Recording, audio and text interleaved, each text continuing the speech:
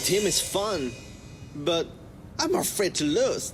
Don't worry! Team up with friends. Rank up faster, rank up faster. Go and rank up rating protection.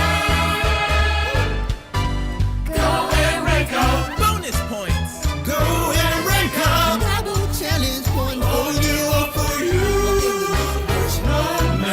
No matter what, just team up with friends. Just team up with friends. Just team up with friends.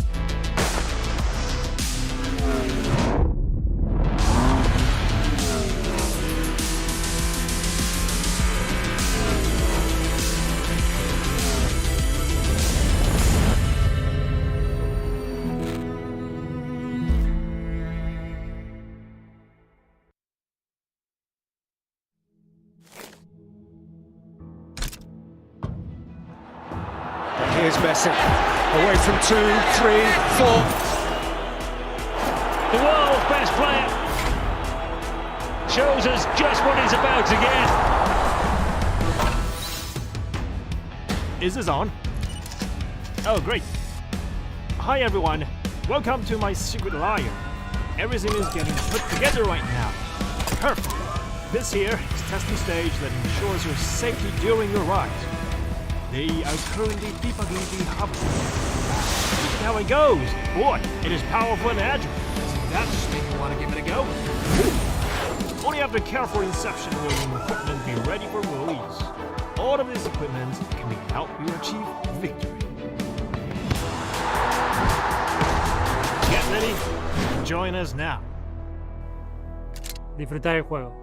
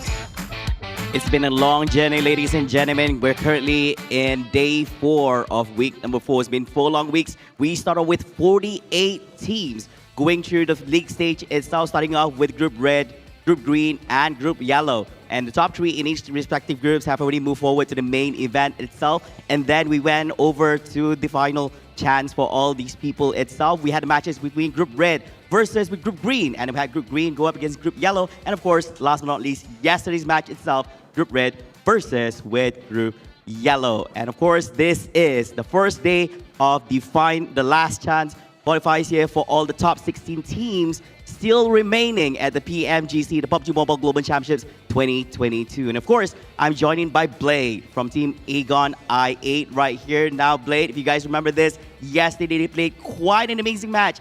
Game number 6, 19 eliminations, and of course, a winner chicken dinner. So it comes to no surprise that we're going to be having Blade joining us right here. So Blade, how are you doing today? I'm fine.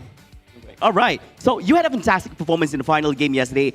What, be honest, what went through your mind and your team's mind, and what did you had in plans in mind for that match?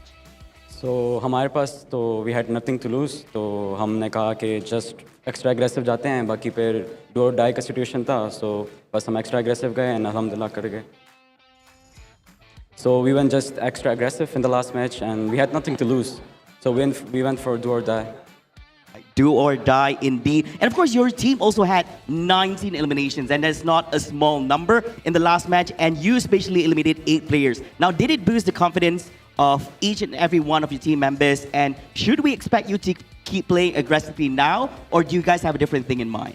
बिल्कुल हमारा confidence ज़रूर boost हुआ है, तो आज हम पहले से बहुत ही ज़्यादा aggressive जाएंगे आज हम. So it indeed boosted our confidence, and we are going much aggressive than yesterday.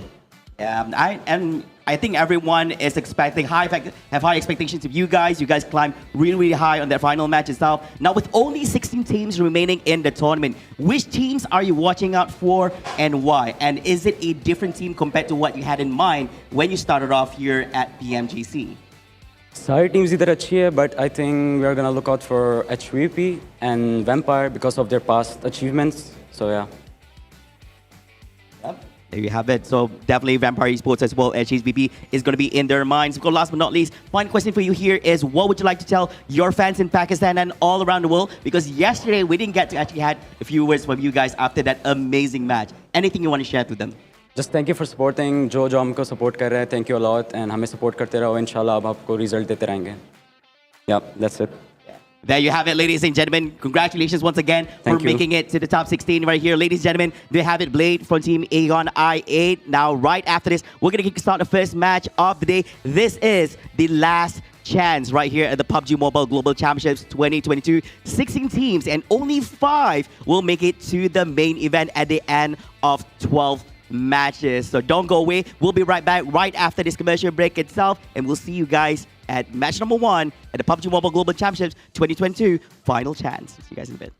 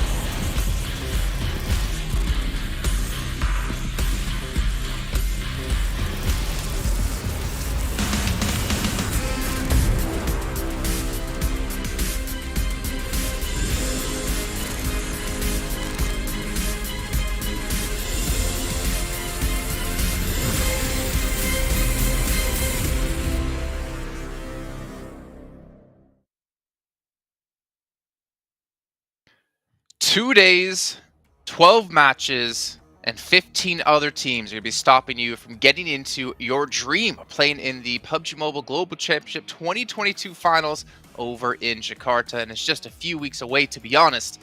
We're going to find out what's going to happen exactly over these next 2 days of play. I'm your host, Jason Kaplan, joined by Maxman and Sandstorm to break down everything happening, well, in the last 3 days, and of course, what's coming up these next 2. And gentlemen, as we were seeing before, getting to hear from i8, that was a rough finish yesterday, but they pulled through, they qualified.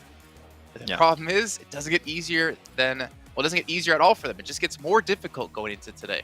Exactly, and I really liked what he said during the interview too. That he said that like they had nothing to lose pretty much, and like, okay, we're just going to go hyper aggressive into it, and that was the egg on i8 to allow them to qualify into the last chance. So I'm hoping they're looking back on this and saying, wait, this actually worked. Let's just be more aggressive than we did in the past, and that might be enough for them to maybe make in top 5. It's not going to be easy, okay? Don't get me wrong. It is going to be really hard, but that is the type of playstyle that could allow you to maybe go just a little bit further here in PMGC. Thing is, it might work, but you're going back to competing against teams from Group Green. So now we're back to the strongest teams again competing against you. The fact that it's going to be once again over the course of 12 games. The pressure is definitely on for every single one of these teams, especially with the ones that are the last representation available and present right now in the PMGC for their respective regions. We have some regions who have representatives in the grand finals, some who still don't. So just that added pressure for those teams. Oh, also the added pressure of knowing Group Green played all their matches in the first 2 days, and now they got to sit back and watch yesterday and kind of suss out their opponents and all of their enemies. For you guys at home, though, we want to hear your thoughts about who's your favorite team. You can watch within the Esports Center in-game and actually get some tokens to vote. I think we saw, what was it, S2G is number 1 the last through the last 3 days. I want to see that change, okay? Let's get Bigatron number 1, because they've made it here to the last chance. They have a chance to get through into the finals, and I think they need everyone's support, because top 5 for them as well is going to be very difficult. I think the BTR could be one. I thought DRS would be first. You know, I was surprised. SGG's already qualified. Okay, we get it, but DRS would need the support too right now because they're close. They win 7th in the survival stage. They can make it. Hey, if this fan vote was in YouTube chat, I'm pretty sure DRS would definitely win, and then we'd see LGD second as well, considering what we saw in the past. Big shout to Sony Xperia, the Xperia 1.4 and Xperia stream made in collaboration with professional esports players. You can get 90 Hz in PUBG Mobile with Xperia Stream's total cooling system and multiple ports for intensive gameplay and streaming. And while you're playing on your Xperia 1.4, you can go chill out in the lounges of the Pullman Kuala Lumpur Bangsar Hotel, where our world is your playground. And you know what, Max? I like playgrounds. They're fun. I'm a little too big for them. I was too big for all those fast food restaurant playgrounds when I was younger. But you know what? I'm sure I can make it work. I didn't have friends to go to the playground with, so I never went there. So what can I tell you, man? I was gaming at home, man. That's why I'm here. It's a really depressing turn. But luckily for me, with Prime Gaming, I can make it not so depressing with free items in-game, premium content, and also Prime benefits. On top of that, I can buy myself some things to make myself feel better. I'm sure, Maxman, you might have done that in the past, too. Yeah, I order some snacks like that. I just feel better, and I just eat myself to happiness. Well, you eat yourself to happiness. What Sandstorm does is he logs into PUBG Mobile, plays right now up to the 31st of December to unlock a Maserati skin for himself. That's how he makes himself happy. So you know what? You know, everyone has their own things. And I think also Sandstorm is just wishing he could have one in real life. So Maserati, if you're watching, we'll each take one of your fine vehicles. I don't care which color, I'll take it. Just it doesn't listen. Even if it's an old model, one that's being fixed up, I'll take it. It's fine. I like it. It's so weird. Like you get a car given to you, like I don't like the color. No, no thanks. Okay, Max. Well, I mean, you did say yesterday or was it yesterday or the day before, you have a license, but you don't drive. I'm scared of driving. I don't know. It's scary. Everyone's going so fast. I don't like it. All right, Maserati. I'll take his car and my car. He doesn't need one, clearly. Make sure you guys are all following all the official social media channels as well here as we now take a look at the participating teams here in our last chance. It's 2 days, only 2 days of play here. Non-stop action between all these teams. And really, looking at the list of teams we have, it's really, I think it's difficult to choose all the top 5 with 100% confidence. It's so complicated. Like every single game, we only got 3 teams you can put on our teams to watch. I would like to put like 6, 7, if not 8 potential of these teams. Like so many of these squads are looking just so scary in general, Sandstorm. And the thing is, even the teams at the bottom, they showed like true potential. Like i8 on that final game, if they play at that level of play today, who knows? Maybe top 5 is achievable, but it's not going to be easy. Yeah, but Not I want them easy. to do that in front of group green teams. That's the thing. In front of every single one of these teams, not just showing it up on the one day. That's going to be the important thing over the course of the 12 games. What's also going to be important is individual performance. Again, 12 matches of time is all you have to step up here, and sometimes all you really need is that one person, like your Sukis for LGD, to put up almost 6,500 damage himself to make things possible. And I mean, we got to see Icy step up, IHC in particular, when it came to yesterday. And even looking at our top teams when it comes to performance, surprised to see actually Alpha 7 up here, because they didn't really stand out to me too much when we were watching them. The thing is, they've just been consistently getting themselves some actually decent eliminations. Maybe not able to rack up really a lot of placement points that way, but they were just constantly, like, even in bad games, getting themselves 3, 4, 5 eliminations. It would be constantly coming in, so their average damage, of course, does reflect that consistency in terms of overall eliminations and damage on the board. So they were looking pretty good. I do like what Alpha 7's brought to the table, but it's down to the wire now. Top 5 is not going to be forgiving you if you have one bad game. Yeah, well, yeah, it's going to be difficult. And honestly, I think consistency will be a big part of it. But to take a look at these two teams in particular, of HVVP and LGD, I do kind of wonder, what is that threshold of the amount of matches that need to be played before teams that have those really high highs and low lows really kind of falls off and eventually normalizes? Because if you have a small amount of matches, teams who can just pop off in those, 5, 6 matches can easily surprise you. But 12, I don't think that's enough to cancel out that fact. So not really able to afford too many bad matches here as we take a look at our top performers here for Erangel. Bacon time, surprisingly enough here, Sandstorm. I think they were a top performer last time we saw them as well. So they're maintaining that level of consistency. Yeah, and they're still always staying towards the top of the pack, top 4, top 5, when it came to the group stage, when it came to the survival stage as well. So their performance is very, very consistent, and definitely one of the teams to watch out for throughout the last chance games. iNCO as well. iNCO, me and Max were talking about it off air, and the fact that the zone was favoring them a little bit at the start of, I guess day 1 for group stages games. So we want to see, or rather survival stage games, but we want to see if that's going to happen with them today or what's going to happen with iNCO. I mean, you were one of the people talking them up quite a bit here when it came to day 1, Sandstorm. So I'm going to hit you with the hard question. Is iNCO going to be top 5 at the end of these 2 days? No. Wow. Honestly, Whoa. I don't think. Honestly, I don't think so. Yes, they have been performing very, very well, but now that we've reached the very last stage of the tournament for these guys, I'm expecting a lot of changes from a couple of teams, and I don't think iNCO are going to be able to make it. Okay, well, let's take a look at your guys' team to watch here, and I kind of side with you, Max, man. I kind of wish we had like 6 or 7 to use, because honestly, there are so many different teams to focus on in particular, and I am happy to see at least one of you guys put Enigma Galaxy in this, because for me, that is definitely one of the biggest teams to watch, considering their performance from last year at PMGC, considering the performance they've had for the majority of the year. They seem to be shadows of their former selves. But talk me through Besiktas and Aegon I8 as well here, Sandstorm. Why these two teams? So with I8, they had half of their survival chance games or survival stage games in the bottom 4.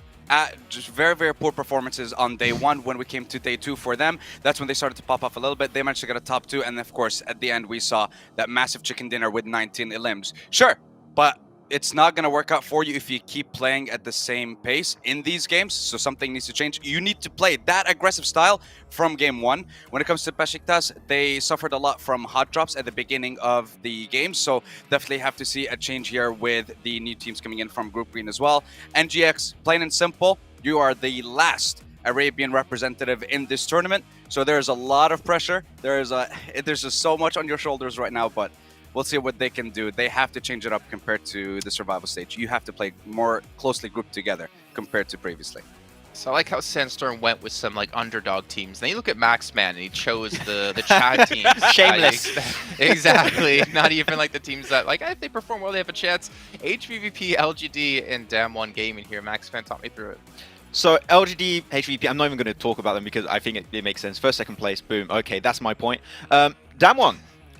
Survival stage actually not as good as I think a lot of people initially expected. They qualified in 13th position, only had one good game throughout the entire survival stage. Bit of a rough transition, so I'm hoping last chance we can see that step up because Damwon still can perform so well, so I want to see a little bit more. Man, it's like an anime. They're still powering up. They're trying to test the power levels of everyone else in the lobby before they go full Super Saiyan. And we're going to go full Super Saiyans. We're going to head over to John, Allen, and Blank to take us into our first match of the day. 12 matches on the card, 6 today, Blank. We are going to play the first 50% of those games, and the team's going to be earning the first 50% of their points that they're going to have. It is a sprint, so you need to put your best foot forwards. You do indeed. I mean, this is where it gets really tough now. Only top 5 teams will go through. 12 matches to play, so they play exactly the same amount of games they will be playing over in the survival stage. We do our player shots here, watching some of these teams get ready to go. We've got HVVP on our screen right now, who have done fantastically well over in their respective group for survival stage, topping the leaderboard for survival stage as well. So they'll go home with a lion's share of that prize pool in that particular format. But yeah, last chance now. We'll see which teams can make it towards the top. Obviously, green is a group that is terrifyingly scary. i8 making it in after one of the best games I've ever seen in PUBG Mobile on our previous day that we played yesterday. So we'll see what they can do, because they'll be riding on a high amount of adrenaline coming into today. Well, you'd hope so, right? I mean, they absolutely blasted out. To me, it felt like they did just throw that Hail Mary, right? They went for that bridge camp and stayed there for quite a while. They didn't head central earlier on, which most likely, if they weren't in that position on the tables, they would have done. But they stayed there, and they got 9 eliminations very early into the game, and that was crucial in the end. They picked up 10 more over the course of it. But are they going to bring that to this sort of a game, right? Are they going to bring that sort of Hail Mary throw into this stage of the tournament, right? Because now you're set up, you're top 16. The only way you get forwards is in those top 5 spots, Blank. It is really rough to get all the way through to the end. I mean, top 5 is not a lot of chances for you to pump yourself towards the top. And like you say, it was a bit of a Hail Mary, but still, it takes a lot of determination and a lot of cool and calm, to be honest with you, when you're that far down the table, to be able to get the 9 eliminations and then think to yourself, there is a possibility now, and we have to play it out. Not let those nerves get to you or the pressure, and still play out the game really damn well with a 4-man squad towards the end in Sosnovka. I think it was a break that they absolutely needed, was that Sosnovka finish, but they made the right decision in the early game, and everyone else was very flustered, a little bit too pressured to make it happen. But we are now with the big dogs, with big leagues, over in our top 16, and it will only be top 16 from here on out to head over towards the PMGC Grand Finals next. But this is the last chance for any of these teams to make it in towards this Grand Finals and play with the best of the best. Top 5 over in the survival stage on a 12-game set, so very comparable here, was in 120 points. So that will be around where these teams are going to be looking to target in order to be able to achieve greatness. And of course, you can achieve greatness by looking like someone pretty great himself. It's Captain Messi. He's joining the PUBG Mobile Battlefield. Stand out on the battleground with the Messi football icon set. Grab them in PUBG Mobile now. Absolutely want to pick up that. Very nice couple of skin sets coming through from there.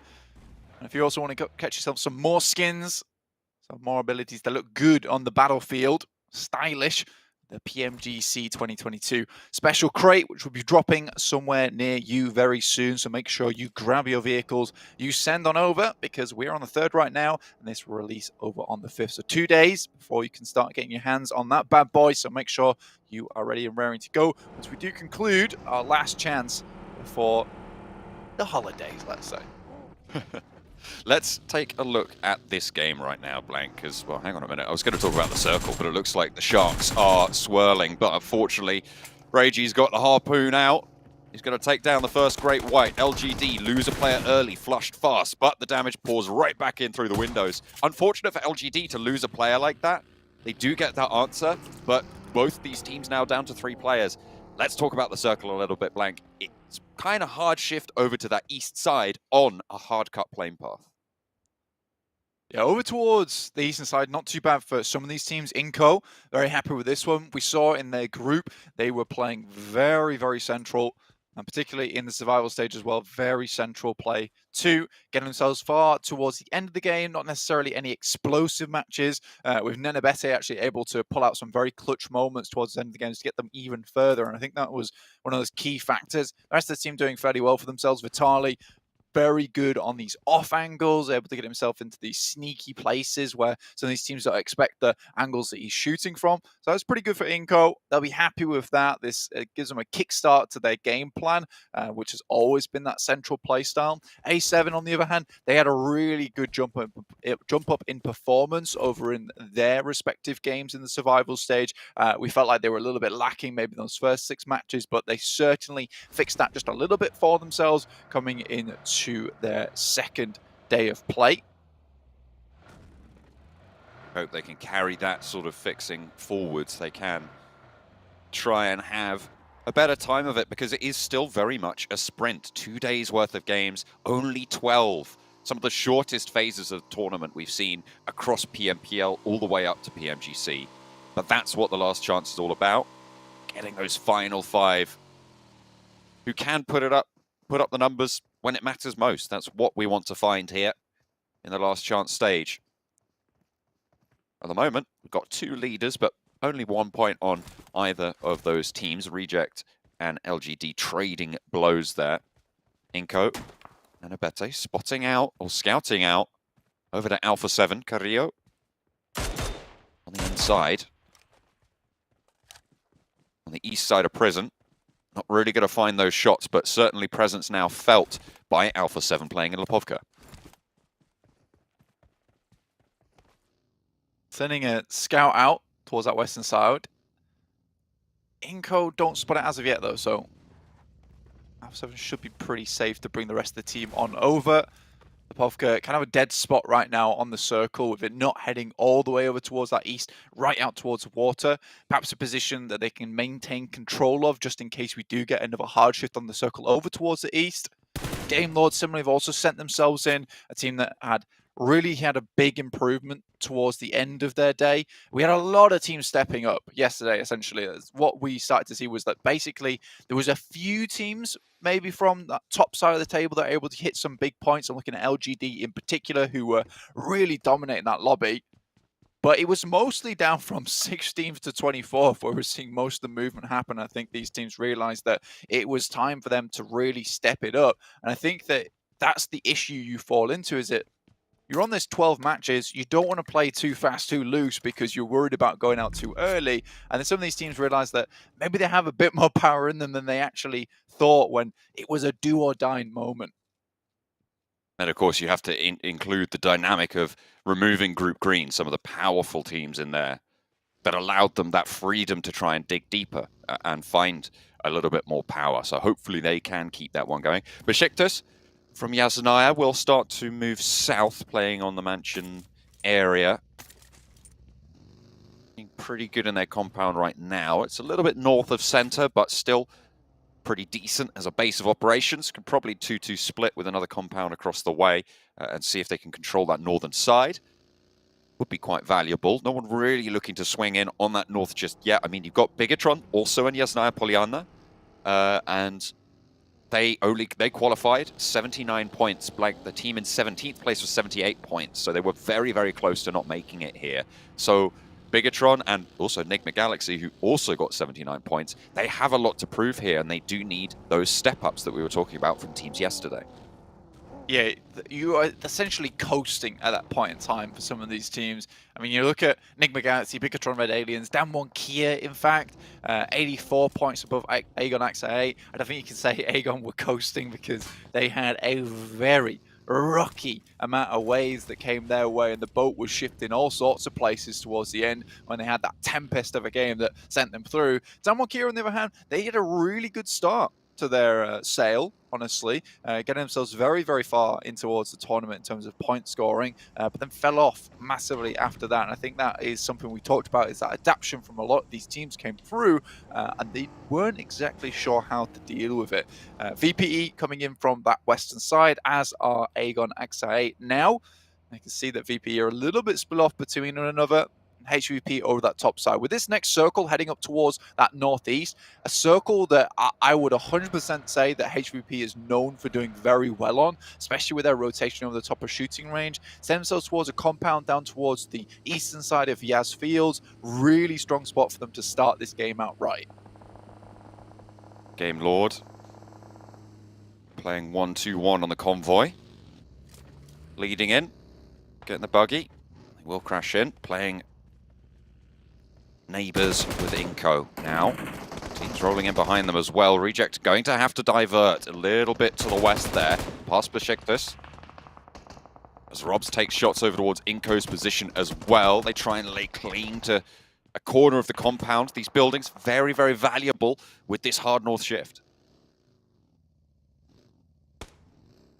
Massively useful to a lot of these teams. This one in particular, Besiktas, they hold the better side of this compound. However, Enigma Galaxy is going to be difficult to get rid of them. Game Lord will struggle slightly considering a lot of those windows on that side is open. So getting them into a good spot is essentially, they've sacrificed a spot on the side with high ground for a better positioning in the late game. Because right now they have a super central position within the circle, and they did have a great ability to get towards one of these compounds that Besiktas or Enigma Galaxy had picked up, but they opted to go for something and be a little bit more towards the circle center. I mean, they've been playing much better from one of these positions, so I can respect the fact that they don't want to go too aggressive early on and take the initiative on these high grounds, and rather would like to play for that late game when they know that they're able to score those points.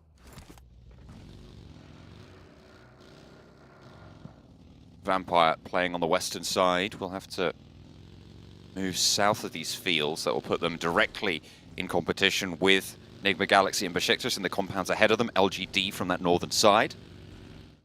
DRS from the south. They start to make their movement. Aegon XI8 from the south now pushing in. Actually turned short there behind IHC. As IHC look to potentially guard them out, but there is position to move through here for Aegon XI8. Godless, though, wants to look for the sneaky little shot over the ridge line. Tags 1, tags 2, but not quite able to get the full knock there. UZM just able to duck down behind the ridge line and stay alive. We'll be able to pop that heal as well. Only the 1 first aid, however. That's going to be a pretty heavy hit to supplies. Had to move quite far to this team to get into position anyway, so I think for Aegon XI8 is the case of just sending away, maybe head up a little bit further towards that western side, try and punch in for a different way. You don't really want to face off against IHC much longer in this position, purely because they already know the route you're taking and will essentially go for something more of a gatekeep. There's only 2 real rotations you can make around prison anyway, and already IHC is sent towards that eastern side rotation, which has a few of those compounds down on the low ground. Titans are in front of them. However, that's quickly dealt with by IHC, who were looking really good yesterday. They had a lot of power, a lot of firepower, fragging potential. Down 1, though, looking to prove their own fragging potential. Game Lord won't actually slow them down into the garage and the compound. As nades start to fly back and forth between the buildings. Gets a good chunk of damage over there with a nade for Game Lord. On the busted outside of the building. Needs to be careful from teams crashing in on alternate sides. Game Lord in the far corner. iNCO, they've been hiding in this, well, I say hiding, they've been holding in this building for quite a while now. They've allowed 2 teams into the compound. Yeah, I mean, that's pretty standard iNCO playstyle. A good nade to start off for Game Lord actually gets a big chunk of damage over towards the guys from Damwon Kia.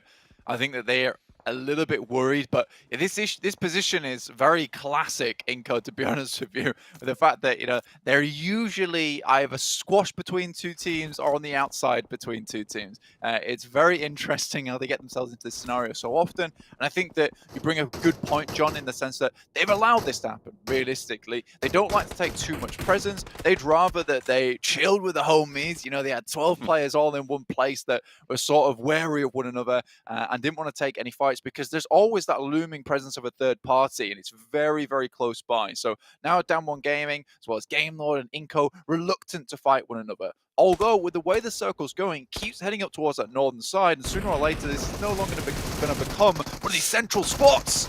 Ooh, a trade, 1-for-1. Victor able to get a knock, but Damwon have the backup. Gamelord try and put theirs into the fray as well. Akashi moving forwards, Rob's low, and a second knock goes over towards Damwon. A flush over onto Victor, but Akashi's picking up the points in the meantime. Forest still active for Damwon, trying to get that heal off in time. Has got the DBS. Brutal catches one, looks for the flush onto Robs. Now one more player from Gamelord downstairs. Narvalo looks to try and survive, the archetypal survivor for this squad, and Forest is the solo. Molotov through the door forces him around that staircase to play a little bit fast and loose with it. Narvalo gets to cover on the outside, but instead decides he wants to go maybe for a little bit of a scrap. No, outside further. Akashi repositions away, and just in time, the Molotov bursts outside the door. You can hear the shells been popped back into the DBS. Nade goes long, but it's not good enough. And realistically, again, this is a bit of overconfidence and a bit of overzealousness coming through from the guys from Gamelord. They had a good position when they didn't have to push that. They could have waited. They could have gone for the reses. I think this was Damwon's push. Yeah, what I'm saying, downstairs. After they'd taken out so many of the members, they could have waited and got those reses as opposed to pushing onto Damwon. And now this is that third-party presence I was talking about. This is why I was ill-advised to go for this fight in the first place. iNCO's moving up. I think the only saving grace for both these teams is how much of a non-aggressive team iNCO actually is. But Narvalo is alive for Gamelord, Blank, and that basically means that Gamelord is still very much alive. He can survive anything, I'm pretty sure. But Besiktas, they've been holding in this really powerful position for so long with Nigma Galaxy right down beneath them in this compound. And it looks like Nigma Galaxy want to turn the tables at the top, but Aegon Xperia here to play as well. Sun HP able to find the second elimination over onto Besiktas. They have taken heavy hits, and they're down to just the one player. Looking to try and put this nade in through the window. Besiktas fall first. Nigma Galaxy now trying to hold off on the top, but Aegon XIA, they've taken this brilliant opportunity, frankly, and now it's an entirely new team that Nigma Galaxy need to reconsider in going for this push up the top. They did the brunt of the work, but Aegon XIA get the position. And 2 eliminations for their troubles. Very, very well done to them. A great timing to go for this push as well. Smokes on the top of that ridge side to prevent any of these third parties coming through from VPE that they could basically quietly slip throw. So I really like this play from Aegon XA. Sets themselves well, gets them in the circle, gets them towards a high ground position. Yes, it's not towards the center, but it does give them a great outpost to start playing from, to start scouting from. BTR out, 14th place, 0 eliminations, nothing found for them. Not ideal. We've had 3 teams go down early. And in a sprint format, it is dangerous to take these L's this hard. With only 5 places available, right? You're talking maybe 3 or 4 games maximum you can take a dive on. And even then, you will need to be putting up numbers in the others. At the top, we were seeing that bubble in 5th place around 120 points. That's a 10-point average per game, Blank. So you need to be pushing past that every single game. Yeah, and that's with some of our heavy hitters in the lobby taking a lot of those points in the first place. And I think with the majority of the big players from Group Green actually already in, this lobby is infinitely harder now. With most of the teams that were not doing so well or were down on their luck out from 8th place downwards, it is a rough lobby going forward for a lot of these guys. Good practice going towards the PMGC Grand Finals though. Play all your way through your groups into survival stage and last chance, but it is a stressful situation to be in. Much rather be kicking back, analysing these games yourself in the meantime, rather than having to pseudo-practice, but also fight for your life at the same time. HVVP certainly getting their practice in. Top of the tables in the survival stage that concluded yesterday, as LGD very much nearly took that spot from them, but they went down fairly early in that final game with only a couple points to leave HVVP the victors. But now they need to do it all again. Circle shifts down southeast, cuts out the compound on the western side of things, but keeps the position in the compound for Vampire, for iNCO. iNCO, again, not moving too much. They did clear out that player from Damwon earlier. Narvalo lives longer, still within the circle. But with a barren wasteland towards the center of this circle, honestly. Some good compounds on the outer edges, though, so you're most likely going to see teams play edge for a little while longer. You might see some crashes come through as well. HVP not able to pick up any eliminations as of yet, but they have been doing some good work down towards Alpha 7 and Bacon Time, hitting the shots, getting some knocks, taking off those helmets. A7 certainly will be worried, but a crash more than likely required. And getting across from that north side is ever more harder because you have to cross that road, so you're open. Enigma Galaxy roll right on up to the compound. Nanibete tries to put the nade up top, but they're not quite so fast up the top. Hang on a minute, there's Aegon XI8. They're coming in behind Enigma Galaxy, potentially looking to crash the same building and cause problems, but with iNCO going down, they know that there is a player in there. They're going to instead draw a little bit short and try and take Enigma Galaxy to task because they know they're forcing them to take inopportune angles against the iNCO squad holding on the inside. Nice anyway, UZM in the vehicle. Pushes out wide. They don't want to go for this one. Maybe try and head towards that northern edge of the map. Surprisingly, they allow Enigma Galaxy to get in front of them. HVVP suffering terribly versus Bacon Time at the moment. Meku down. Tixie's already out. Kitsune also bleeding. Able to get himself back up to 70%. So a two-man squad here for HVVP. Difficult push south, and they really weren't prepared for it. Shirty did go down for Bacon Time, which leaves them as 3, so potential for them to push through this one, but will be very difficult. You can see that smoke train is starting to run out now, and Matic really in danger for HVVP. Aegon XI8 trying to swing around the north side, trying to move into this area of the map, but they don't have much info, and they will be cut down. First to fall is IQ. Next up, look at her try and take down UZM as well. Aegon XI8, they looked like they were doing all right here, but they swing wide and wild on the northern edge, and HVVP fall with them. Allowing Enigma Galaxy to get in front of them was the biggest mistake they made. I think that was purely with the way that the terrain was set up on that western side. Enigma Galaxy were able to swing down underneath the ridge out of view. The guys from Aegon XI8, and they weren't able to gatekeep as well as they would have liked. Great position for Enigma Galaxy to pick up. I mean, it's a Hail Mary to go for this compound, trying to think that there's no one already in here. You expect from the amount of fighting that's going on in this circle, the amount of open area there is, that Enigma Galaxy can go for this push. If there's a team in there, they fight for their lives for it. If there's not, great news. They can continue to play from here and maybe get themselves a good game off it. IHC, on the other hand, down towards that southeast side, there's no one with them right now. They did a good job at getting some knocks, getting some eliminations, clearing out most of the teams on that side of the map. Now they have so much space to work with. DRS shots over to Enigma Galaxy, find the knock onto Lord. The flush actually coming through. 2 players from Enigma Galaxy still alive. LGD doing fairly well. They lost a player early. With the circle that they hold right now, they're pretty much the only team fully in this one. All of these teams in the compound are going to have to move out towards them. It's a horrid playground for a lot of these players to go through.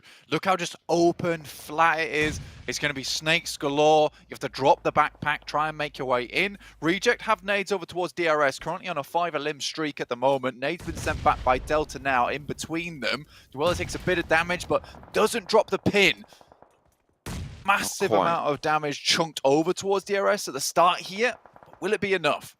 Do they know that it's a duo as well? Because you'd imagine they just push really, really hard if they did have that sort of inclination. Delta pushes in through the smoke, has got the UMP, they're playing close up and personal, but Duello, he has the drop on this one.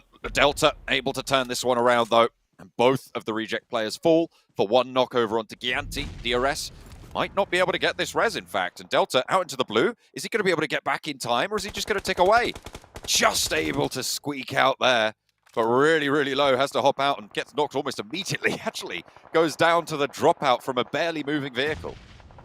I mean, that's what happens. Usually you can drop out those vehicles at that speed, you take a tiny, insy little bit of damage, but there it was absolutely enough, considering this guy was basically on his last legs anyway. Bacon Time, get knocked out. It's on that north side. Great move from IHC. Realize that there's so much space open. It's time for them to move in and start dominating this lobby. Alpha 7 similarly have a good spot. They've been playing out from here for a long, long while. Haven't had to move too much. One of the stronger compounds, but look at this western side. It is so grouped up. It's so horrendous to push through. So many smokes now been laid down. The fog of war absolutely blooming here. Vampire have been fairly quiet so far this lobby, but they are playing as 4. They're playing on this flank.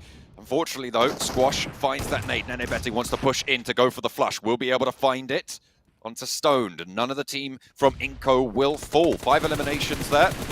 as Vampire cut down to 3. Ravenclaw falls as LGD holding on the outside here. They're playing on this ridge on the outside of this compound, and Vampire are just getting torn to shreds. 5 eliminations for LGD, and some of the heavy hitters from Group Green have already taken that tumble.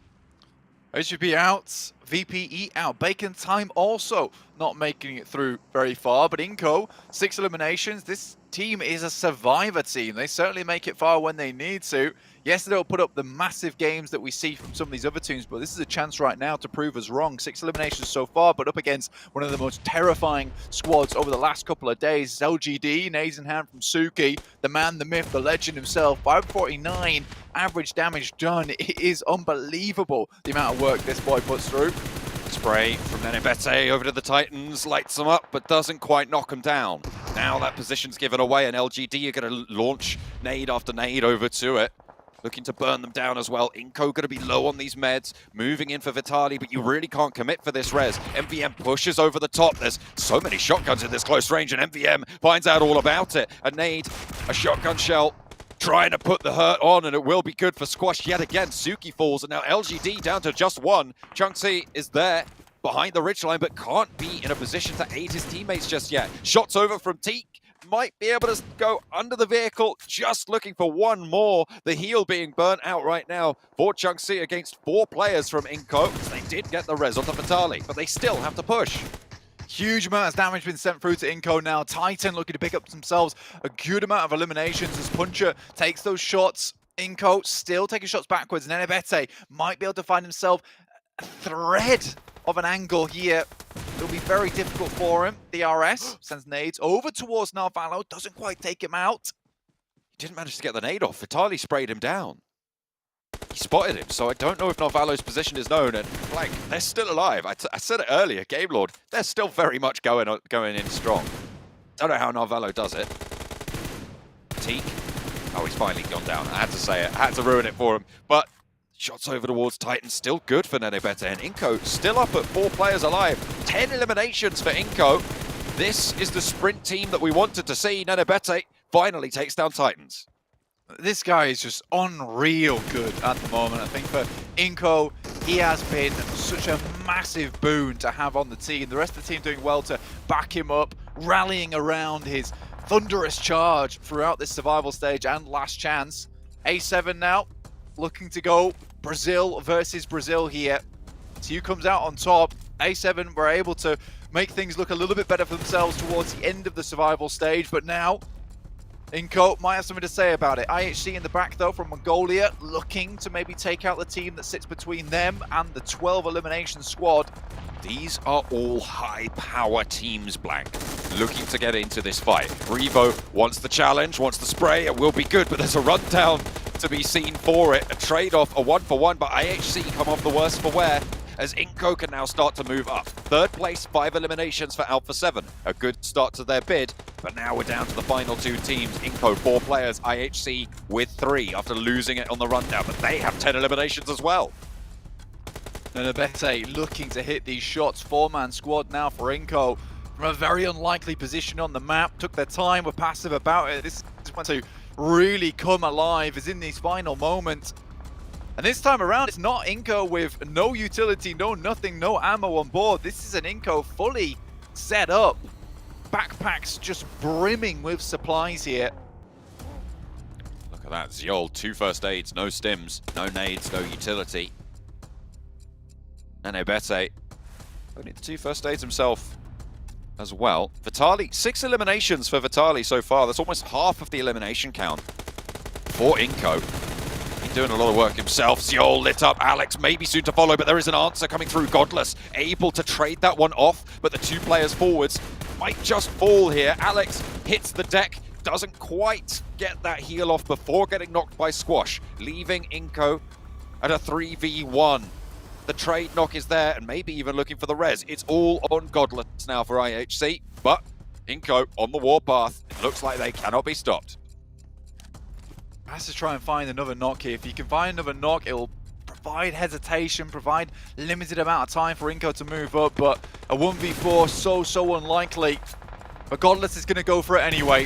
Flank comes through on the side is limited by this smoke that's been set up. Squash is sprinting into position, and Godless has to challenge. Looking to just lease these shells, taking so much out of him. And the final chunk is there as well. iNCO take the first chicken dinner. The team from Brazil blasting out from Group Green, coming back in today, refreshed and looking solid. Insane stuff coming through from iNCO. And I mean, that is a buffer that you absolutely need at the start of the day. I mean, that's going to run them through a lot. Right? That could be the difference maker between them being in top 5 and not. Love hearts for the fans at home, brilliant, and you can see these guys are extremely happy about it. Usually on these games, iNCO is able to put up a 5 to 6 elimination game, but this time around, they take it to the limit at the moment. Squash here stepping up tall as well, and one thing I absolutely loved, I adored from this game was the fact they all had auto shotties coming from that building. They realized that when they were cresting that ridge, as it was one of the only places they would leave from, they made an active decision to set 3 shotguns upon 3 of their players. I was astounded by this decision. I thought, you know, this is going to go badly. But when they crested that ridge and it's 3 shotguns in the face of 3 players from LGD, they get sat down real quick and get a telling off of their lives. I love to see that type of thing. Look at that Squash fragging out, but Tali, a demon in his own right. 666 damage, 6 eliminations, blank. This guy was a devil to everyone else in the lobby. And the rest of the team as well, beautifully moving across those hillsides. Really, really nice stuff from iNCO. You said it before, they made some off-the-cuff decisions that panned out very, very well for them. They made it work, and iNCO blast out to an early lead.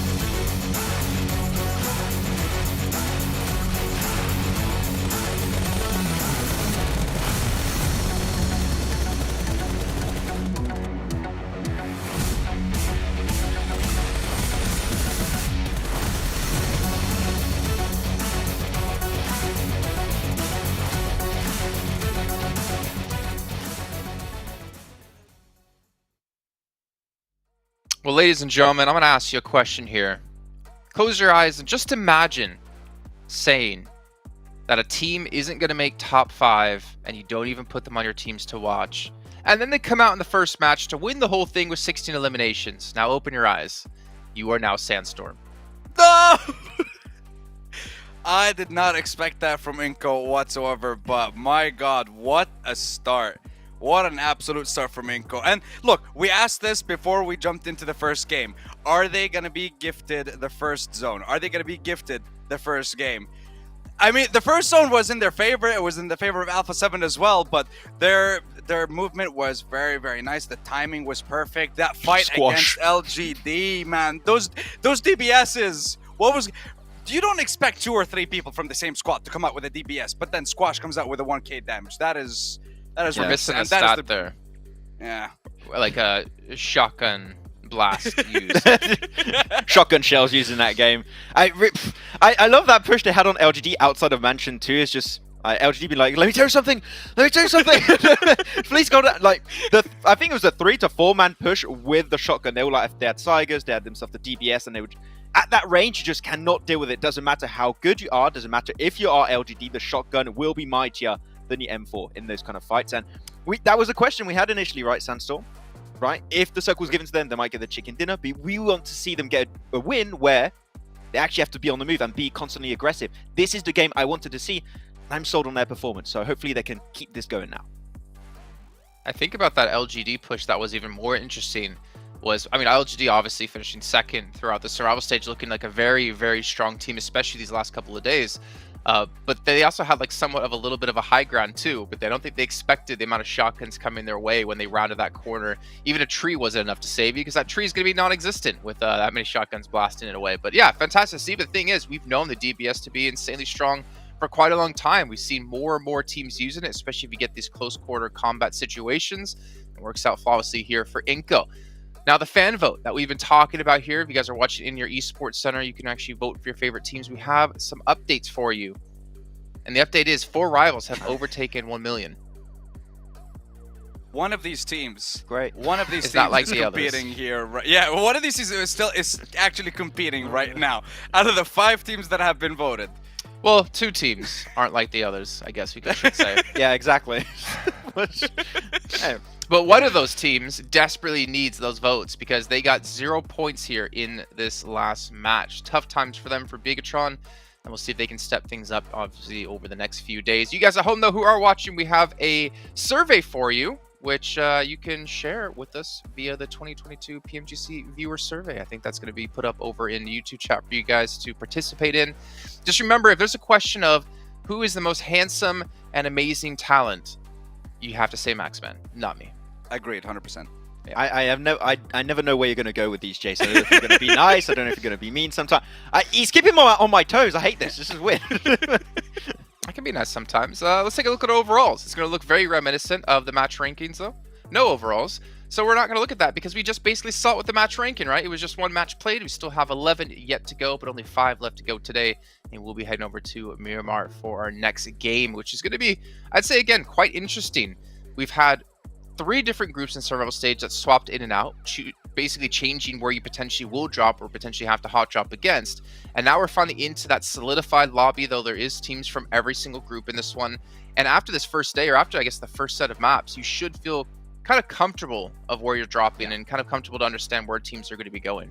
Especially because you're not going to have that changes of drops and rotation heading into tomorrow's matches, right? It's going to be the same lobby, the same teams, normally the same drops, and kind of similar rotations happening. So it should be good to go. And yeah, LGD, HVVP, really showcasing in the survival stage why they are currently the top 2 teams in this map. And Vampire 2, and iNCO. I mean, okay, I was looking, I was like, yeah, this makes sense. This makes even more sense. This makes even more sense with iNCO up there. So yeah, I like THVVP go a little bit further in this game because they had a really, really tough rotation. I think they will get kept by, I think it was Bacon Time. There was also Alpha 7. Not an easy game for them, so this next Miramar game might just redeem it a little bit for them. Okay, well, you know, I'm actually looking towards Sandstorm here because his prediction game was on point the other way around for the first match. Who are going to be your teams to watch here this time, Sandstorm, so I know who not to watch? I mean, you know what? iNCO, absolutely incredible. Just a complete 180. iNCO, Alpha 7, I guess I want to focus on them. iNCO, what happened last game? Keep it up. I want to see it again and again and again. Alpha 7, another Brazilian representative. We already have one in the grand finals, but I think Alpha 7, from what we've seen in that first game, great start for them. And I think that they might actually do a little bit better coming into this Miramar game. But my main focus is still going to be Enigma Galaxy. We saw a little bit of a change compared to their previous games once again, but this time it's a change for the better. I promise, okay? I really promise this time. Enigma Galaxy, they had, I guess their entrance towards the mansion area was good, but they got pressured by too many teams at the same time. But at least they were playing together. And I want to see that consistently coming through for the rest of the games, and I think that they might actually surprise us again. I love how you said, I promise, and I look down and I see Maxman and I'm making the exact same sus face in there. Maxman, what about your picks here? We got IHC, which definitely have been performing better, especially when it comes to today and yesterday, DRS and Alpha 7. IHC is a team that I was a little bit disappointed by in the initial group stage. I think in Group Yellow they could have done potentially a lot better, and I think we've seen a slow ramp up of what they've been able to do in these matches. I think that especially on this first match, it was not an easy game for them. They had to keep fighting in the open. They were constantly trying to take fights that were just going to keep them, giving them a good position if they win the fight. So yeah, I feel like IHC is just seeming a lot more comfortable now. I think they're used to this PMGC setting right now, and I feel like they can even be stronger in the matches to come and hopefully get a chicken dinner. I want to see an IC win eventually because IC is cracked right now. Well, you heard him. He's cracked right now. We know who's not cracked is the team I want to talk about currently. The bottom of the leaderboards is 0 points. You know, Sandstorm, you talked about before, you could have one bad game. There's 11 matches left to go. Bigatron, can they afford to have anything less than really strong matches from now on? I think what me and Maxman agreed to is maximum of 2 games, but then you would need to have 8, 9, 10 point games consistently throughout the rest of the tournament. So if you make a mistake in this game, then we need top game performances every single time. All right, well, let's head over to our commentators to jump into Miramar here with John, Allen, and Blank once again.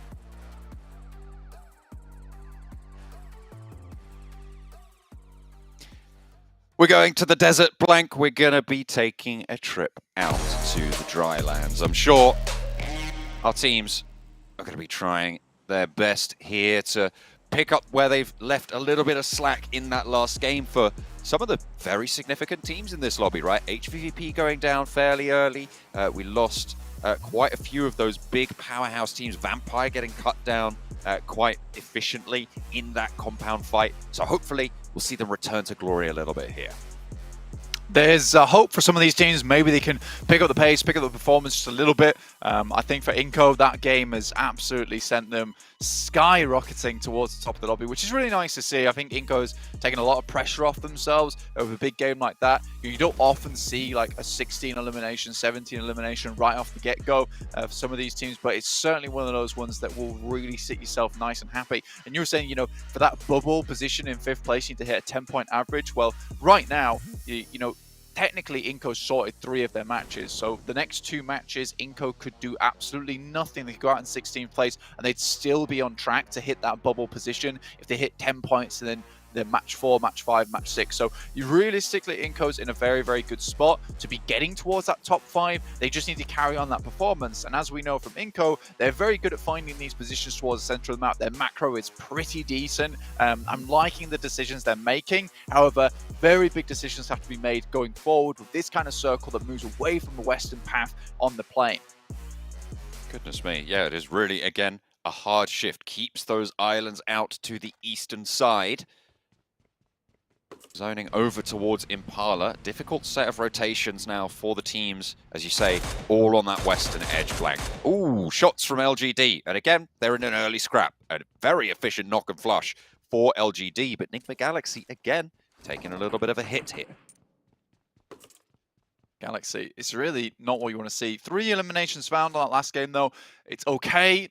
Not amazing. I think 3 eliminations is consolation prize. Again, it's better than VPE, HVV, Besiktas, and BTR, all teams that we were expecting to do a little bit better towards these finals. Besiktas have had a really good run all year, and I think that we just haven't seen that powerhouse mentality coming out from them. I think you can look at a team like HVP and VPE as well as LGD, just bullies of these lobbies at the moment. LGD in particular, not afraid of absolutely anyone. I think VPE, similar kind of play style where it's just a case of sending in, getting all those points on board and just taking it to absolutely anyone.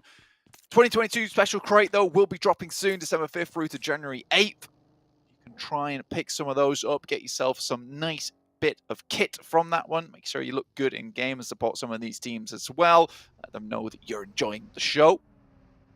On the other hand, back to my original point of not being a bully, it's HVP who've taken a bit more of a careful approach to these games. And I think although you'd see them as perhaps one of these teams that goes in and it's very oppressive to play against a lot of times, they don't necessarily take that kind of stance that you see it from LGD and VPE, which is they just send in and they demand attention. They demand that kind of respect coming through from you.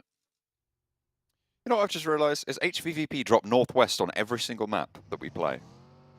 It's a relatively unimpactful thought, but it's still kind of interesting. Maybe they just like heading southeast, you know? It's their vibe. They're going to be trying to bully from that northwest side. I mean, always go east. That's what I'm talking about. That's all you need to do. If you head east, it's always good. They're going to be trying to head east over to Jakarta. Get into the top 5 spots, not an easy task, especially currently in 14th place. Only the single point from that last game. LGD going to be racking up quite a few more than that, obviously with that elim they got in El Pozo just now. They'll be putting up there on 12. Bacon Time moving in behind Bigatron. Actually, sorry, Bacon Time actually ahead of BTR as they leave on the east side. Hang on a minute. There's been leapfrog after leapfrog. Did they draw short? No, they're playing 2-2 split. That's what I was confused about. There's 2-2 split from Bacon Time going through on either side of the Bigatron rotation east. Interesting. Very, very interesting. Heading their way in between BTR at the moment. Trying to get towards Impala as quickly as possible. Bit disconnected. And with Shirties heading through the fielded area, we'll see if anyone picks up on this. I think most other teams will be more concerned with their rotation in towards this circle anyway. Reject also moving up. BTR, though, as we said, moving through that field, that was always dangerous for them. Are able to pick up a couple there on the way through, just in terms of knocks. No confirms as of yet, though. No, they did manage to pick up one at bacon time. There we go. It was a knock into a flush very, very quickly going through. So BTR pick up their first point of the tournament. Good to see. Again, we talked about this team coasting into this stage, and BTR want to put up those numbers to be the only home ground representative over in Jakarta in January. I think a lot of people are cheering them on for that as well. And to be fair, taking out one of the players from Bacon Time nice and early there over in the fields really just give them a lot of pressure they can now put towards Bacon Time, understanding that they're a team down or a player down. So heading towards Impala is always an option for BTR. Again, a 4v3. Still not a done deal at that point. There's still ability for that outplay coming through from the guys on Bacon Time, and especially with the circle being on this side as well. You're expecting more teams to be heading in towards this area. I'm looking at DRS who are moving up on that eastern side. Reject are also scouting outwards. They spot one of the players from Damwon. Osal has to send away in the buggy. Quickly jumps out. Damwon have had, I believe, the highest point scoring game day of any team in this lobby. Their second day, they were able to get 86 points on the cards. So they definitely can sprint when they need to. See if Damwon can pick up the pace a little bit here, because they were a little bit slow in the first one. Okay. That's how you pick up a flush onto Noise. I get it. I get it. It makes sense. Yeah, jumps over the top of you. Basically, a delivered little bit of a point there straight to them. Ragey, as well as the rest of the Reject squad, moving outwards. This is towards Impala. They managed to get a lot of their team set up here nice and early. Aegon XA down towards the south side too, looking to move in. A lot of teams on our outer edges though, very much outer edges too, right on the side of the blue. That's Besiktas. Titans yet to move down from Via de Mar, Minas de Valle. IHC currently in front of LGD as well as Enigma Galaxy, and HVP slowly making their path down from water treatment. We saw this dynamic kind of start to develop yesterday, where there would be this big central group of teams and then a large amount of ground between them and the teams on the outside. It feels like that's going to continue here today, which could be interesting to see unfold in terms of those dynamics. Impala, a big draw for a lot of people. Labanita around that crater as well. Finis Generalis, all valuable spots, and people have headed into them early. And if you haven't, then you're playing all the way back. Yeah, it's a little bit rough. I think that for this place in particular, where the circle's currently setting up towards, where we've got a lot of teams sending very central, that includes iNCO, which we sort of expected anyway. IHC able to put up a good performance on last game with 22 points, A7 also 15. LGD, although going out rather early, were able to get that 10-point average on board, which is great to see for them, continuing on their track upwards towards the top of the lobby. But yeah, this is one of those positions where you want to get set up nice and early. I think DRS has certainly gone for that one, which is on that high ground, because the further you get in towards this area of the map, the more the circle shrinks down towards Impala. It is really, really tough to get through Junkyard. I'm talking stale bread tough to get through Junkyard into Impala, and this is the exact position I was actually talking about, so it's great to set up into our conversation next. Is that where Damwon is, iNCO, you see BTR as well. A lot of teams will want to make that rotation through there because there's not a lot of valuable rotational space through Los Leones, up and underneath Impala. Difficult to get up towards those mountains, and it might just be even a case that A7 takes a leaf out of Influence Kevin's book on this kind of rotation they saw a lot of times in Americas, which is down south and just playing on that very much coastal ridge and waiting the game out till later. iNCO will go untouched by BTR. They find a little bit of a ridgeline. Okay, I say that. Now going to be taking a couple of shots, but only very, very minimally. Victor trying to blend in. You've not fallen anyone, Victor. Your nameplate's orange. I can see you. Get out of there. You're not part of iNCO. They do diverge on their paths. Victor moving back over towards Akashi. Game Lord. 3 players alive. They lost Narvalo. So that's basically half their team right there. Robs trying to scout out the position, but BTR hold the longhouse. Currently a really good spot for BTR. Again, when you're looking towards this bottom side, if you want to bring that average up, you're looking at a 20-point game. You're in those 0-point numbers. So for BTR, a really big match here required because, again, now you're playing catch-up. And this is what happens in a sprint is you never want to be towards the bottom of the lobby after that first game. You always want to be ahead because it gives you time and distance to really pull back any mistakes you make. You don't want to be instantly rectifying the wrongs that happened in that initial match. And going down with 0 points is really not the way to do it. So for BTR, being in this type of position where they have a lot of ground to play around with, a lot of open space around them to take presence, take shots at anyone coming in, this is the perfect opportunity for them. Looks like Alpha 7 have indeed picked up the influence Kemin strat. I really like this. This is the exact kind of strat that they fell prey to over in the final game of America's Championship, where they were moving down through Levandita. They got absolutely picked apart on this rotation. Instead, Influence Kemin take a different approach from El Azahar, send down here and just wait the game out and actually come out with a chicken dinner at the end. So it's nice to see that Alpha 7 is doing their homework and really cool. They're taking a little bit of a strat out of their brethren's book. I like that. We'll be seeing Influence Kemin in the finals if they keep it up. 15 points on the first game. Looking to try and put up a good result here as well on game number 2. It is really, really fast-paced in this lobby, so getting these good results, as you said, early, brilliant news. HVVP on the northern side, going to be close to Vampire.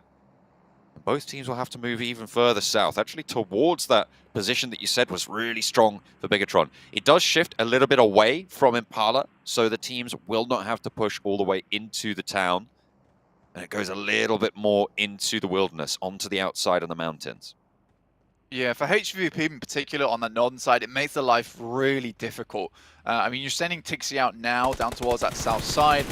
More than likely, he might take a knock here. I don't think it's very unreasonable to say that this is a dangerous play from him, but he's looking for any little bit of cover that he can pick up. This northern side so barren. Heading further downwards, there's a lot of space for these teams to play in, a lot of compounds, a lot of ridge sides, which is why you can see 16 teams comfortably sitting in here on a fairly even split. But look at this from HVP. You can see exactly why this is so tough going forward for them. BTR haven't taken too many shots down towards them as of yet, all in vehicles, so they should be quickly getting into a position that is fairly safe. They're trying to stay away from that longhouse as much as possible. We see Meku doubling back at the moment, making sure that they keep the northern side clear. Yeah, fallen prey to backfills a couple of times. And HVVP playing it systematically, just trying to stay alive here. Vampire shifted down to the west, 2 players in this building. The rest of them playing on the outside of it. IHC moving in. This is southwest side of the next circle. Titan are further out than they are. So priority on the next rotation will go to IHC, but Titan have the high ground and potential to move a little bit faster out on the outside. Of course, playing inside those compounds, it can make those rotations a little bit slow to start. Alpha 7 sort of locked down on that east side now, especially moving further down towards the south. That play typically works out when you go towards Impala anyway.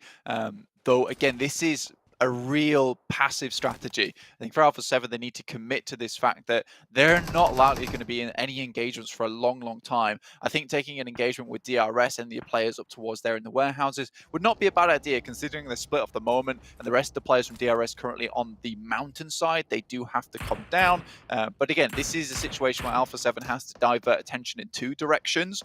So let's be very, very careful. Reject, decent spot, cross the road, making sure they're holding on to these sight lines, onto these crossing, onto these rotations so far is okay for them. But again, very difficult terrain to play here on the map over towards the south side of Impala. A lot of places for people to hide as well. So you're more likely going to see more and more of these straight 4v4s coming through from teams, which is going to make this match at least very exciting.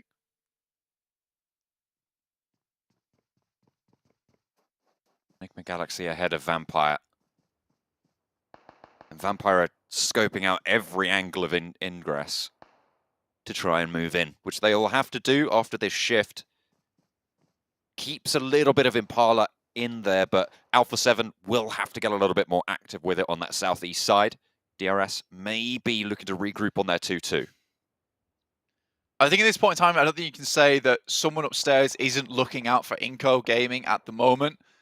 They are getting some incredible luck on these circles, even throughout the entirety of survival stage. Yes, they move in very quickly towards the central spot, but typically don't move too much from that position anyway. A lot of times that circle does head over towards them. I think you have to give them credit, and I don't want people to take me in the wrong way that I'm saying that this is the only reason they're winning games, because I think that they do send towards the center of the circle quick. Their macro to get into that position is very good, and they hold down those positions well too.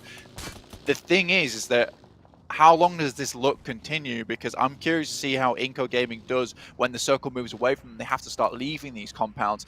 If it remains for the rest of the tournament, great news. I think this is 100%, and I'm very, very willing to say if they never have a circle move away from them, 100%, I think that iNCO Gaming will hit in towards that top 5. Have to wait and see if they're able to achieve that, if they're able to get it, if that ground is afforded to them. LGD, 11 points on the first game. They showed us their power yesterday. They almost made it into top spot. Second place from the survival stage. Well, only a couple of points, about 3 or 4 points in it. So it was really, really close to them and HVVP. But at the moment, they have outperformed their rivals at the top.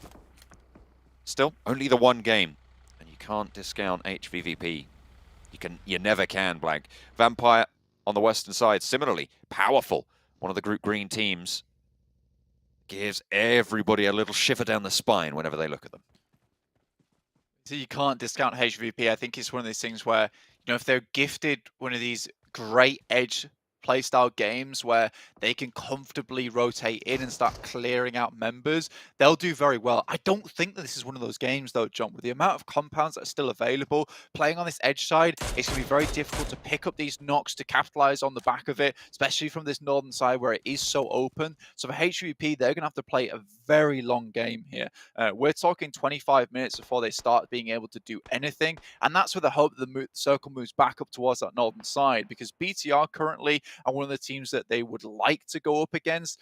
Assaulting that longhouse is a little bit easier than the others as you're able to hit all onto one side. But again, there's a bit of a dip going up towards that area anyway, so they have to hit that hillside. They have to move on forwards. So there's a lot going on before you make that crash. In the meantime, BTR can take that moment of hesitation to grab the nades, get them cooked, and send them out as they hit that singular position. So for HVP, difficult push ahead of them going forwards. I8, in the meantime, that last game looked like they could have done something very well with it, and I think they made some right choices. However, this game around, they've got a nice central spot. Alpha 7, though, rough for them. LGD coming out in a very strong spot, gets 2 knocks to start off with, and then they're aggressive with it.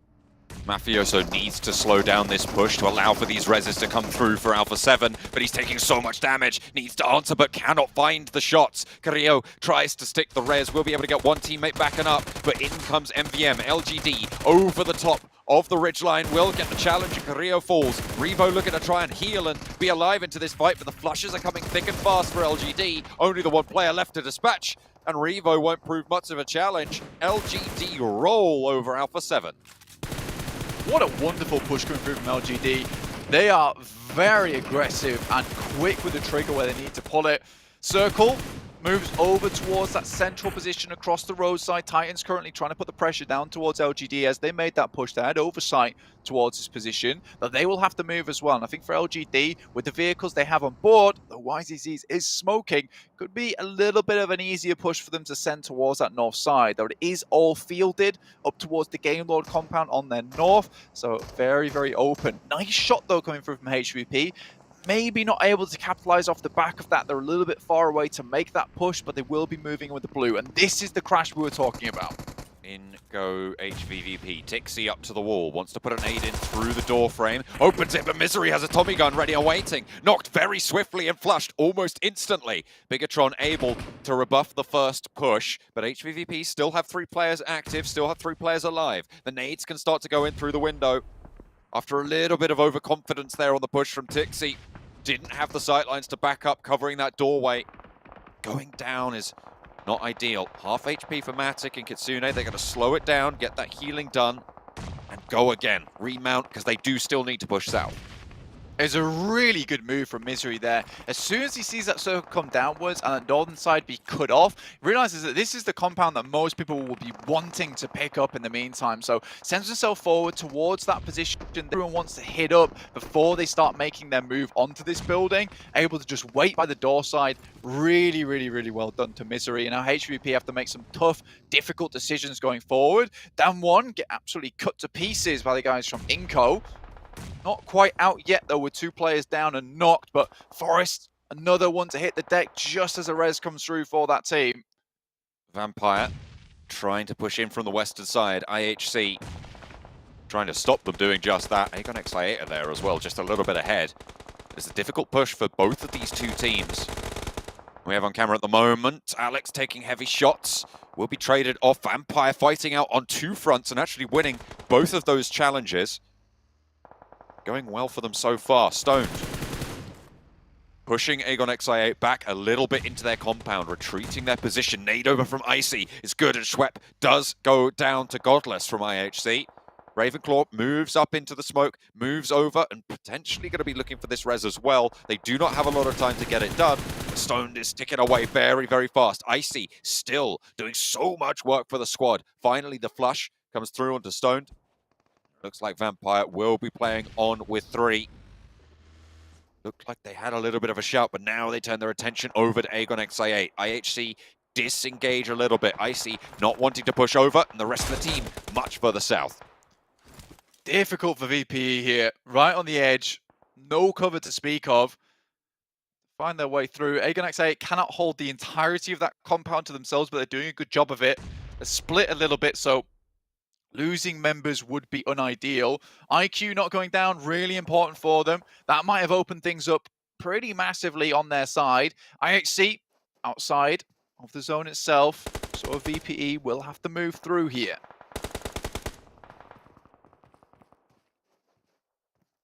Playing as 3. And it is a difficult position, you're right. HVVP slunk down to the eastern side. IHC sending Godless out wide to maybe try and find an angle over towards Titans. On their position in the hold, Teak split from the other 2. 3 players active for Titan. To try and hold out on this position. Aegon XI8 proving to be very, very troublesome. A massive sticking point for the Western teams. Well, so far, this is the question I wanted to ask, is how does iNCO fare when it comes to leaving these compounds? They have the shotguns, but not super useful here. And it's a very typical position. Teams will play, but very nadeable. Gem Foster sends in. I don't think it's necessary for him to hit into it, but he goes for it anyway.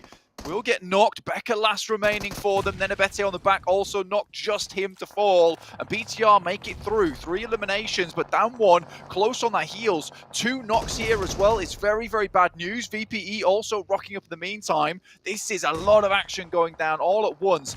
Liquid has to do a huge amount of work right now to keep the guys from down 1 at bay. HVVP took a lot of those points away, actually. 2 eliminations over onto the team. Down 1 might even think that it is HVVP in this bunker. Playing for that position, they know this is in their rotational path, but it is in fact Bigatron to go for the challenge, and down 1 looking to commit to try and take down the squad, and it will go through. 3 eliminations for Bigatron, again, not the greatest of results. First 2 games not going their way, unfortunately. On the northern side, it's starting to heat up continuously, though. HVVP down to 2 as down 1 take control of this position. Vampire suffering. Aegon XI8 finally able to deal the final blow to them. Been harrying and hampering them for so long. 11th place for Vampire, and another poor performance yet again. It's a good game from Aegon XI8. I like this position they've held. They did a good job to hold down the majority of this compound, which is not easy to do, by the way. You need to be really aware of what's going on around you. And it seems like they are taking that momentum. It was a little bit stymied by that previous match, sorry, but back on form now. Bacon Time going up against the 2 players coming from HVP. Already 1 knock on towards Bacon Time's position, leaving it a 2v2 now. Certainly doable for HVP, but a tough fight with a very, very good team. Once more, it's Bacon Time in the way for HVVP, which will be a stark callback to the last game that we saw for them. LGD playing as 4, 6 eliminations. Again, bringing that power that we've seen from them yesterday. Staying alive. Top 10 teams now. Aegon XI8 have another fight on the cards, this time with IHC. A couple more frags under the belt for IHC this game, 6 eliminations. But it looks like IHC, I mean, they shouldn't commit to this push. They just want to control Aegon XI8's egress, their route out of this compound. Yeah, leaving for Aegon XI8 now is very difficult, with the circle centering directly up towards Reject's position. They have a great compound to play with, so much open ground towards this center area. For Aegon XI8, they absolutely need to get themselves a nice knockover towards IHC and then capitalize off the back of it. Godless is already sent in, so right now it is only a 3-man squad there for IHC. Can still provide support over and down to the 3 players, trying to get rid of the guys from Aegon XI8. HVVP down to 1 player now. Really not looking good for HVVP, but they have made it quite far, all things considered, from that position they were pushing in on that northern side. Very difficult. But quite far isn't far enough, Blank. It's not going to cut the mustard here in the last chance scenario. And remember, HVVP was a team that everybody was expecting to go through as a direct qualifier from the Group Green stage. They did so much work. LGD getting cut down on their push towards DRS. They're taking heavy fire, heavy punishment, and will fall, in fact. Delta, the only casualty there. And DRS might even be able to get this res if they're quick about it. Picking him up, grabbing him on into the circle, and DRS up to 5 eliminations. Aegon XI8 now, looking for a challenge. Over onto IHC, spray transfer to Seoul. Not quite able to get that final tick there, but IQ goes down. Will get knocked behind the bus, and there's a bird on. Down 1, right across the way as well. Looking to put those nades through. Rez coming through onto Delta, looking for those heals from DRS in the meantime on the southeast side. Kitsune holding down, has the M249, so a lot of bullets to fend off any teams that try and roll up, potentially trying to stay alive for HVVP. The only team really central. Ghost has to step up, but Damn One's got the bead on that one. 8 teams remaining, 7 eliminations for Aegon XI8. Not a bad game from them. DRS looking to put more on the board at the moment. They have fell short a fair few times, but Ice moves in, takes down Kitsune, 8th place. We drop down to 6 teams already. Bacon Time also falling in the process. A lot of teams leaving now as we head into a really awkward zone to play from. Reject looking to pick up some big points here. DRS in the wings. And Damn One finally looking at a good game after quite some time of poor results so far. 4 players for them too. Game Lord out in 6th place. Great at surviving. Damn One said they were one of the they had one of the biggest days in the tournament. 86 points on their second day of the last chance stage. Looking to try and answer that call. A shot over towards Reject is good to open it onto Reiji, playing 2 and 2. What ground do they have? What cover is there available to them? It's all going to be on these divots, these ditches. And Godless isn't going to make it easy for Damn One to move forwards. Circle really putting things in a worse perspective for a lot of these teams. Understand they have to move out into this open ground. Just have to stand up and start fighting one another. You can see these just horrible spots that suddenly become the most fortified position in the circle. A mound here, a little patch of grass there. These are the best spots in the circle, as well as IHC currently still holding on to this shack, but that's outside. You'll have to leave this at some point. Besiktas finally looking for a good game here. 4 players, but they haven't shown us that potential so far. And even 4 players in the top 5, I'm doubtful of what kind of performance they can bring. So I'd be very surprised and happy to see something good come out of them now. Damn One looking to move through. Godless is there, still proving troublesome for them, but they swing up and wide, bait the peak, and there's a duo at the back to go for that team shot there. Godless will fall down. Forest able to pick that up. Now their attention turns to Besiktas and Reject, who have started to strike out their way. Down 1 playing on a really solid ridgeline here for the squad. You can see everybody almost looking their way. It looks like everything's funneling there, but there are still sidelines to be fought over, and Besiktas spike out towards DRS. 1 knock going over to both of these teams, and it's 4 full force squads right now, but Enjoy goes down and Besiktas' numbers are dwindling fast. Everybody wants this spot. They're currently down 1 hold. Nade comes over the top. It's a long throw here from Reiji. One of the top players coming through from Japan. Hits just a little bit too short, but it's kind of on target. Now Reject can maybe push on this. Fabian desperately sending around in the buggy like a bumblebee, looking for those scouting opportunities, but in come Reject. Uh-oh. going to be able to find an early knock as well. Sung low HP. They just need to put bullets down range, and that's how you do it. 2 players fall from Reject, and now Forest pushes forwards to try and capitalize on the momentum they've gained. 2 players down from down 1 as well, and it's an even fight. Forest falls. Now it's just Sung looking for the shots over to Divine. Has to go for the weapon swap, but it's not there. And Reject take down 1. But they've diminished so much in these last couple of seconds. Blank, Reject are only on 1 player, and they really don't have the time to go for this. They just have to step straight into the next challenge. Delta shots over the top, and Besiktas taking heavy punishment. DRS 2, Besiktas 2, Reject 1. Divine looking to finish this game out strong, unable to get these reses, especially with the way the circle's going. It will be pushing in more and more now. Zessi back up on his feet. Zessi almost goes down. Divine stepping up, looking for this 1v4, looking to give Reject a chance into the grand final. The points qualifier from Turkey with 3 players alive. Now left in a 3 versus 1 to try and take a chicken dinner here. Shots over the top will do the job, and Besiktas pick up what they're looking for. Turkish fans going to be happy about that one. A chicken dinner comes through for Besiktas. Much needed as well. This has been a long time coming for the players from Besiktas. They are desperate for this one. I mean, you can see the happy faces here. Obviously, you can't see the smiles in either's mask, but the guy in the back, happy days. That's all we need, really. I think happy to see this one for Besiktas, because I think they've got so close this opportunity again in the winner chicken dinner so many times, but unable to close it out, and now it happens. So although there is a lot of happiness and enjoyment from getting that win, there is also this sense of this should have happened a lot sooner. MVP, Sun HP. Staying hydrated, got to keep it up, because it is all about maintaining that pace here in the last chance. Getting to those top 5. Down 1, a pretty big game coming through from the Korean squad. Staying alive very, very late. DRS getting into the final mix of it. Reject as well. Really solid stuff from a lot of these teams, but in the end, it was the Turkish squad, Besiktas, to take home the chicken dinner.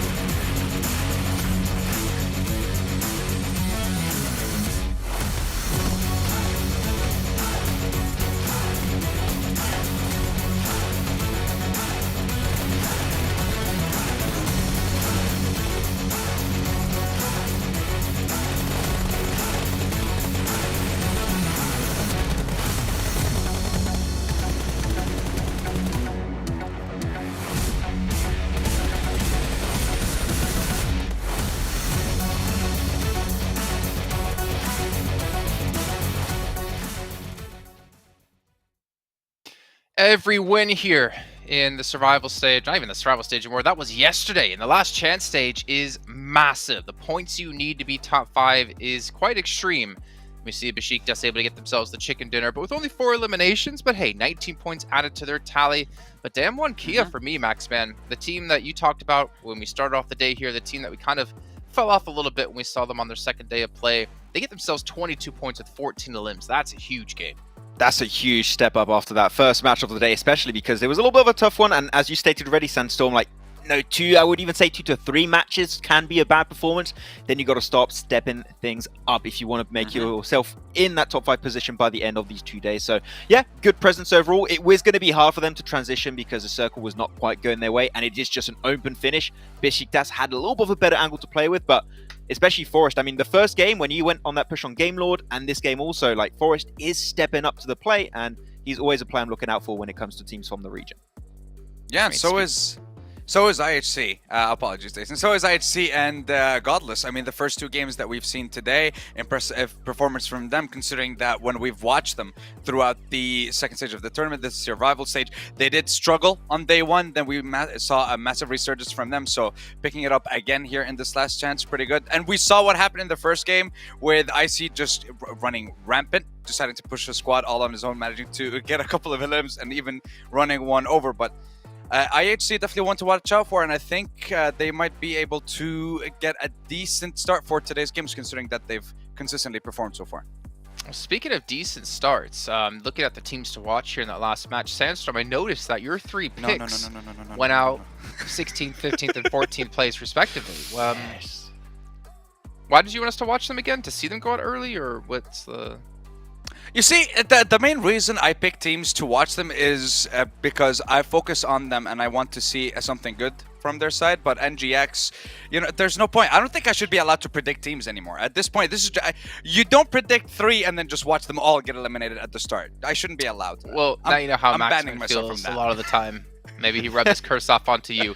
We're going to head to a short break, though, while we get things ready to go for our third match of the day. It'll be on Sanhok, so you're not going to want to miss this, and we'll see you guys in a few.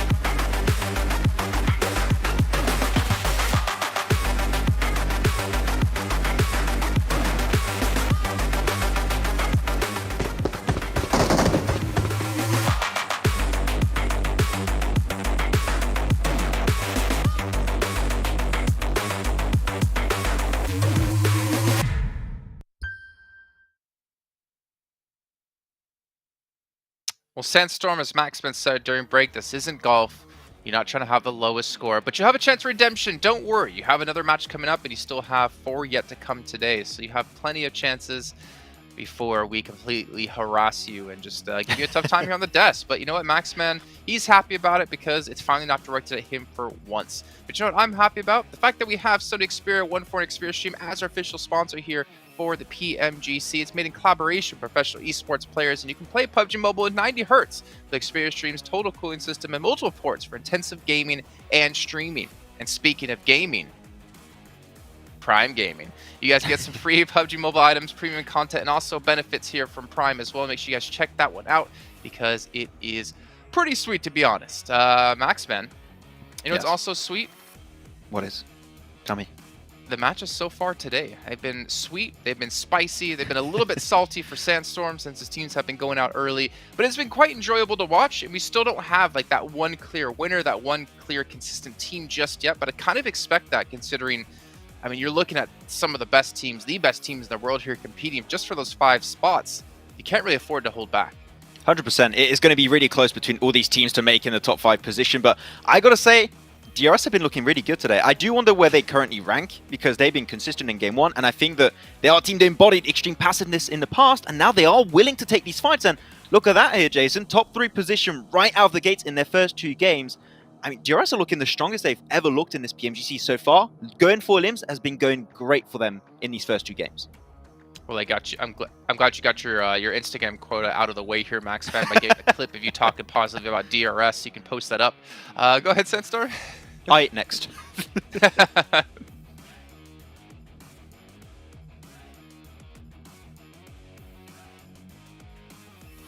This is what we wanted to see from DRS. Well, I would love to hear what Sandstorm has to say here, Max, but he has unfortunately muted himself. That's his punishment for getting bad predictions. You can see here down the list, though, HVVP 13th place. That's kind of unexpected. We've known them in the past as being a team that's slow to start in events, but this has not really been the start to an event. It's been the start of a stage, but imagine a PMGC without HVVP, I don't know if I can. I can write off the first game. I think the first game was one of the toughest rotations I've seen for one team to pull off in like almost this entire survival / last chance stage.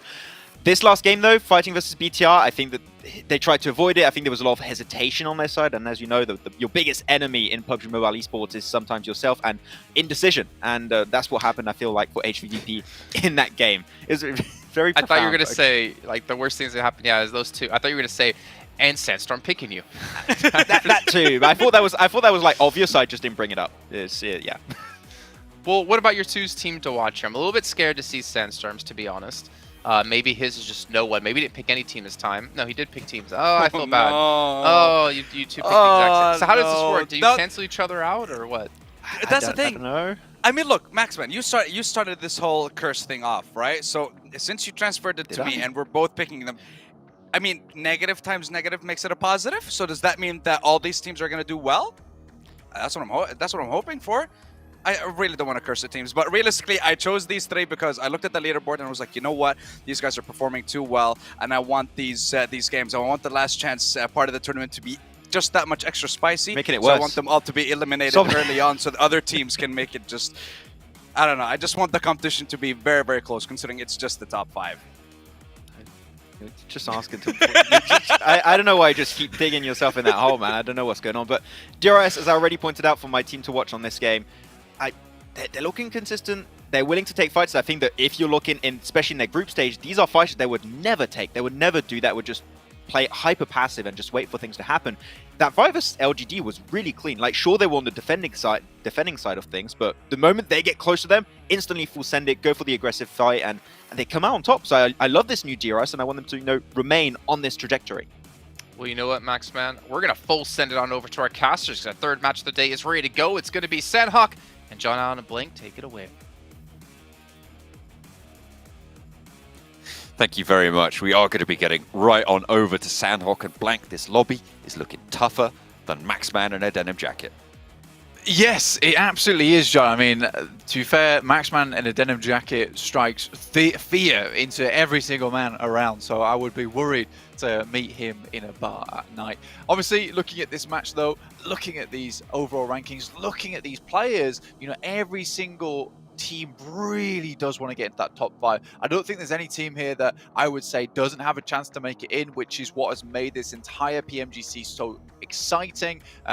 There doesn't appear to be anyone that feels like they don't deserve to be here. I think every single one of these teams has a chance. Every single one of these teams could make it towards the top. And with some of our massive players, massive teams not really stepping up to the plate, you know, now there's been a real opening towards the top. I mean, with VPE and HVVP similarly not getting a huge amount of time, it's Bacon time as well. They've got a big journey ahead of them to really pump those numbers back up. We know that they can, but is it possible with the 9 matches remaining with the lead that some of these teams have already created? Damwon have really pulled out something special towards the beginning of this day. They needed to do this. They looked like they weren't sure what they were playing with, how they were going to move around it. So it's interesting to see them actually bring things back into the fold here. Current bubble sits with Reject 22 points, an 11-point average on the game, which is fairly close to what we were thinking about on such a small game set. But the third match about to kick off now, Blank. South side of Sanhok for the playing path. But again, so small, the islands will be available no matter where you want to go. So everybody going to get their favorite drop spot here.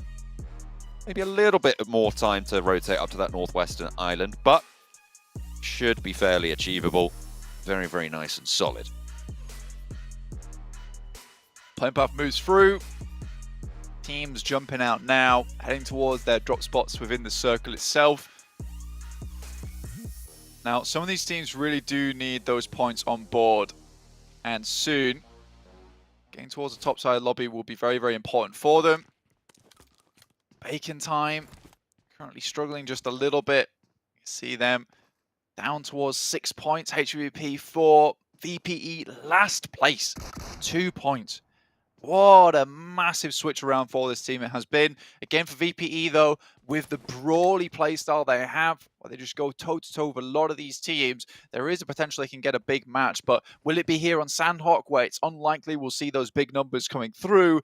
I don't know. LGD also 7th place at the moment, not a team we expected to see here. They still look very strong. They're crumbling under the pressure as a lot of these teams are just 100% turning up the heat here in our last chance at the moment. Whatever they've got left, they are just sticking in the engine and getting it running, getting it moving. Again, there's always tomorrow. There's always the adaptation day. And LGD, we know that they are a bit of a comeback team. You know, they will make sure that even if they are low down on the points, they can always jump back up towards the top of the standing. So them actually being in 7th place, maybe not the worst thing in the world for them. Teams leaving one another alone. Bacon time with Besiktas not wanting to lose a player early, and this is really demonstrating the consciousness of how important each team, well, each game is for each team, and trying to just keep it all together. Besiktas now with the circle as well in a crucial bridge camp spot to stop Vampire from getting too far. HVVP as well behind them in that northern side queue. Will be pretty tricky to make those crossings. The plane and the circle a little bit, well, the circle all the way up to that north side plane. HVP, tough crossing for them. I think a lot of the spots that they want to move through have been cut off right now. Even the bridge crossing up towards that northern side, not exactly ideal. And with a lot of teams like LGD, Enigma Galaxy, Dam1 moving up from that south side, you know, even if Rage do decide to move up, try and get through boot camp past Alpha 7, that position on the map, that confluence is going to be retaken up by another team, by IHC, Dam1 Kia, or Enigma Galaxy moving up that way. So HVP going to have a tough time getting across. Titans, not seen a huge amount out of them so far. They've been a little bit flying underneath the radar. We've been able to talk about them.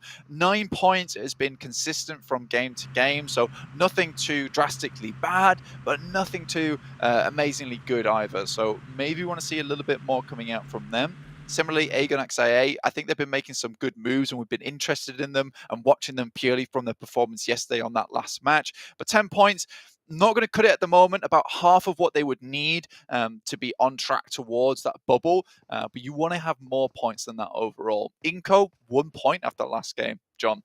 And see, this is that buffer coming into effect.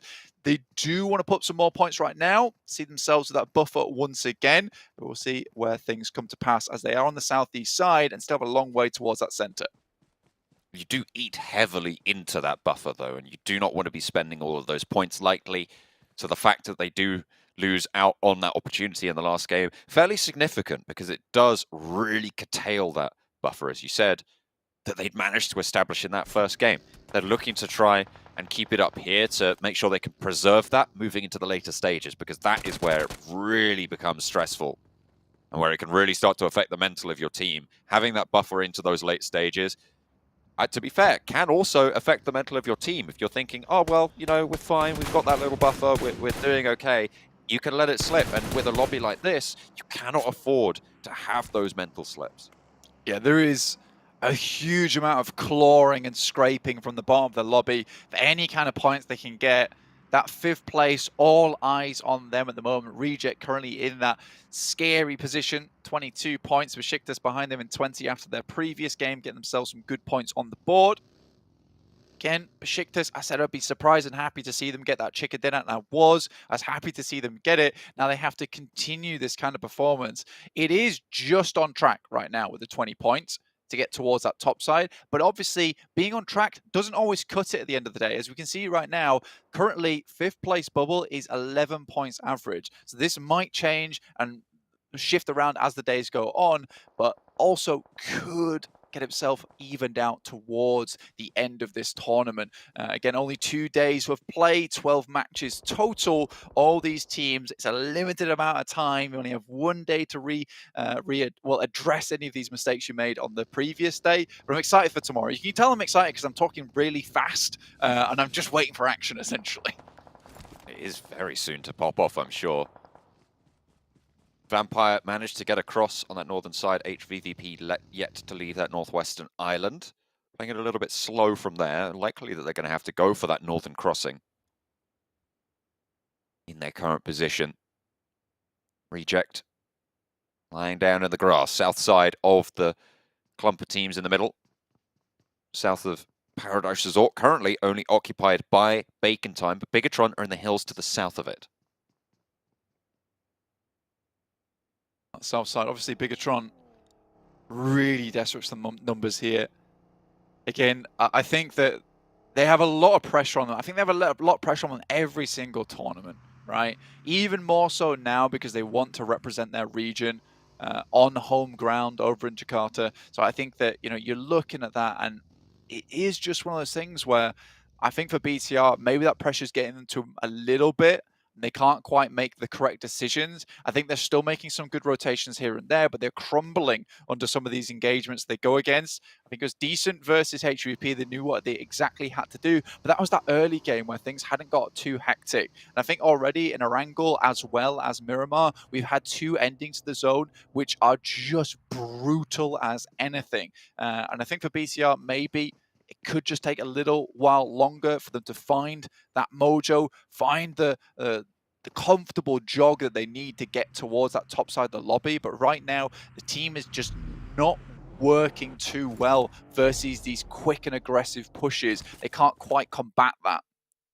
A shunt in on the south side is necessary now with the circle moving up north.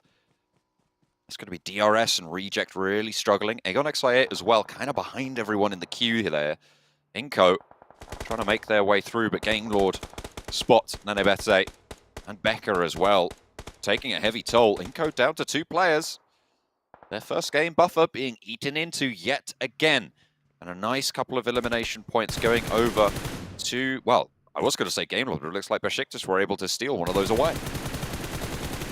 Either way now, for the guys coming through on iNCO, losing Squash as well would be disastrous.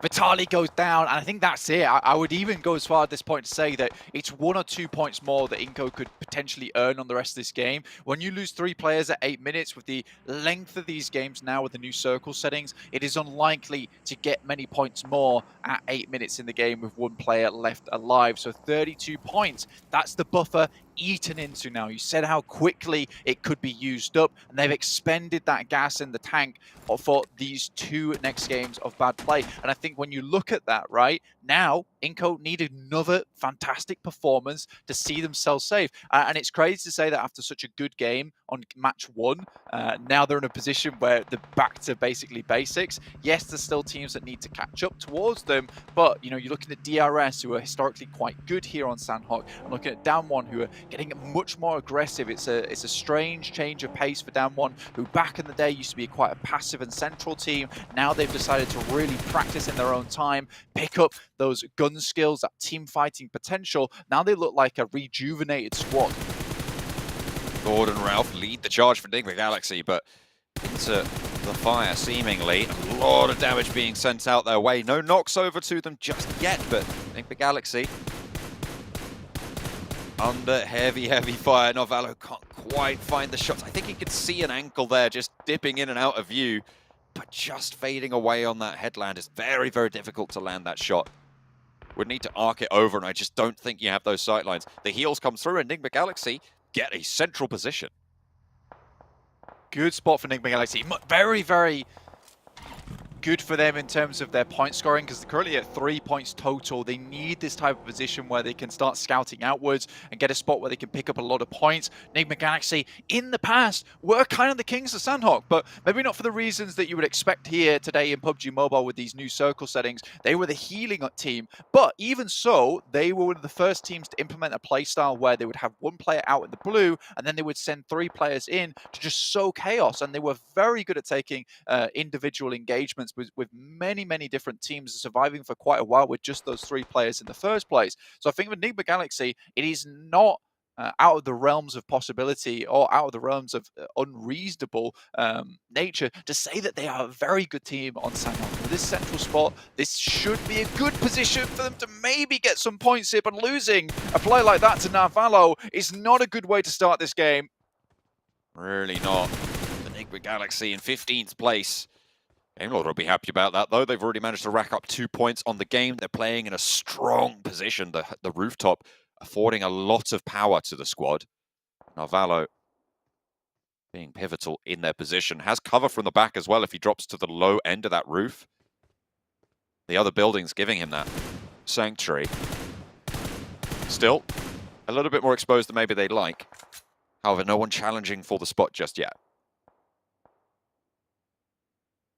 Ralph, off in the distance. Take too much damage. Alpha 7, drop down a little bit. 15 points. It's a good place to start, but you need to keep putting up those points now. LGD down towards that southeast side. Very good playing on the edge. And HVP, as we said before, they've had to wait a long while. 12 minutes now. Around about halfway-ish into the game. HVP have to make this bridge crossing. They waited a while and decided to go for that bridge crossing in the first place, letting a lot of these teams that were maybe guarding head across and try and find themselves a better position with the circle in the first place. Now maybe thinking about crossing, but again, Besiktas have that sight line over that way. Zessi is a front man up towards a compound that likely Besiktas is going to head over towards on the eastern side. That's very close to Enigma Galaxy and Game Lord, but still leaving those players behind, waiting for HVVP. DRS, 3 players close to MVM from LGD. The forward position. Knows Delta's right behind this rock. Teammates taking shots over, moves around. No, he's there. No, they've tagged him and will be able to get the knock, but it's instantly traded with a very, very prescient rotate out wide coming through, but they have to get back to cover because Suki's there. Marksman on a mission. Looking to try and land those shots, land on the target. There's shots coming through as well from Titan. The forward positions are getting shot down, and MVM, sorry, for LGD is looking for this crawlback. It's going quite well. Gianti and Killer want to shut this down, and they will be able to slow it out, get that point on board, but they've lost 2 of their players in the process. 1 confirmed and flushed out, but Rules is still active. However, LGD want an answer for their downed man. See, looking outwards towards DRS, Rules down the floor, so potential to pick up that knock, and Killer can't really move too far forward. Suki has got an angle on it. And with Suki being so pinpoint on a lot of these sprays, I think for DRS it's a little bit scary to try and get him back up again. Managed to get behind the rock with the use of a smoke there. Onus being on Rules to crawl round towards safety. Next to coming in soon, HVP did make that crossing, got across very easily as well. Not too much damage taken, but still long way to go. Besiktas very happy having Zessi as that forward man. They sent Peace back over to try and hold up on that spot. Besiktas now can move across. BTR though, what a good spot for them in the circle. This has to be a good game for them now. This is that opportunity to put up an iNCO game, right? iNCO's still alive, by the way, with 1 player, but Squash very, very surely going to go down here on that northern side. Too many teams nearby and has to leave the current position. Nade over the top towards Aegon XI8, and it's good from Vampire. This time around, they're going to win out the duel. Last time they did push into Aegon XI8 as well, remember? And it didn't go very well on Miramar. This time, they are much more ready for the fight. 2 players down to start things off, and Vampire start to close the jaws. The snapshot over towards Aegon XIA. IQ and Ghost now, the 2 players alive and active. They just need to stay safe from these nades, but it's not going to go well for Schwepp to start things off. There is an answer, a volley back over towards the Vampire players, and that'll slow them down. Stoned a little bit further down the way. HVVP, by the way, in the meantime, taking heavy, heavy punishment from Besiktas. Trying to just stay alive and keep themselves in it. 2 players active for the squad on the northwestern edge. Really difficult for them. Currently taking a fight with Enigma Galaxy and Besiktas at the same time and getting involved. BTR takes shots down towards just this. Maku will fall. That leaves HVP with 2 players. 1 elimination found on the game. Ghost outside in the blue doesn't want to move just yet. Waiting for someone to make a mistake here. Maybe Stone gets spotted by Ghost, peeks out, but he's taking a lot of damage from the blue. We'll have to move back in again. Down 1 versus IHC. A lot of engagements going on around the map at the moment, but so many compounds still available towards the center of the circle on the southwest side of Paradise Resort. Bacon Time opting to take that high ground for themselves in Paradise Resort. Matic and Kitsune, slivers of HP, but still alive. Besiktas with Enjoy and Peace on the hillside. Playing with 2 as well. Trying to stay alive. HVVP, this is their 3rd game in a row where they've been in trouble, where they've been caught out. iNCO down. A Squash falls in 16th place. Will not be going any further. IHC also eliminated. The top 2 teams in this tournament as of right now have fallen early. Peace close to Hermodi. Very, very close, in fact. Lord as well, just behind the rock. They'll hear these shimmies. Game Lord being cut out on this northern edge as well as Aegon X8 move on their eastern flank. Ralph shuts them down from the west. Game Lord eliminated now. Hermodi steps up for the fight. Enjoy his first to fall. Besiktas in this scrap with 3 players from Enigma Galaxy. Only the 1 player now standing for the squad. It's Peace, and Stoned is there as well for Vampire Esports. The last player standing for the squad. Peace falls, but with those shotgun shells ringing out, they're going to know there's another player out the back, and Enigma Galaxy might just hold it out. Difficult push now. A lot of these teams, Aegon XA8 Ghost underneath Bacon Time shirties. VPE out, HVVP out. Be ashamed to lose these teams, but you know, in a sprint format like this, if you can't make the cut towards that top side, and now with 3 matches expended and hardly any points found for them, this is very, very odd. Ghost though, hidden, doing his best. If you want to make a break for it, if you're HVVP and Vampire Esports, you want the teams at the bottom to be getting these wins. You do not want DRS or Down1 to be getting any further here. You want them to be going down as soon as possible. Reject as well, but they're on 4 players alive on that southeast side. Really solid bastion of a position. Looking good to maybe break through towards the top of the tables here. LGD as well, in a similar spot, naturally. Maybe going to give them a run for their money. Aegon XIA up against Shirty. Last player standing will fall down. A 1-2 punch from Bacon Time. Eliminates Aegon XIA in 10th place. 5 eliminations, though. Still not terrible, but it's not going to be enough. We're looking at those 10 to 12 point averages that are needed to put up on the board to see yourself safe into the top 5. BTR currently still in this disgusting position. Now, losing from this position will be a real blow to them. I think that they've been given every opportunity now, and it will be seriously bad for the mental if they can't finish it out. LGD, on the other hand, YZZ left, last standing for the team, tries to send out Y, but it's not enough. Reject run through them like a spear there, and LGD will be removed. 3 eliminations, up to 22 points total there, 8th place.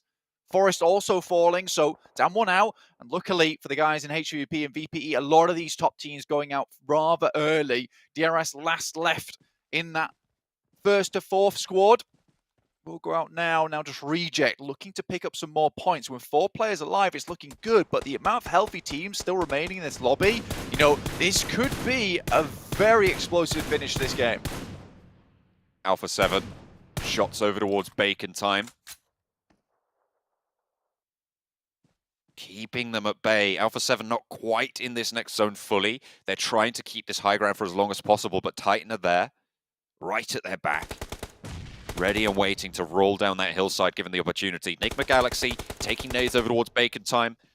Again, good news for the teams at the bottom. It's going to keep that pack nice and tight. Keep those opportunities for top 5 nice and condensed and within striking distance of just a single game's worth of play, which they'll be very happy about. Nade over the top still continues for Enigma Galaxy. Bacon Time, 2 players in the fight, with Noise getting fully flushed out there, Orm style. Nade towards him, low HP. Hamodi keeps putting that one up. Alpha 7, shots over towards Titan. Finally spotting them on the top of the hillside and taking the scrap. Puncher, spray down, and Mythic goes down first. Evening the numbers now, 3 versus 3 on the top of the hill. Puncher jumps up, looks for a sneaky little angle, but Revo isn't really in this fight, giving Titan the outside advantage. If they step too far, though, he can start to be that off angle for the squad of Alpha 7 as they descend into the compound and into the circle. Bacon Time, in the meantime, eliminated. Enigma Galaxy pick up those points. Reject, though, spot them on that side. Take some shots. That's some long shots as well. Liquid finishes off Lord. That would be Enigma Galaxy.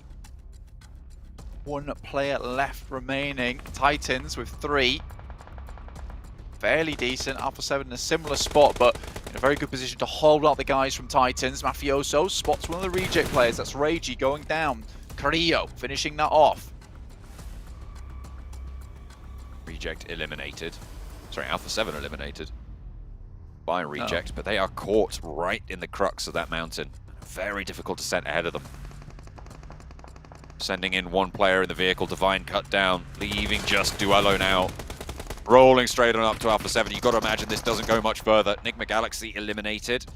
Duello, sliver of HP, but still alive for the time being. Finally dismounted. 4th place and 3 eliminations, though, keeps up those averages, Blank. That's going to see them at 11 points, which is good news. That is over the average that they're going to be looking for.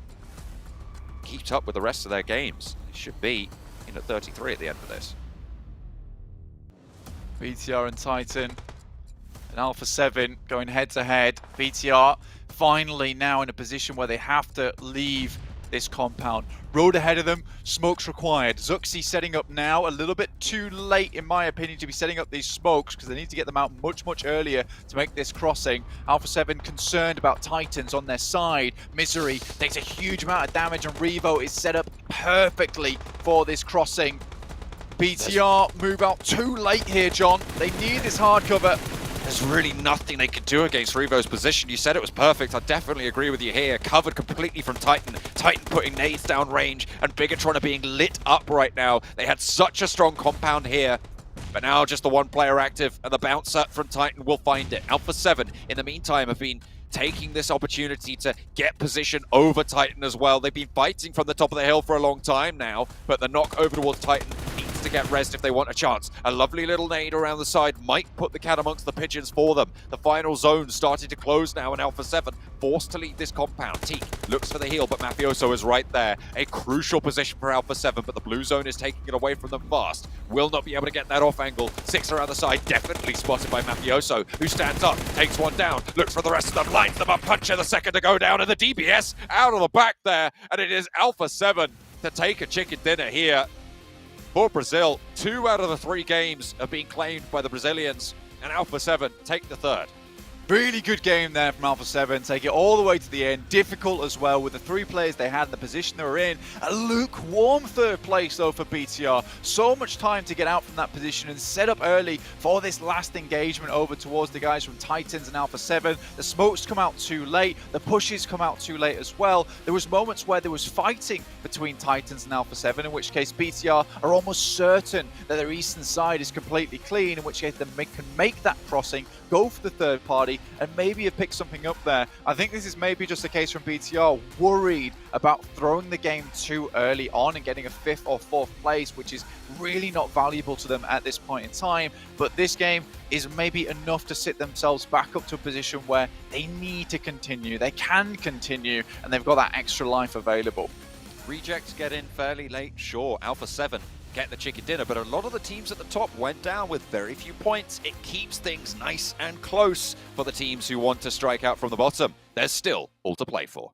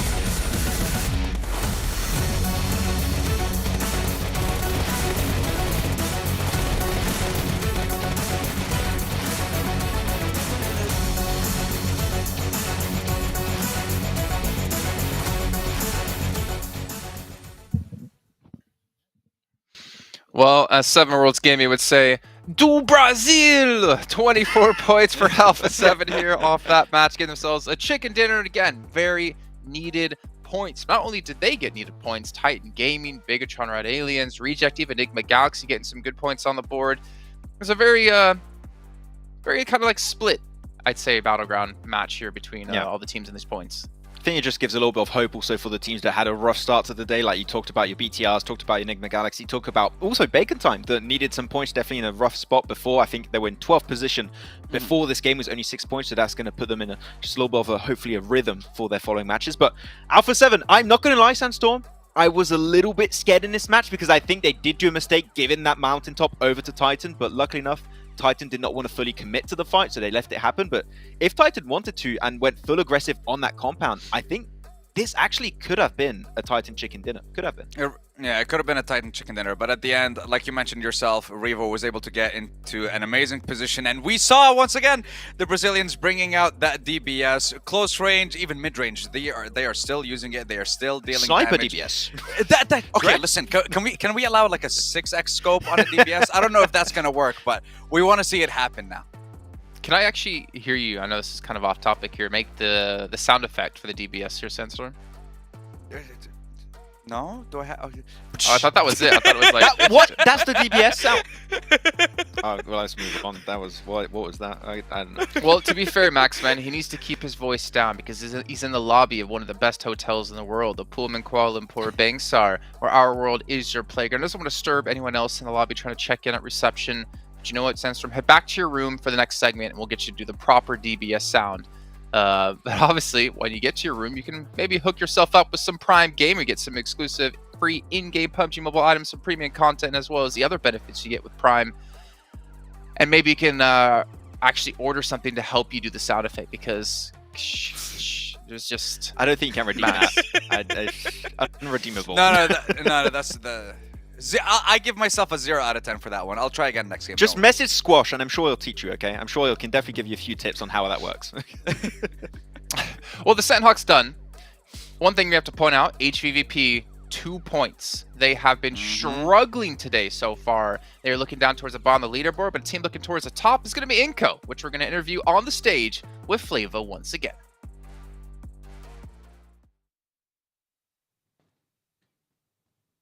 Ladies and gentlemen, welcome back. Here we are at the PUBG Mobile Global Championships 2022. My name is Flava, and hopefully you guys are having an amazing time witnessing the first half of day number 1 right here at the final chance for all these amazing 16 teams being featured right here for the weekend itself. And of course, ladies and gentlemen, a special announcement just for you. Captain Messi is now available in PUBG Mobile Battleground, packed with Messi football icon set and more collaboration theme items until the 31st of December 2022 to help you stand out on the battlefield. Grab them in PUBG Mobile now. Now, of course, ladies and gentlemen, right here, we are here going to be interviewing one of our amazing teams be featured on the PUBG Mobile Global Championships 2022. How are you doing, great sir?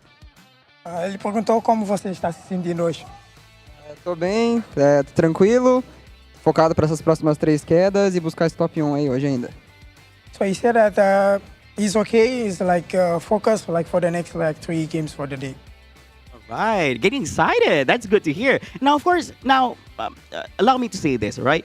You had an amazing first match for the day, but the next 2 matches didn't go well for you and the team itself. What happened after Erangel? Ele disse, tipo, o primeiro jogo foi bem para vocês, mas as 2 segundas caídas não foram assim tão bem. O que aconteceu? A gente fez o que a gente sempre faz nas outras 2 quedas. A primeira, a gente aproveitou muito bem as oportunidades. A gente fez o nosso jogo de centralização. Na segunda, a gente não soube aproveitar as oportunidades que a gente teve, como a gente teve na primeira queda. Teve time que trocou perto da gente, a gente não tomou a escolha certa das ações, né, que a gente podia ter feito quando a gente teve as oportunidades. Na terceira queda, acabou que foi uma infelicidade. A gente foi cortar ali no meio da safe e bateu e foi cortado. Mas a gente tá bem para essas 3 quedas. Com certeza a gente vai sair bem nessas próximas partidas aí. So for them, like actually for all the 3 matches, they be doing like what they always do, like playing like for the center field. Like for the first one, of course, they got like the chicken dinner. They had like a good point.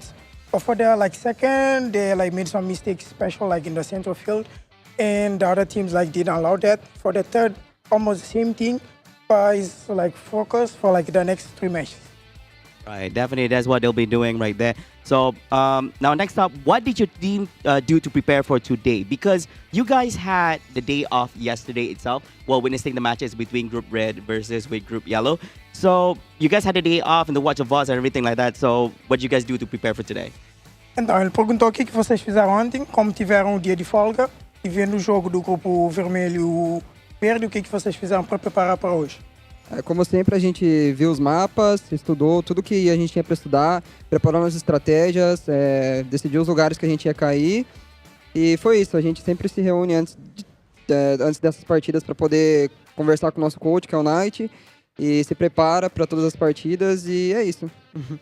So of course, like there was like the map feed like for yesterday. They prepare like well. They talk with the coach Knight. And also, like, they all got together, like, all the players before, like, for the match today, and they talk, like, about the strategies for today.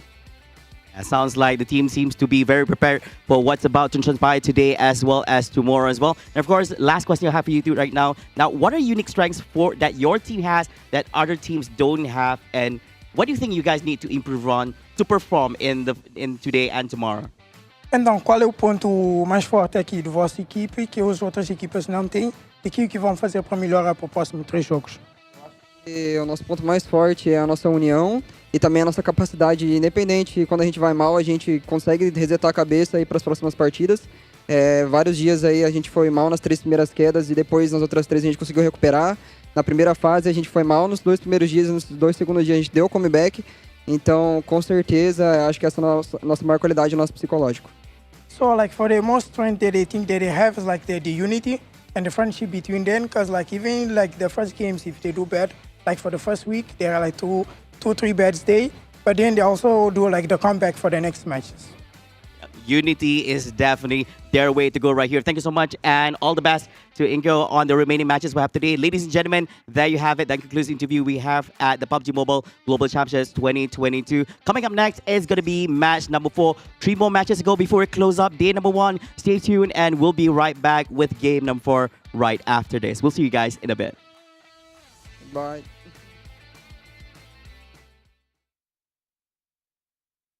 Well, welcome back here as we take a look at our overall rankings to see where our teams currently stand. Remember, top 5 is what it's going to be about, and DRS, iNCO, Reject, IHC Esports, and Alpha 7 would all be going to the finals over in Jakarta in January if we ended things off now. But we're not doing that quite yet here.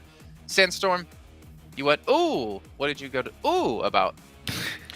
Ooh, about the fact that Alpha's now in the lead after getting that chicken dinner, and just the fact that we also have both Brazilian teams are in the top 4 at the moment, and there is already a Brazilian representative in Influence Chairman in the grand finals. So if it was to just stay as is, you'd have 3 Brazilian representatives in the grand final, which would be huge for the region. We can see our second page as well. Vampire, bottom of the table at 4 points. HVVP, second at 16. What is happening? I swear we need to get an interview with them, because this is not the HVVP we've known. This is not the Vampire Esports we've known. And they are running out of time here to catch up. They're already 3 matches in. You guys even said yourselves you can have about 2 bad matches. What about 4? That seems like the route we're going here, as Erangel will be the next match of the day. Gentlemen, I'm worried, honestly, for these teams. You know, Maximum, we got to cover HVVP over in PMPL Western Europe, and we got to see them finally come back into the mix. But are they going to be a team to watch for you? That's my question. No. These are not my teams. HVVP Those look like the last match teams to watch, to be honest. It was. But you know what? Who were your teams? So I went with Bacon Time. I think with that a little bit of a step up this time, so I want to see that continue. HVVP more specifically because I don't really know what to say. Like, they've had some tough rotations in the first 2 games, and they got gatekept, I think it was by Besiktas over on this previous Sanhok game, and they're just struggling to get himself in decent entry points, and they're just constantly being gatekept. I don't know if it's off the back of them doing the same things as they used to, and teams just being so much better at gatekeeping because they know how HVVP move. They know HVVP is a very scary team and a very aggressive team at that. If they can stop them in their tracks outside the circle and just hold on to a really good spot and just fight from a distance, that's what a lot of teams have been doing this game. It happened for Bacon, happened to BTR, it happened this time to Besiktas and Nigma Galaxy. So maybe HVVP need to change their plan, because it seems like someone cracked their code and they're just struggling to get in the game itself. Seems like old school HVVP, where they take a day to get into the mix, or a week to get into the mix. Sandstorm, appreciate your teams to watch as well as your contribution to that segment. We're going to head over to our casters, though, to get into our 4th match of the day, because it's ready to go. That's why we're not hearing your predictions here. John and Alan and Blank, take it away. Going into another Erangel Blank, match number 4 on the cards. We played a quarter of the games of this sprint phase. Of course, the last chance top 5 spots going over to Jakarta, to the PMGC Finals. There you go. Got it out in the end. It's 4 letters, harder to say than you'd expect. But we're going into match number 4.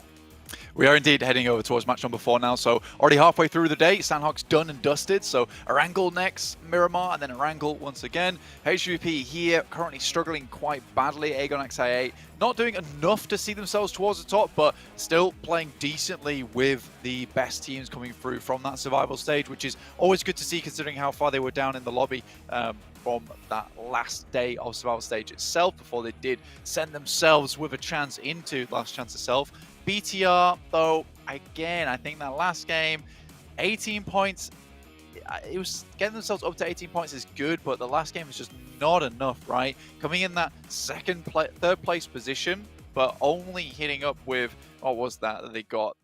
it just wasn't enough for them. And it's sad to say, 14 points on that game from a position which really they should have won from. That is not what's going to see you towards that top 5. Main path coming through. Lipovka down to Sosnovka military base. A little bit cutting the northwest out, but those vehicles can be claimed. I think we saw a similar playing path to this during the previous days, and it wasn't too bad for teams to get out a little bit far, but HVVP could still drop down to their backup drop in Sosnovka military base if they decide to go for that split drop on the west. See if there's any hot drops as well around those vehicles near farm and shelter. A7 taking Lipovka as per usual here. LGD moves up towards that northern side, could hit up Kameshki if they want to. Sosnovka available, like you say, there is some positions down there. Bit more difficult to go for vehicles down in Sosnovka if you don't originally drop down there, just because you're more than likely going to have to fight over those, and losing players early on when there is compounds very close to those vehicles where you can quickly get those weapons on board. It's a bit of a toss-up in terms of what you can get done. I8 will drop down there in the first place though. They found some success from Sosnovka before. See if they can find it again. HVP also dropping this area with vehicles in mind. VPE very close by too, so a very scary drop down to here in Sosnovka. A lot of teams close by to one another. HVVP actually going to be challenged out by quite a few teams down there. You've got, I think, potentially a hot drop with Aegon XI8 going on in the military island. As Mythic and Zessi come close to one another. Looking for that vehicle drop. Trying to get to the garage. Zessi, does he know there's a player there? Certainly he's going to know about it now. Here's the nade go off. Thinks better of moving too close. I wonder if Mythic has a weapon. It looks like he has something on his back, but it could be, you know, a crossbow or something like that. I haven't quite clocked it just yet. Okay, has got an AKM and a DP as well by the looks of it. Some pretty heavy gunfire. Level 1 vest, level 2 helmet for Mythic. Alpha 7, Besiktas. Both just trying to keep himself safe. I wouldn't be too surprised to see Mythic just hop in the vehicle and razz it as fast as he can. This is an active hot drop over towards Alpha 7 though, with Mythic taking this position practically every single game up towards this side 4. Alpha 7 scouting out nice and early. Zessi dropping here alongside him does make things slightly weird. Now the rest of Alpha 7 do come in, but Besiktas also here. 2 shotguns available. Not the best ones. You have to hit those ones hard. And 2 players from Besiktas immediately go down, and now they just have to dip out. Alpha 7 did a really good job to get them off this spot. Very happy with the response time from the rest of the team from Alpha 7 down in Lipovka. Immediately Mythic's like, I have the inside track here. He's locked inside a building. I'm on the outside. I need some help. I have locked down the majority of the fences. So a very, very good response coming from Alpha 7 to salvage that engagement. And now BTR basically have Yasnaya all to themselves. Leaves Besiktas down on 2. It's going to be very difficult for them to really push in too much further than very east of Yasnaya. The circle keeps a lot of the gap between the military island and the mainland in play. So those teams on the military island have a little bit longer to get out of dodge. It's still possible that it potentially could go down south all the way to the island, but the majority of the land in this next circle in that mainland position going to be playing around that potato hill, that sort of area between there and shelter. BTR, looks like they're leaving actually from Yaz. Nice and early on, looking for maybe a different position on the map. HVP didn't take too many casualties down towards that south side. VPE instead taking up Quarry, as well as Primorsk. Not a bad spot for them. Can certainly play from here for quite some time. Enigma Galaxy heading back up to their usual stomping grounds in Pachinki. They do have some players still on the outside, but they did regroup fairly quickly.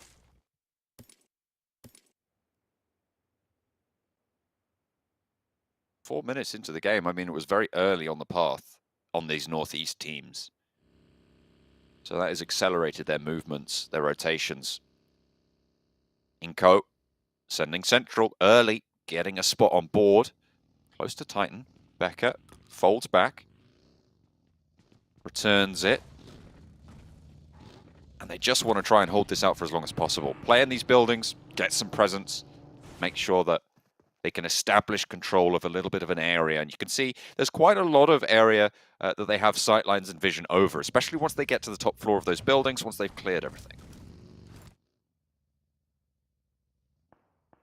does become a pretty damn good spot for them down towards farm. And again, this time around, iNCO's able to find themselves that central spot. It's not moved too far away from them.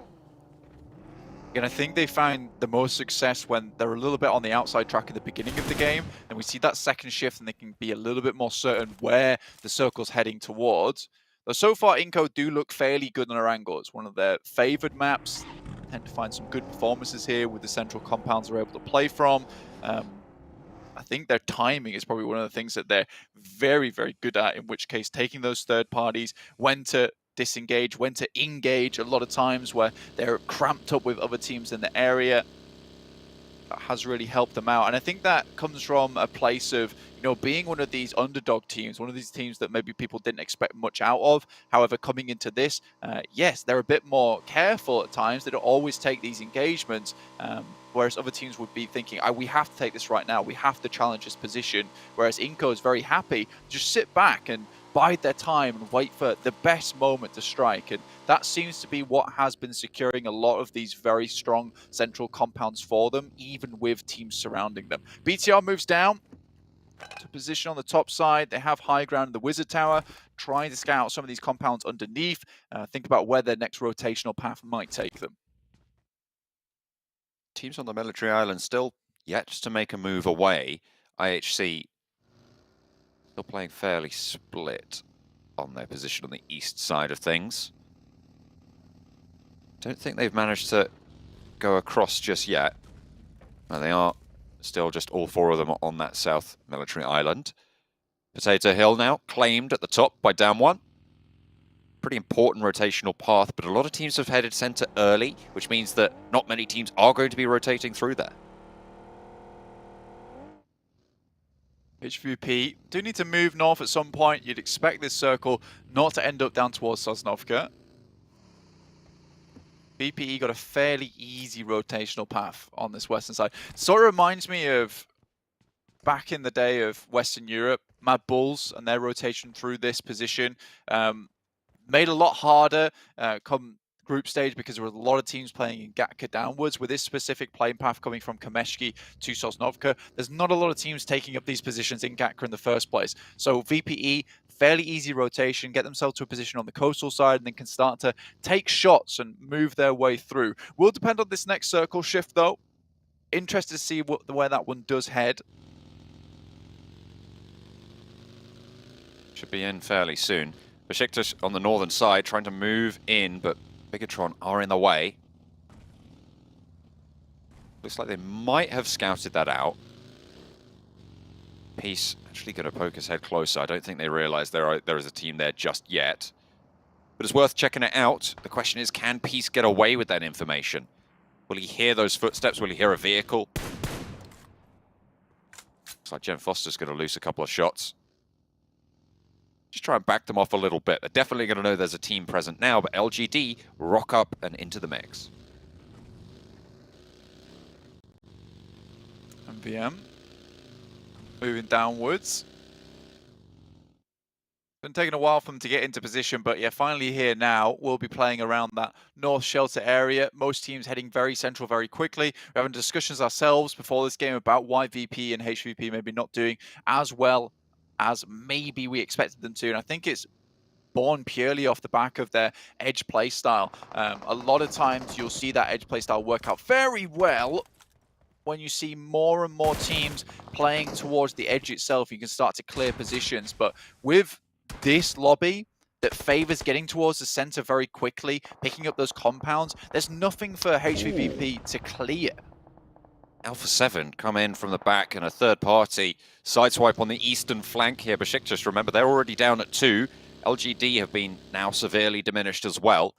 Both middle pack teams right now looking to break out, but neither of them going to have too strong of a showing here now, with only those two players left standing. They are, fortunately, still in this next circle, sure, but how long can they keep this going with 16 teams still in? The question. It's going to be difficult for them. I mean, 2 players, we've seen some good work come from that before, but yeah, for LGD, as they start to slip away from the top of that leaderboard down to 9th place now, 22 points, they would like to get some more points today And in match 4, now's the time to be really sitting up those points margin. We're talking about how one big win can see you towards that top side. It's a very even split at the moment. Other than HVVP and VPE, to be honest, with 6 and 4 points, everyone else is slowly sits up at 1 or 2 points between every single team, up towards 3-point margin between third, second, and first place. So very easy to send yourself flying towards the top with the big game. And again, we've seen that type of thing on the last match of Survival Stage with i8, with their massive 34-pointer, which would see you currently in third place if you hit a game like that right now. So there's still chance, and I think that getting these big games at the end of today is where it's most important, because you want to see yourself in line with some of these top teams before you head into tomorrow. Otherwise, your work is really cut out for you. Yeah, and I think it's most important for those big teams who haven't performed well so far. You know, it would be great if HVVP and Vampire can get some big numbers up on the board, right? They're looking to be 2 of the teams that everybody was expecting to qualify, quite frankly, in those top spots.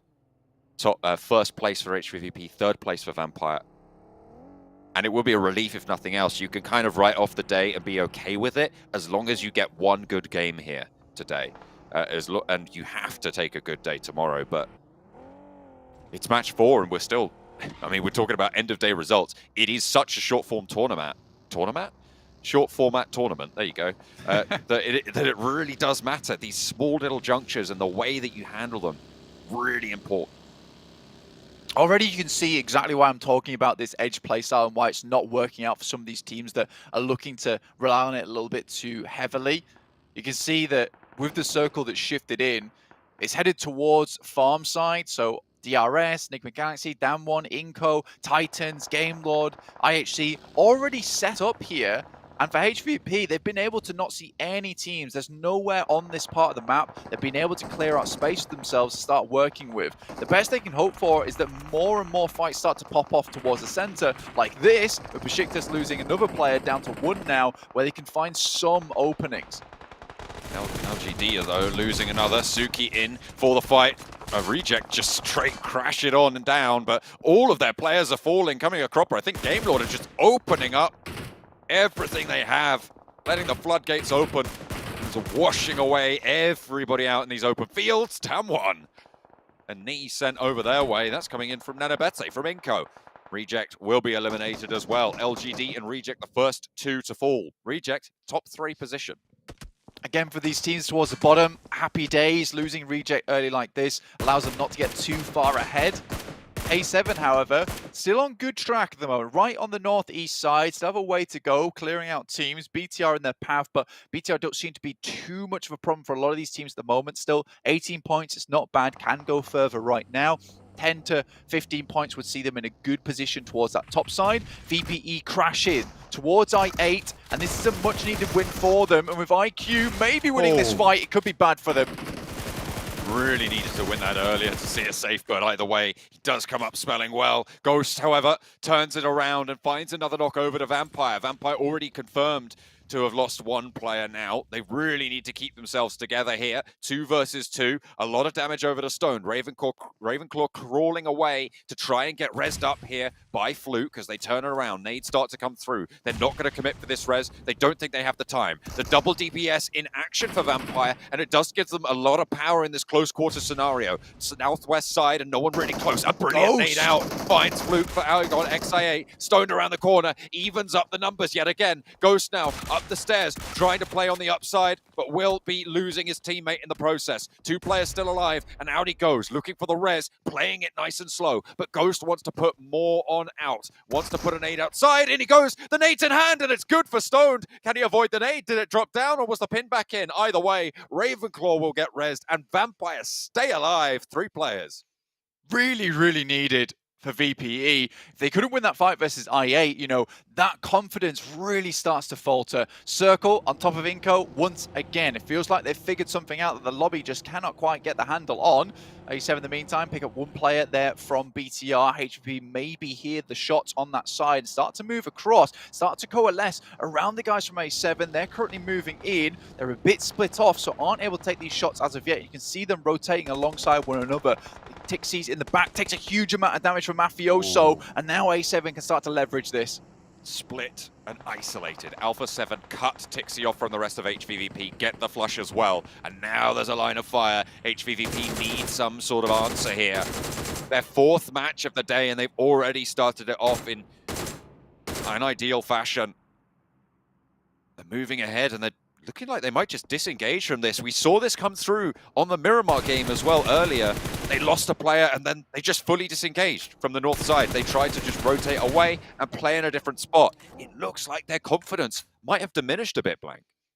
Yeah, just faltering. Matic takes a massive amount of damage there. Some good sprays. He was on a straight trajectory, though, which makes those sprays a little bit easier to hit. Kitsune still watching down that way. They needed that instant refrag, and with them being split off one another, Tixie in the back. I mean, Matic, the rest of the team, perhaps looking to rotate down towards the eastern side, hope to pick one a third party. But with how quickly we did see that fight conclude between A7 and BTR. BTR just sending it all the way down towards that southeast side. HVP run into something that, you know, they were not prepared for, and A7 were already setting themselves up for a new fight.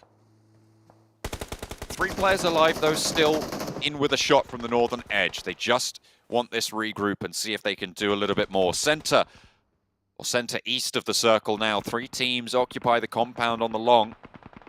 Game Lord, Titan, Bacon time as well. Bigatron trying to roll up to squash from iNCO, who do have 4 players active. Their players are a little bit too far away, though, to help squash on this one. And he will be caught in the press. Bigatron, you can see the health bars there. Zuxi is down, but Misery and Liquid very, very low. Close by to iNCO, and the nades are in range here. The smokes are starting to bloom. It's actually Nigma Galaxy sneaking a little shot in through from the northwest side, through the doorframe. More and more through. Game Lord Narvalo steps out a little bit too wide. Takes a bit of bad damage on his side. Gem Foster also falling. There is a slight gap in that shack, in which case Nigma Galaxy are completely taking advantage of it. Just sending bullets whistling through. Hear the wood cracking as it hits, and Gem Foster will go down because of it. And Abete, Becker, Vitali all up front. BTR, all he can do is keep sending these smokes down towards the floor. Their position is now known. Yes, it's a central spot, but look at the amount of teams that see that position.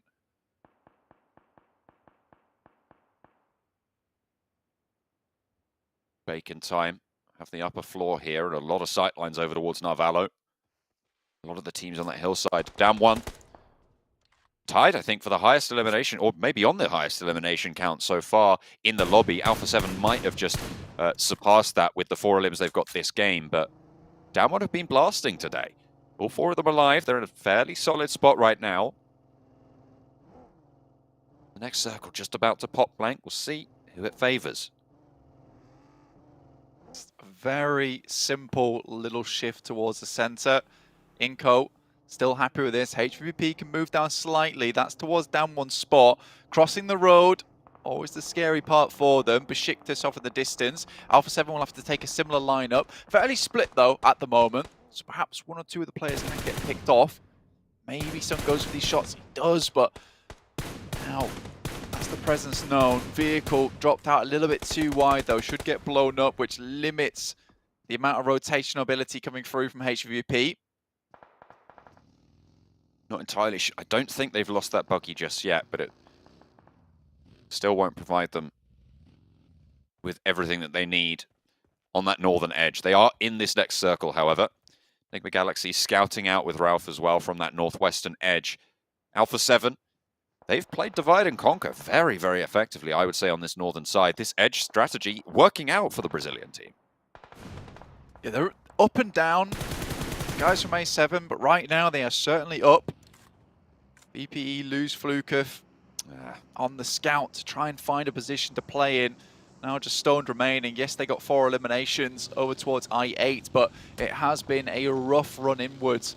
And that same ability to just get into those compounds and fight with teams, take them down, and then move forward after that. They are hemorrhaging players. Yes, they took knocks, but they always got players back up to 4-man strength. Smoke goes down. Nigma Galaxy look like they're going to try and move up towards it, and Stone's in a very tricky position now.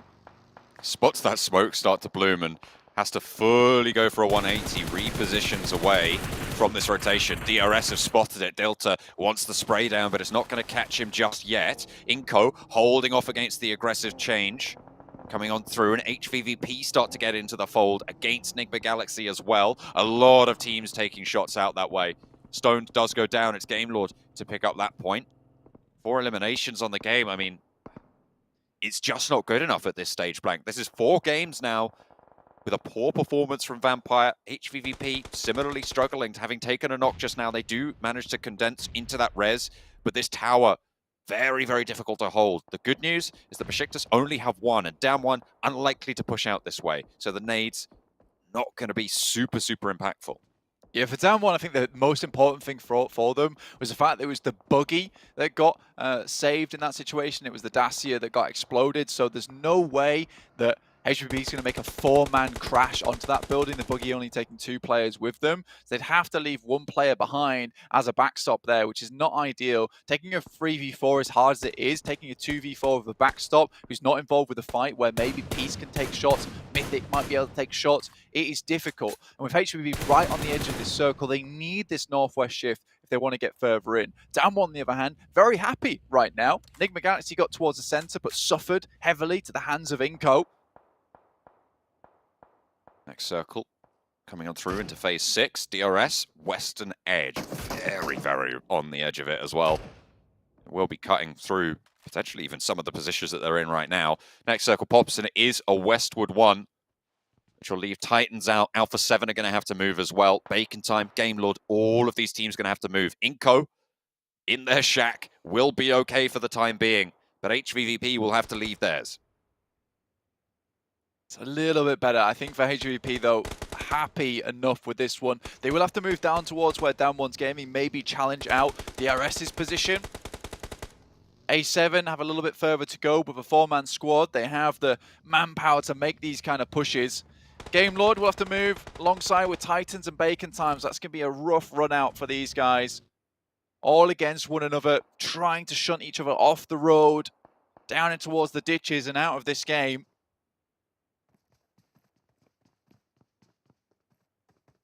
HVVP smokes up.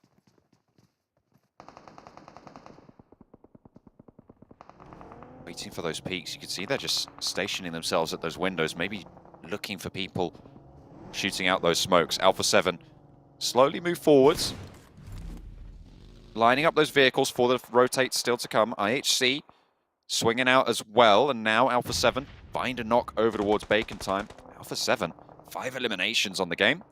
And in comes the rotate. Now, Valo already down. Robs looks to move in and potentially look for a res as well there. Victor and Akashi left at the back. They have got that foothold into the circle now with Robs getting that res. But in comes Shirty to lead the charge for Bacon Time against the remaining duo, but a lovely little step up for Akashi, finds the forward position. Noise is there, getting isolated as well. Akashi around the side, looks for more, has to swap out for the Mini 14, but there's backup from Victor, and now he looks for the reload on the UMP. Player at the back, spotted, going into the side building there, side room, but there's an off angle, there's shots coming through, and Game Lord now may lose their backstop position. The duo at the back will fall, but it's only ice for Bacon Time to keep going, and Titan shut it down.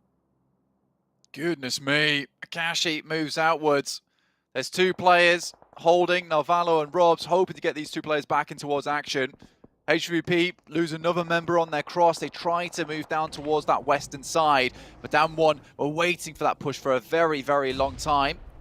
Maybe HVP gets their teammate back up in action, but they need to get towards a top 5 position now to see them with maybe even just a chance towards the last 2 matches of the day. Titans fly in towards where Game Lord's holding. Very limited space to play in, but right now Robs is making it happen.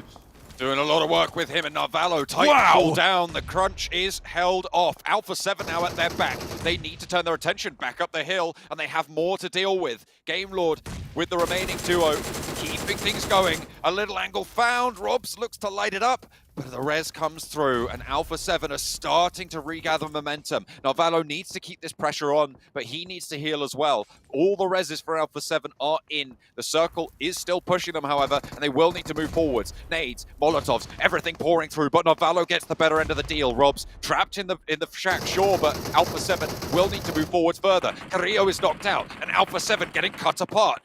Game Lord doing so much work, 10 eliminations on the cards. They trapped and tracked down Titan.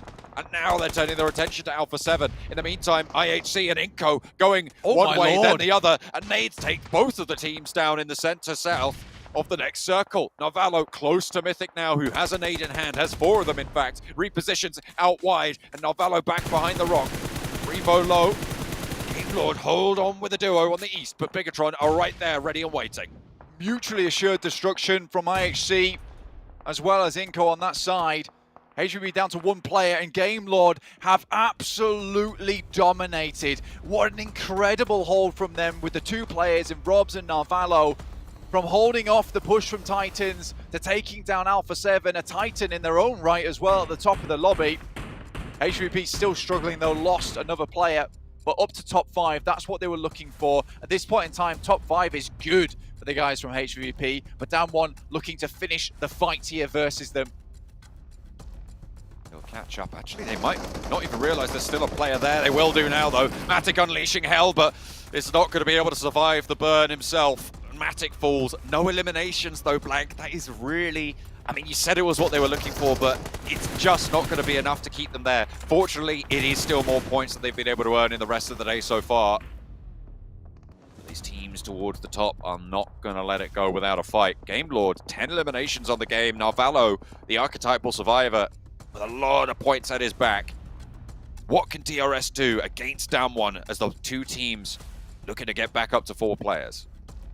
Again, BTR set themselves in position for success after that last game on Sanhok. You want to see them do more here. Yes, they don't have the most amount of players to work this out with, just the 2 in Liquid as well as Misery, but they have to take this all the way at the moment. For BTR, that last game on Sanhok, yes, they got some points, but again, I'll say it, it was lukewarm. It was not enough. They did not have enough presence within that lobby.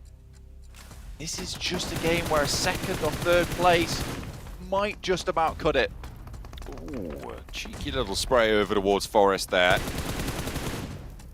Narvalo caught, but not going to get taken down just yet. Seemingly found some cover there behind the shrubbery. Down 1, right on the edge, and will have to move further. Narvalo is closer than they are. DRS as well will have to push through. Bigatron, the only team in the circle right now, even though they are a duo, and they have some real hard cover to push up on. DRS moving on the prowl. Killer sends himself in towards the smoke. Down 1, moving in the vehicle. This has to be a good shot coming through from BTR. Rule steps up. Down 1 gets a little bit further down, but Narvalo's there, finds 2. This guy is killer today. Find another point, maybe, even getting a flush there. Nicely found, and a lot of damage being sent through. Narvalo able to flush out 1 of them, and down 1 have been taken apart here. Forest, last player standing for them, and now it's only DRS as a full force squad, but they still have to push in just a little bit. Fortunately for them, there's no windows really for Bigatron out their direction. DRS moving up, 4-man squad towards the top of the lobby at the moment, looking to put some more points on the board here. A really good team when it just comes to getting towards these final moments every single time. Not able to bring always that firepower. Finishes off the fight for them. BTR though, 2 players left alive. Nice shots come through from Forest. Will at least find 1. Gives him time to maybe get out, but Narvalo will take immediate advantage of that. From this angle, moves up to the shack, further in towards the circle. Very comfortable in these solo scenarios. We've seen him in them about 5 times over the last 2 days, Blank. Somehow, the Game Lord have been operating well as a team so far this game. They did get chunked down, but they already have, I think, over 11 eliminations. Narvalo, though, gonna get trapped out by the blue zone. Will have to make a mad dash for it if he wants to stay alive here. Bigatron. That's a great molly. It's cruel. He's still... Oh, no, there's the zone. I thought he was going to be in it for a little bit longer, but no, the zone will envelop, and neither team's going to put a foot out of line here. Narvalo falls 3rd place, but a cracking entry from Game Lord on the game. 13 eliminations in 3rd place, a 23-pointer. Now Bigatron in a 2 versus 4, Misery and Liquid. Liquid sending nades over the top. These nades are really important. Needs to find some damage from them at least, but you can see already the nades have been sent over the top, and with Liquid only able to send 1 at a time, whereas DRS is doing so many. Just to find a bit more damage. Already Killer quite low though, after being res a little bit short time ago. Bit more damage on his side. You wonder how many Liquids got left, but that's him down. Now Misery in in a really horrible spot. Rules on the side. Position for Rules is known, but Liquid going to get flushed out here. Gianti starts to push forwards. Bigatron, 1 versus 4. Looks for some shots, finds 1, but is not going to be able to get any more. DRS able to take the chicken dinner in the middle. Very, very nicely controlled towards the end there. Playing from that high ground, moving through. Nice and effective. DRS will be in a really good spot now, starting that game on 31 points and finishing with a good point scoring and the chicken dinner. I think that might set them ahead of Alpha 7, in fact, in first place now. Really, really good game from DRS. I mean, they have just made it through all of these group stages so far very, very well. I mean, it's been consistent at a time. Not always the most flashy of finishes, not always right at the top of the tables, but certainly always here and present is DRS.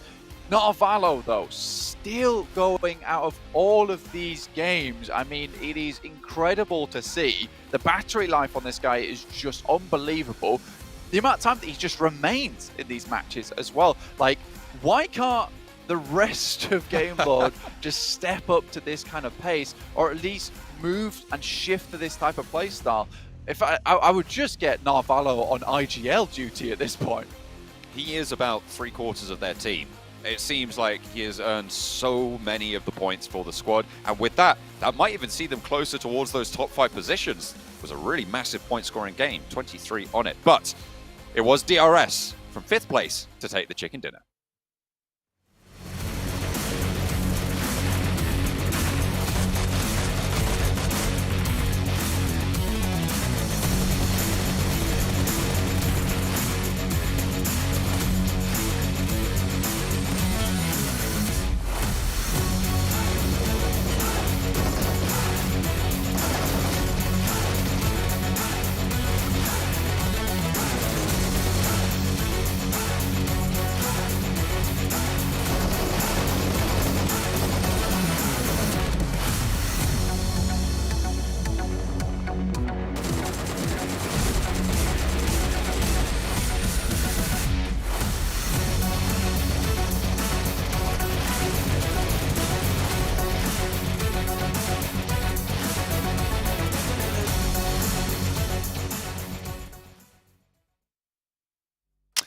I'm going to take a page out of Imperium's book.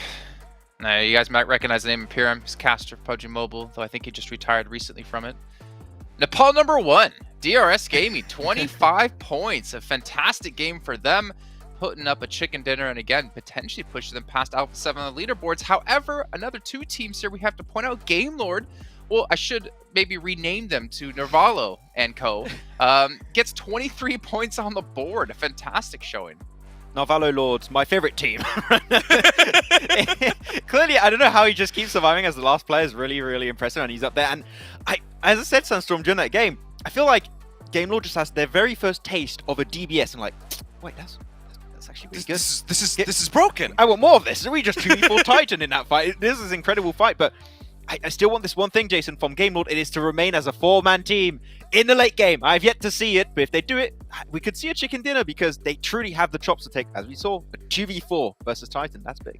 Won't happen, Max. I'm sorry. It just won't happen. It's Game Lord cannot win games with 4 players left alive. They have to at least lose one player.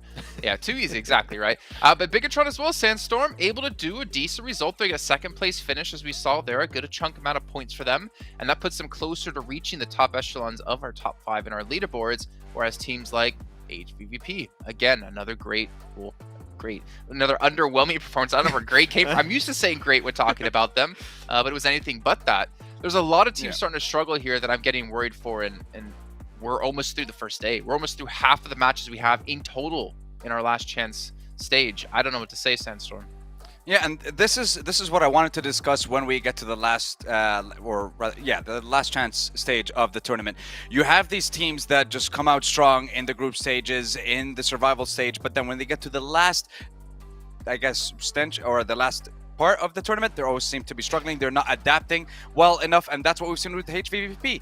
They have dominated Group Green for the first 3 days, and then they changed their strategy on day 4. They started dropping on the west side of the military base, and they lost first place. They didn't even make it to the grand finals, and now they're here. And they're repeating the strategy again. I'm not sure why they're doing it, considering that's the reason they couldn't get to the grand finals, and now they might not even make it at the end. This is very bad for HVVP, and they have to turn it around now. Yeah, they need to turn it around right now. But for us right now, we have to go to a short little break. And we come back, we're getting things ready for our 5th match of the day.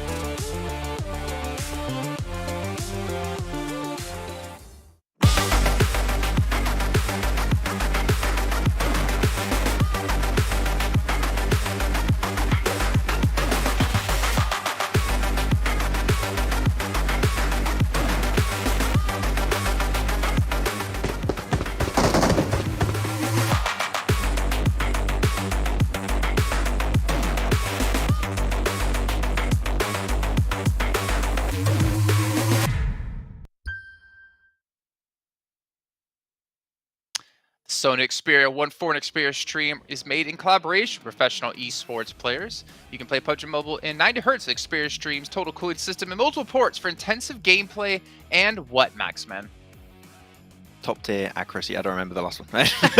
you just keep throwing me under the bus in the middle of a sponsor segment. I don't know what. What does it say? Okay, hold on. What does it, Sandstorm? What's the last thing?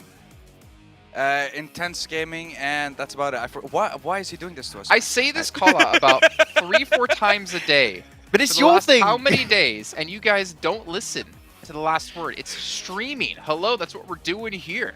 Gentlemen, we're about to head into our next match. Before then, we're going to take a look at our overalls, and DRS have done it. First place by 8 points. Now, 8 points isn't that big of a buffer, but as you look down the list, they're almost 20 points ahead of Gamelord, who are in 5th place, Maxman. I think that a lot of the teams here just realized there was a 90 Hz option on their phone, not on Xperia device. Like, wait a second, this is also really good. It's just going to help out a lot on our results. DBS, 90 Hz? Oh, best of both. Well, I mean, yeah, it's look advantage for them right now.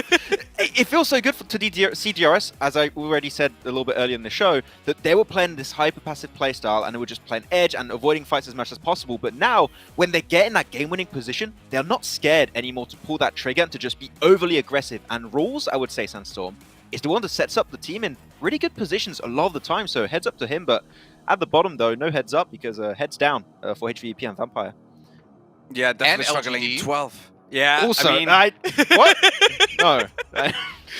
No. I think Maxman's team should be safe. Should be, provided that he doesn't pick them for the rest of the tournament. But next game, Miramar. That's going to be a very spicy game, especially with the fact that Nigma, HVVP, Vampire, these guys are not doing so hot right now. And with this 5th game of the day, HVVP Vampires, I'm not sure if they can bring it back at this point of the turn, especially Vampire. In the last game, a couple of times they would send one of the players to kind of scout out, find out some information, find out which compounds they can actually just breach instantly. They didn't manage to do that, and they lost 2 players in 2 different locations to do 2 different teams. They're not able to get the information they need to get into the last couple of zones of the game. All right, well, it's time to take a look at our teams to watch here, and I'm kind of hoping both of you have focused in on the lower-ranked teams. To do well, of course, Maxman's got to throw up Gamelord in there after their recent success and discovery of the DBS, but Titan as well, Max. Yeah, I think they had some interesting fights in the previous game, but I'm mostly focused on teams in the middle of the pack right now, and the reason why I'm not picking lower teams, I think it might be over. I'm really looking at the lead that the teams had at the top, and I'm thinking, unless we see a step up in these last 2 games and seeing how things have been going so far, I don't know why I would put as teams to watch like HVVP, Vampire, Enigma, because even if they do get good games, I don't know if that's going to be actually enough to reach top 5. Well, so it's looking scary at the bottom. Yeah. Right. 5th place was 36 points. 20 points in a match, pretty doable. Even possible, like 25, pretty doable, right?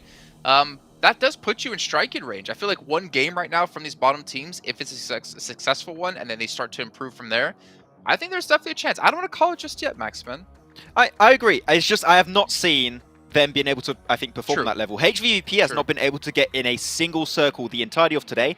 Vampire's just looking like a shadow of their previous selves in what we saw in, you know, the last 2 stages of this PMGC. Until I see something, I'm not going to put them as a team to watch because they're just not looking anywhere as good as they were in the past. Okay, well, Sandstorm, respect your picks here as well. You had Enigma Galaxy, you had HVVP, and you had Vampire. 3 teams that need to step up, and 3 teams that I would never expect to not make it to the finals here of PMGC. But we'll see as we head into our 5th match with John, Allen, and Blaine.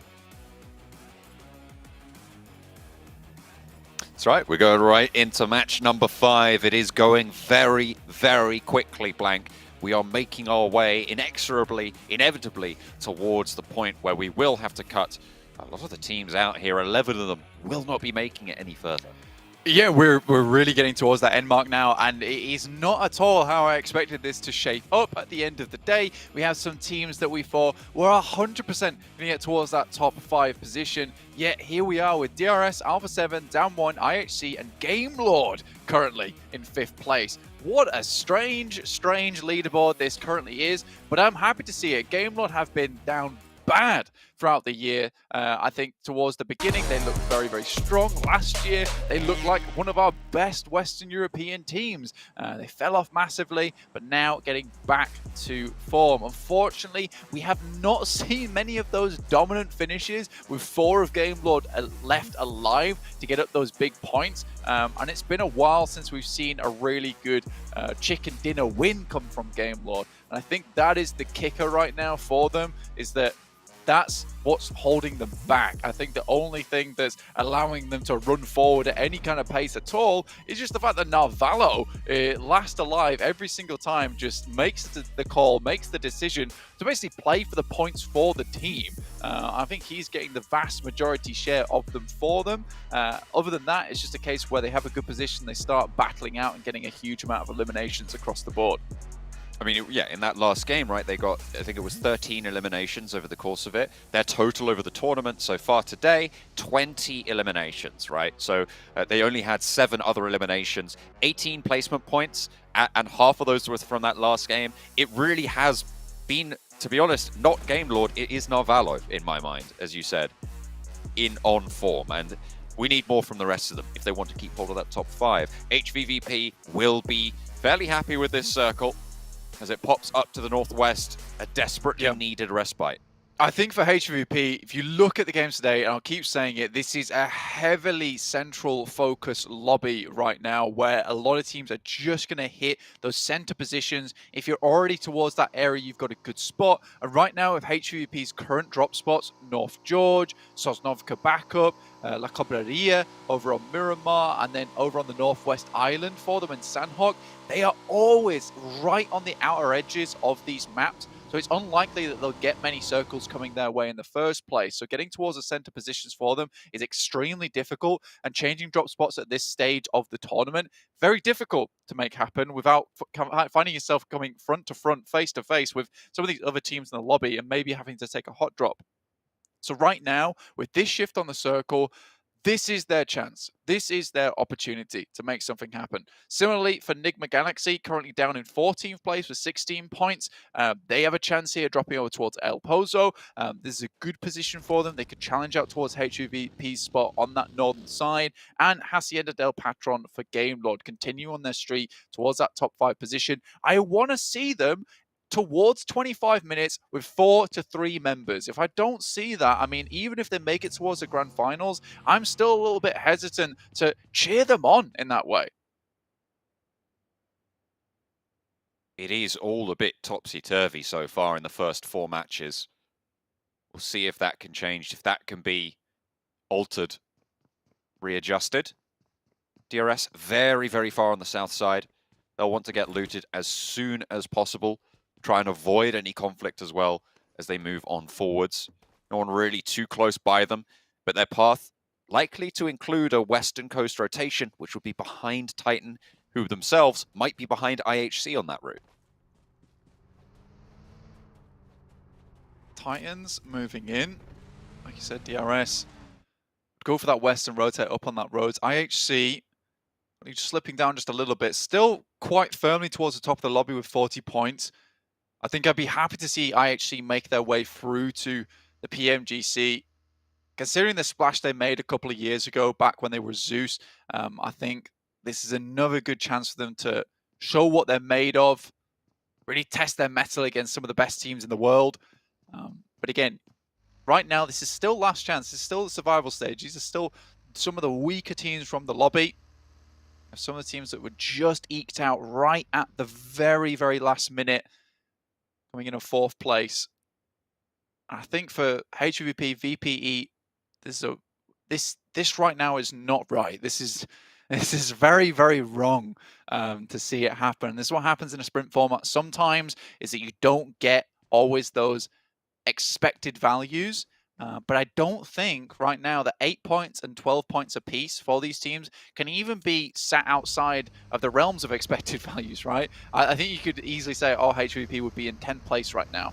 And that is them not doing well. But at the moment, these two teams look like they cannot find that same kind of performance that they were looking at when we were watching them in that survival stage, when we were rotating those groups in and out. Definitely needs a step up. To be fair, you can play the iNCO strat and get 2 really big games a day instead of playing consistently. It is high variance, as you say, but you've already played your bad games, which would mean that you necessarily have to have these 2 massive games at the end of the day. And to put it bluntly, both of these teams can't do that. They can't do it at the same time. It just doesn't happen. No. And so we're seeing one of them going to drop behind at least. Yeah, I think at this point in time, it's very unlikely that we'll see HVP or VPE both in the top 5, barring some kind of miracle for both these teams, and the teams at the top suddenly having a massive drop-off in performance. For HVP and VPE to make it to the grand finals, right now, the percentage is very, very low of that happening. So it's a bit scary for any fans of VP and HVP. It would be very sad for one of the most promising Thai teams to not go through to the grand finals and represent their country there. But again, this is just how PMGC works. Sometimes you get cut, and if you can't continue that kind of sprint, you can't continue that consistency going through for 5 days, you should have made it in the top 3 in the first place. I mean, we were talking about Vampire after the show yesterday, and I mean, they are generally quite a streaky team. They have had massive performances. I mean, you look at PMWI, for instance, back earlier in the year, they came first in both phases of that tournament on a global stage against some of the best teams in the world. This is not that team. This is absolutely completely different from what we've seen, even from previous days in this tournament. So you cannot afford to have these off days in this fashion. Yeah, and I think the adaptation has to come through now from both of them. A7 is probably the only team I'm seeing at the moment that is able to make it happen with this edge play style. And they usually play from the northeast, though, and I think that's something you have to consider, is that a lot of times this northeastern side of the circle, it's very free, it's very clear. And for HVP, where they're coming in, it's a little bit difficult. For VPE as well, southwestern team playing on the edge, they also have a massive difficulty doing that because there's a huge amount of teams that are coming from that way, dropping on that side of the circle too. There's a lot of little bits of nuance that's going on at the moment, which is hampering a lot of these guys, but I still have to admit that A7, again, probably the only team that has found success playing this edge play style. Now, with HVP towards the center, we have a really good time to bring out the magnifying glass and see exactly what's going on. Is it that edge play style that's holding them back, or are they just in this state of a little bit of mental fluctuation? Can they not quite find that same groove that they were in over the past 3 days? And is it not just been able to translate here? I think this is a great time to have a look, really deep dive on the team, because if they don't make it far into this game, I'm talking past 20 minutes, you know, there is something seriously going wrong. And the adaptation coming through tomorrow has to be massive from both VPE and HVVP. Hopefully they can pull something together in these final 2 games of today as well. LGD moving in from the eastern side, who've been having a fairly middling day right now, have LGD. They've had 1 or 2 fairly strong performances. They've had some solid results come through. But now they need to start to blast out to join the big boys at the top. You can see at the moment, 11th place, 22 points, 38 points the current bubble. So they are 16 points behind. Not insurmountable by any stretch, but definitely not where you want to be. It's lagging a little bit behind where we thought they might be, especially given their performance yesterday. HVVP regrouping a little bit to play on the north side of this next circle shift. A really, really, really good ridge to play from on this top side. Huge amount of sidelines available to them. The next circle coming in will lock off that northern edge portion as well. So again, leaving those two players behind in Meku as well as Kitsune, the north side of the ridge, will give them a bit more opportunity to look out that way and make sure there's no one coming in. So that careful nature returning back. But you can see there is a difference. There's a really big difference. Yes, HVP got the circle, but it does seem like VPE has switched things up as well. I mean, they looked at what's happened with iNCO. They find that they're getting a lot of success on board, and you wonder why. And it's like, well, they're just sending center. They hold center, they get far into the game, they hold on to these compounds, and VPE, instead of trying to play out on the outside now and move in, they've taken up a very central compound. They're a strong team. They've got good team fighting capability. They can play off the back of one another, but they've been constantly on the back foot every single time at risk of toddling backwards and just falling flat on their back. Ooh, gets lit up. Hamodi wins that challenge. A solo outpost for Enigma Galaxy, and that makes that a very, very risky challenge to take for Hamodi. However, he does win that out. However, if IHC, in the meantime, take down the vehicle, it means that he will take a knock on the drop down if he needs to regroup with the rest of the team. So be careful with it at this point in time, John. Like you say, a really important position for them just in terms of been providing that info backwards towards the rest of his team. Suki, though, it's a big amount of damage coming from Peace. Immediately gets back into cover. Zessie down. It'll be difficult to pick him back up, but can make that long crawl back towards Enjoy. Pick him up, but Suki's very unwilling to let this player go. Got him on the chains. Keeps dragging him backwards, but finally gets towards his teammate, who's unraveling those as we speak. The rest of LGD as well, looking out this way, being pinged furiously, I imagine. After the knock, slowing them down, and actually, potentially... No, MVM's moving away on that one. Just trying to get a little bit better position in this next circle, because Besiktas right on the edge. It's not worth LGD pushing out for it. Circle shuts yet again. The big fight I'm looking at, Blank, is Bacon Time versus HVVP. Both of these teams need to stand up. We've talked a lot about HVVP, but Bacon Time as well. This was a top contender team coming into today, and again, another performance that is unbecoming of them. 100%, and I think for HVP, currently very split off at the moment, watching all angles. They're very concerned about getting backfilled on from any of these positions and saying how important Crater Fields Ridge is. Bacon Time slowly making their way on over. I think the information should have been passed back from at least one of these players from HVP.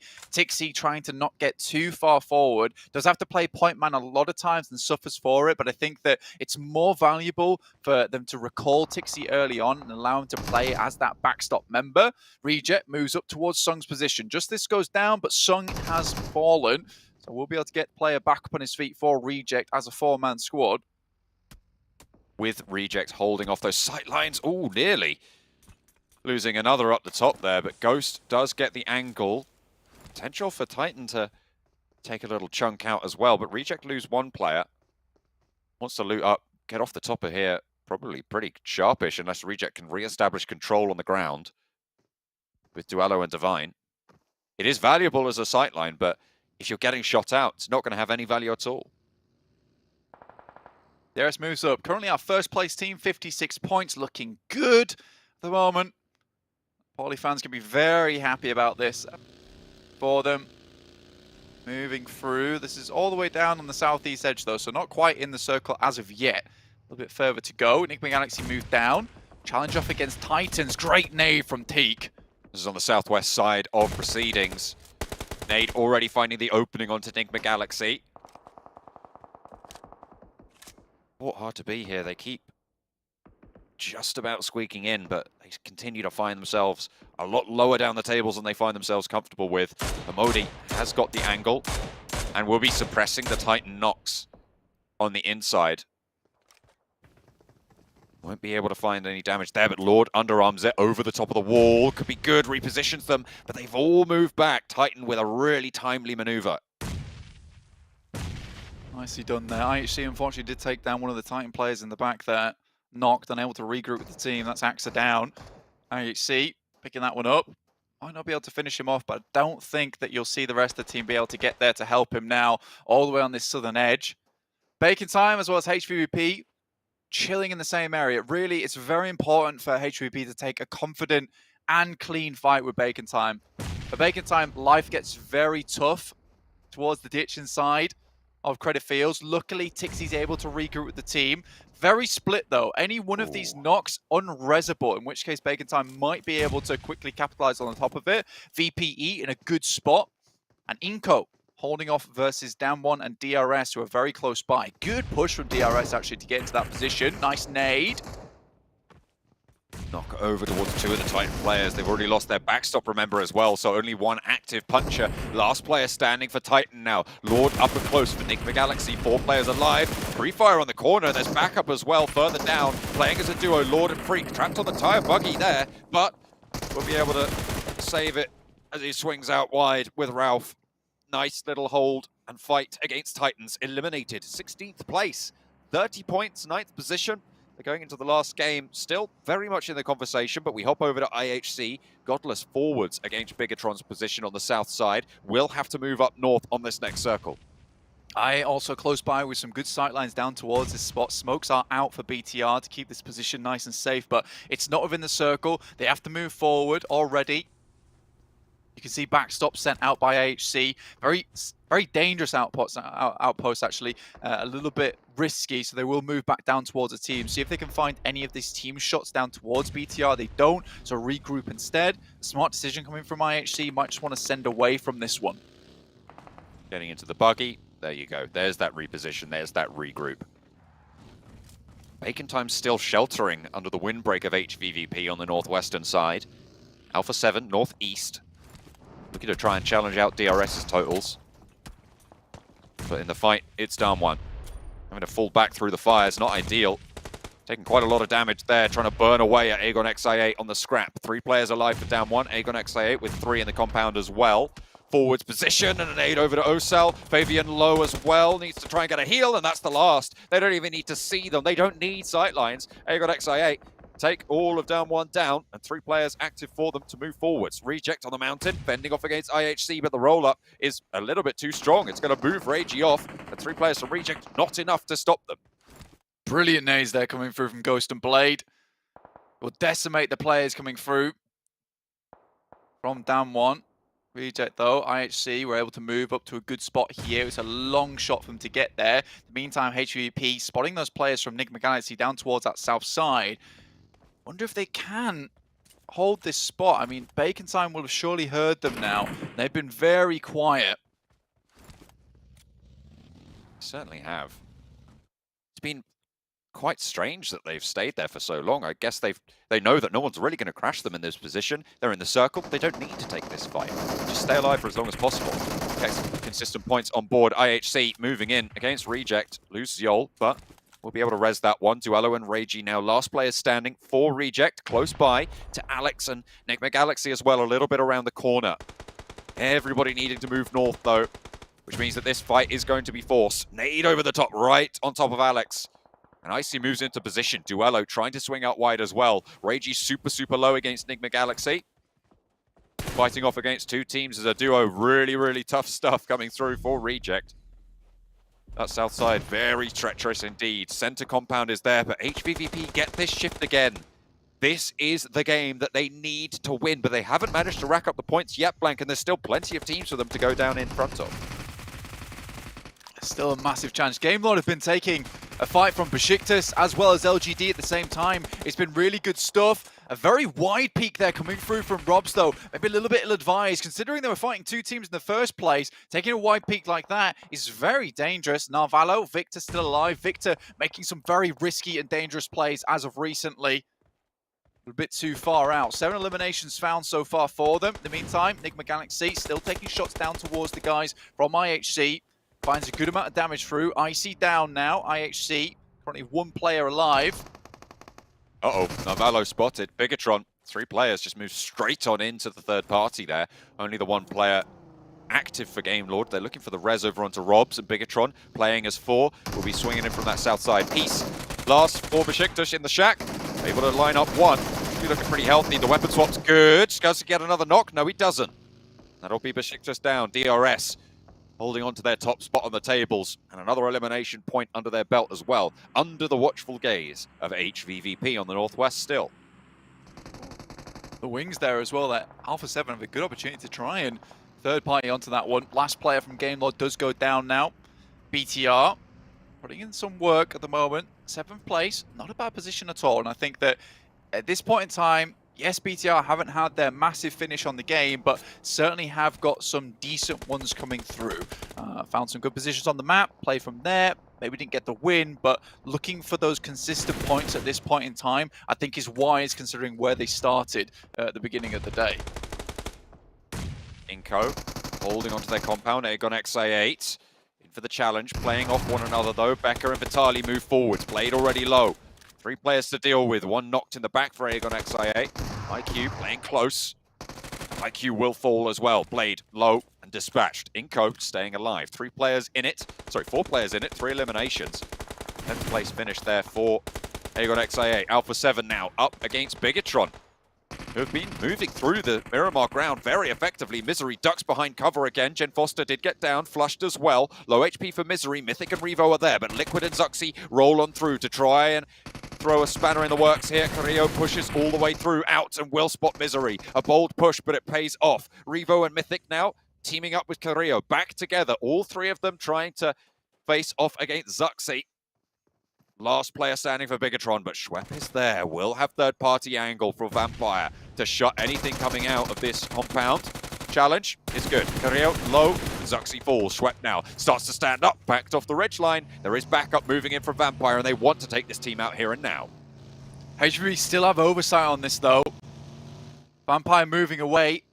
And a little bit of damage over towards Alpha 7 is more than they needed, to be honest with you. That little bit of damage will slow them down, let them know that they need to be wary moving off from this side after hearing those shots. So I like this from VPE. Maintain this decent compound within the circle, yet keep Alpha 7 in a position where they're a little bit afraid to move up. iNCO, far into the game, picked that central spot, really haven't done much at all. Grabbed those 4 eliminations for themselves and then just coasted from there on out, and that is fine. That is fair play.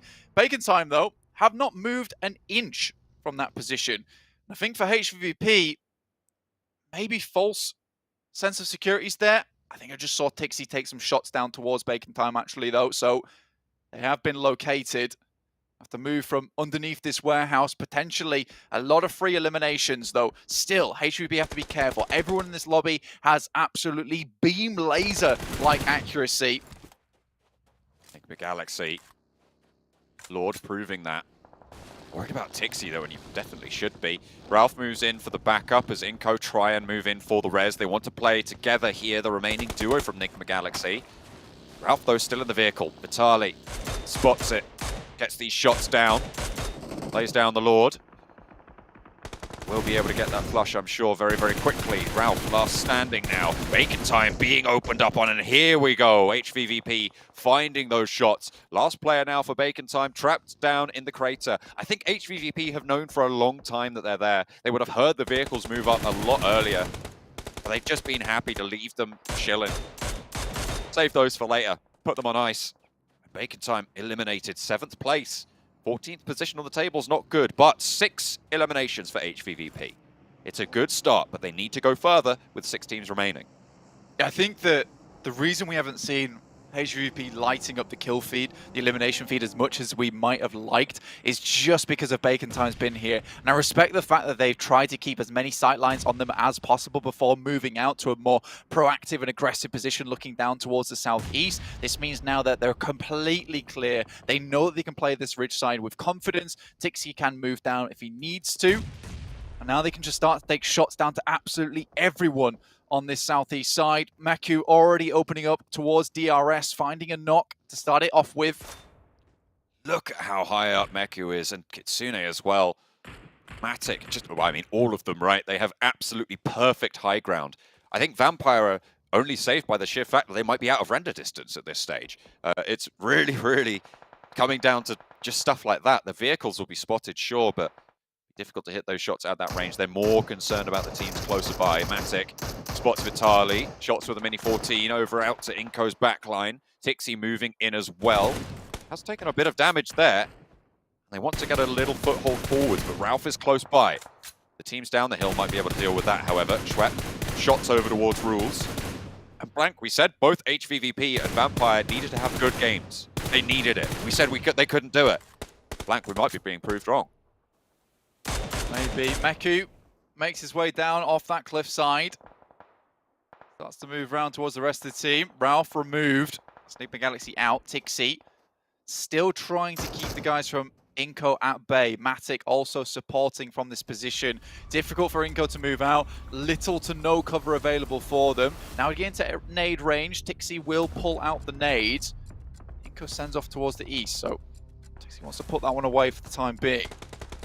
Circle goes very central, but still under the watch of the HVVP high ground. They might have to descend from the super high ground positions, the plateaus that Kitsune is currently on. He is outside the circle, but he can leverage it for as long as possible. Vampire picking up a point or two on their way, as well as DRS faltering under their gaze. Fortunately for DRS though, they're right at the top of the tables. They're in this very late yet again. 3 players alive. Yeah, this is really good news for DRS and should secure them some good point scoring towards the end of the day, which sees them very safe in terms of a buffer coming into tomorrow. Still, there could be some massive strikeouts for some teams. Get them back into a fighting chance. Again, though, DRS still in a very, very good spot. At least the first couple of matches tomorrow, if they can match the type of performance they've been able to show us today, which is getting late into a lot of these circles, really could be DRS. He's seen as one of our first secured members going through to the grand finals. Was looking for a nade in Mythic's backpack there, but doesn't have one to play with. Behind DRS in both the tables and the position. The smoke forwards actually going out. Will give the game away. Mythic has a little bit of trouble with Gianti close by. It's actually Ravenclaw from Vampire to spot him. Lands a headshot there, sneaks the elimination point away. 4 elims, Alpha 7 out in 5th. Again, similar story to DRS. Good point scoring to close out their day. They still have one more match to play. They'll keep themselves in those top 5s for sure. Vampire now from the south side. HVVP from the top. Trying to trade it off. Knock over towards HVVP for the first time this game. That might be worrisome. iNCO, southwest side, being left alone by pretty much everyone now. In comes Vampire to put the crunch onto DRS. The DRS are being shot down by HVVP in the time being as well. Ravenclaw moves up far and far. Schwepp cut down. And in comes HVVP from the top as well to find Vampire shots as well. Ravenclaw out wide. Vampire down to 3. Matic spots Ravenclaw, takes him down, looks for the flush. We'll be able to find it. 10 eliminations for HVVP. Blank. The heat is coming back to this roster. This is what they needed. Hopefully they can roll this confidence forwards. Vampire in it late too, but iNCO are still alive. And this is what we're talking about. You drop the magnifying glass on this team, you see what the real problem is. And it looks like it is just this case of playing on the edge with such a central-based lobby that it's difficult for them to find these positions where they can sweep and clear. iNCO Gaming move up. Nenebete's first to handle. They know they have a knock. Kitsune's got a grenade. Be able to send it over the top, get some good damage. That's fantastic. A nade might do the job there, and Nenebete knows he has to move back. I think those shots came in from potentially even Vampire across the way. Stepped a little bit too far up that ridgeline. Becca on the off angle might be able to get Matic done here, but Tixi bursts it in the air super high, and those shots from earlier are crucial. Nenebete falls, and they can res. Move closer to the edge of here, though, and Becca might shut you down. Vampire is there, and Squash has an off angle for iNCO. This ridgeline is so dangerous for HVVP. It is their savior, but also their curse to play around. They'll have to move closer to the center of the circle. Heals come through. They'll have been fairly good on the ordnance for now. Kitsune wants a peek, Meku wants a turn, and they're getting shot down. Vitali falls, Nenebete again from Vampire on the sidelines. Becca spot out, but shot down, stoned. Squash will be able to deal with it. And out Flute, the only player for Vampire. 1 player active for iNCO as well, with the backline still active. Vampire eliminated. 3rd place, 3 eliminations. They'll take it. 13 points is not massive, but it's better than what they've been able to do so far. iNCO now against HVVP. who've been claiming so much of this lobby in such a crucial time. And iNCO as well, performing in a way we haven't seen since the start of the day to get this late in. Squashed down to the zone. Nenebete looking to heal everybody back in for the roster. Nenebete moves up, back to challenge here. Squash denies the point, out in the play zone, but Meku with a disgusting angle on the side. But Nenebete's already up, takes down one with the DPS, looks for a little bit more. Will push through, all the way through the smoke, looks for Kitsune, who's in the reload. He'll find a second as well. Nenebete for iNCO, needs the challenge, but HVVP turn it back around. It's not elation, we've seen them. The Icemen of the lobby. They keep it calm, even under such pressure. And they are happy, they're relieved to keep themselves alive in this last chance.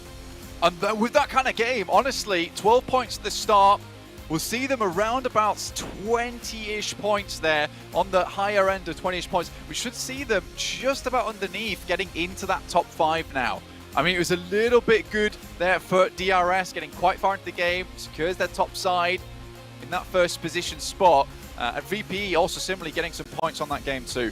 Very, very well done. Look at that, Matic. Look, man, when you don't go and scout out with the vehicles and get shut down about 500 meters away from your squad, look what you can do. It's unbelievable good stuff. That's crazy, isn't it? 8 knockouts, incredible stuff coming through from Tixi for the roster. 14 eliminations, 29 points, Blank. It is a great game, an absolutely insane game coming through from the guys from HVVP. And again, it's this thing where we had to take a look at them from a position where they could play, and it seems to me that there is just that edge play that is causing them some problems, John. Vampire in late. HVVP getting this chicken dinner.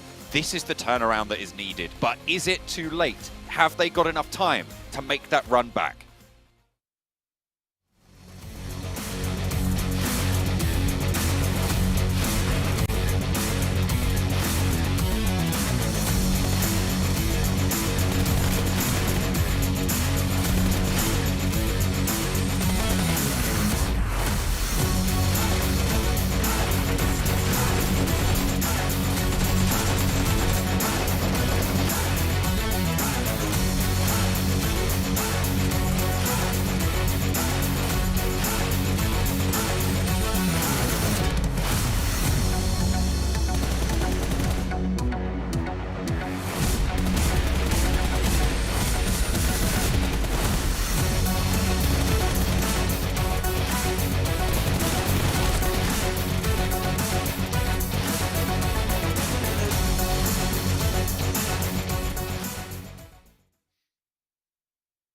I think HVVP need to add a couple of letters to their name.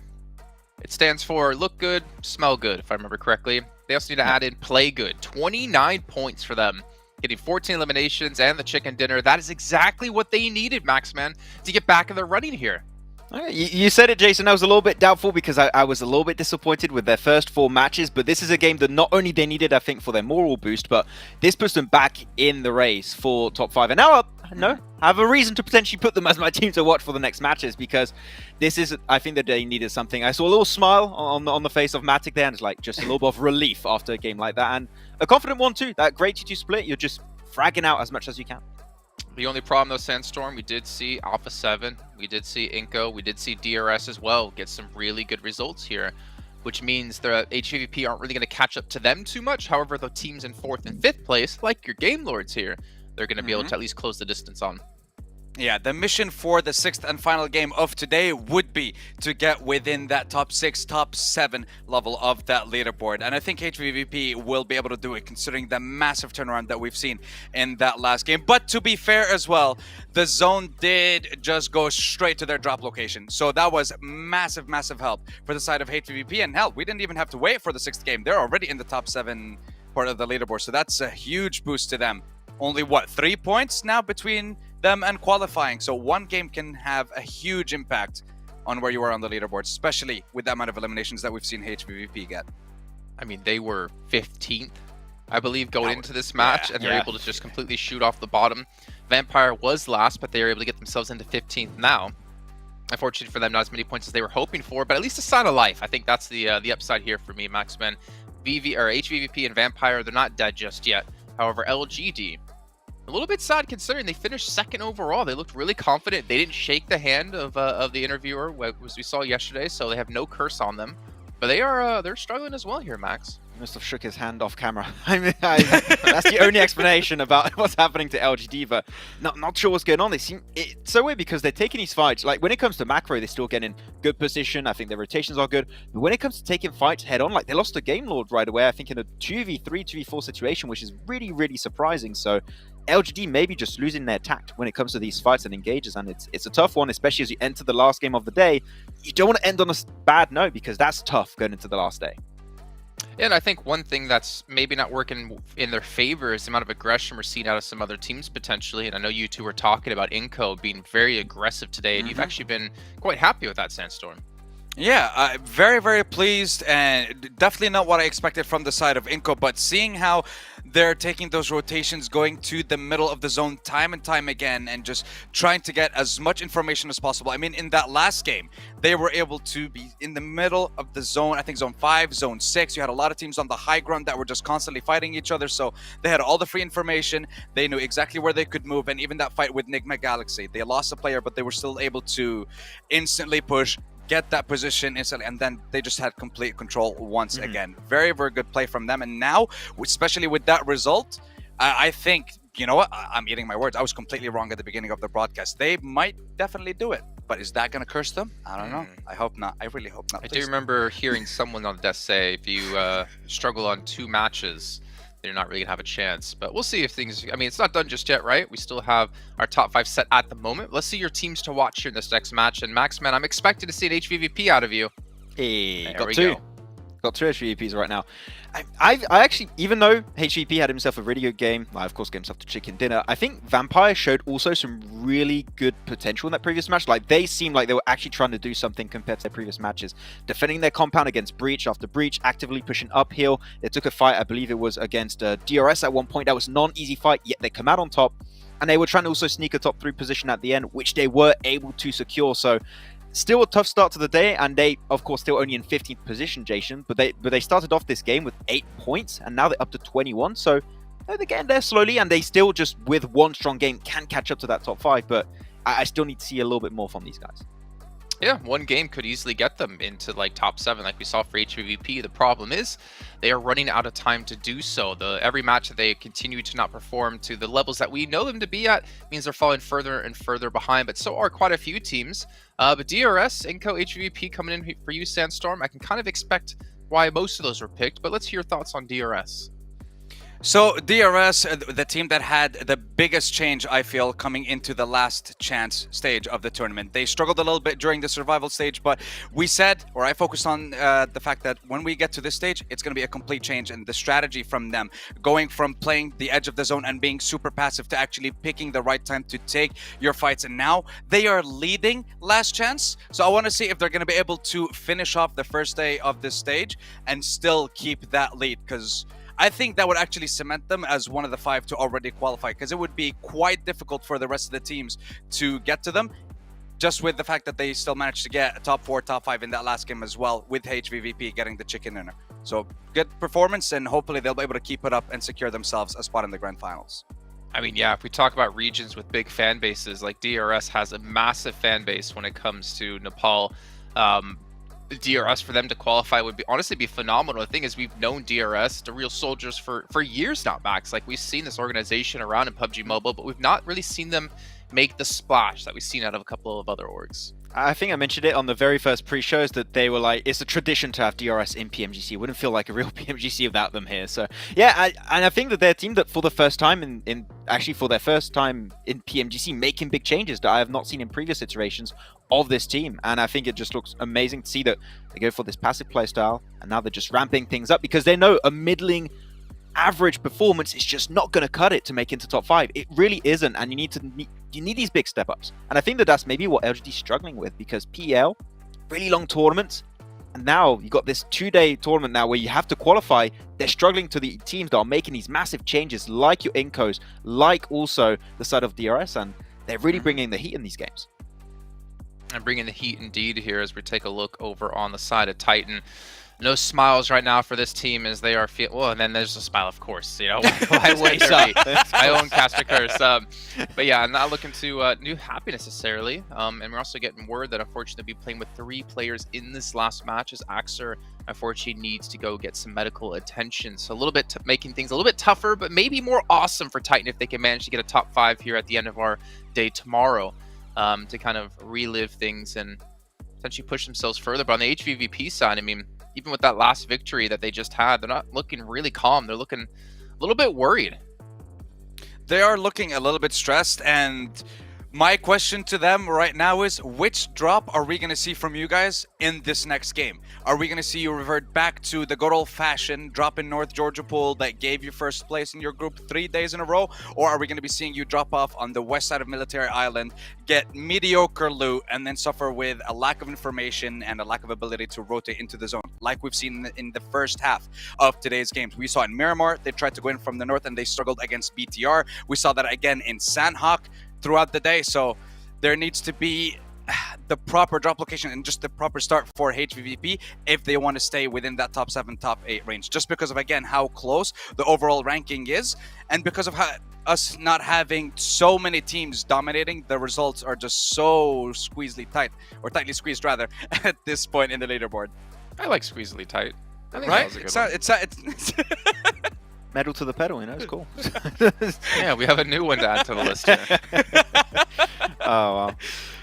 Yeah. I have another team actually I want to bring up right now. Is going to be, I want to see Besiktas step up. Then you have one chicken dinner. Outside of that, not too much. So Besiktas, I want to see, you know, a good baseline coming through.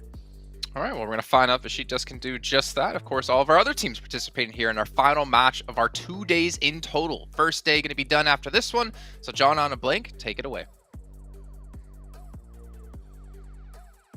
Reaching the halfway mark is a daunting prospect for teams towards the bottom of the tables, but with HVVP blasting out in that last game, they might have alleviated some of that pressure.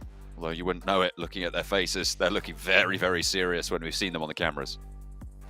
Still, they realize that, you know, they need to do a little bit more here. I think match 6 will be important to them, and I think that when you look at that last game, light bulbs should be flickering on now for them, in the case that on their side of the map in North George, yes, they might need to play there still because it is their drop spot. It'll be unlikely they'll change it right now, but I think the looting session needs to end a lot sooner for them, and moving towards the circle can occur quicker. A lot of times we have seen the eastern circles or down towards that south side, which is getting a bit more difficult for HVVP to actually contend with and head down to early on. But I think if they make an early move, perhaps they can get towards one of these compounds that can be picked up right on the edge side, and at least they're not playing inwards versus a lot of teams that are currently holding a lot of these western compounds. Alpha 7, on the other hand, towards the northeast, able to find a lot of easy positions to move in towards the circle, a lot of undetected areas. This still requires a lot of skill and a lot of scouting from that team,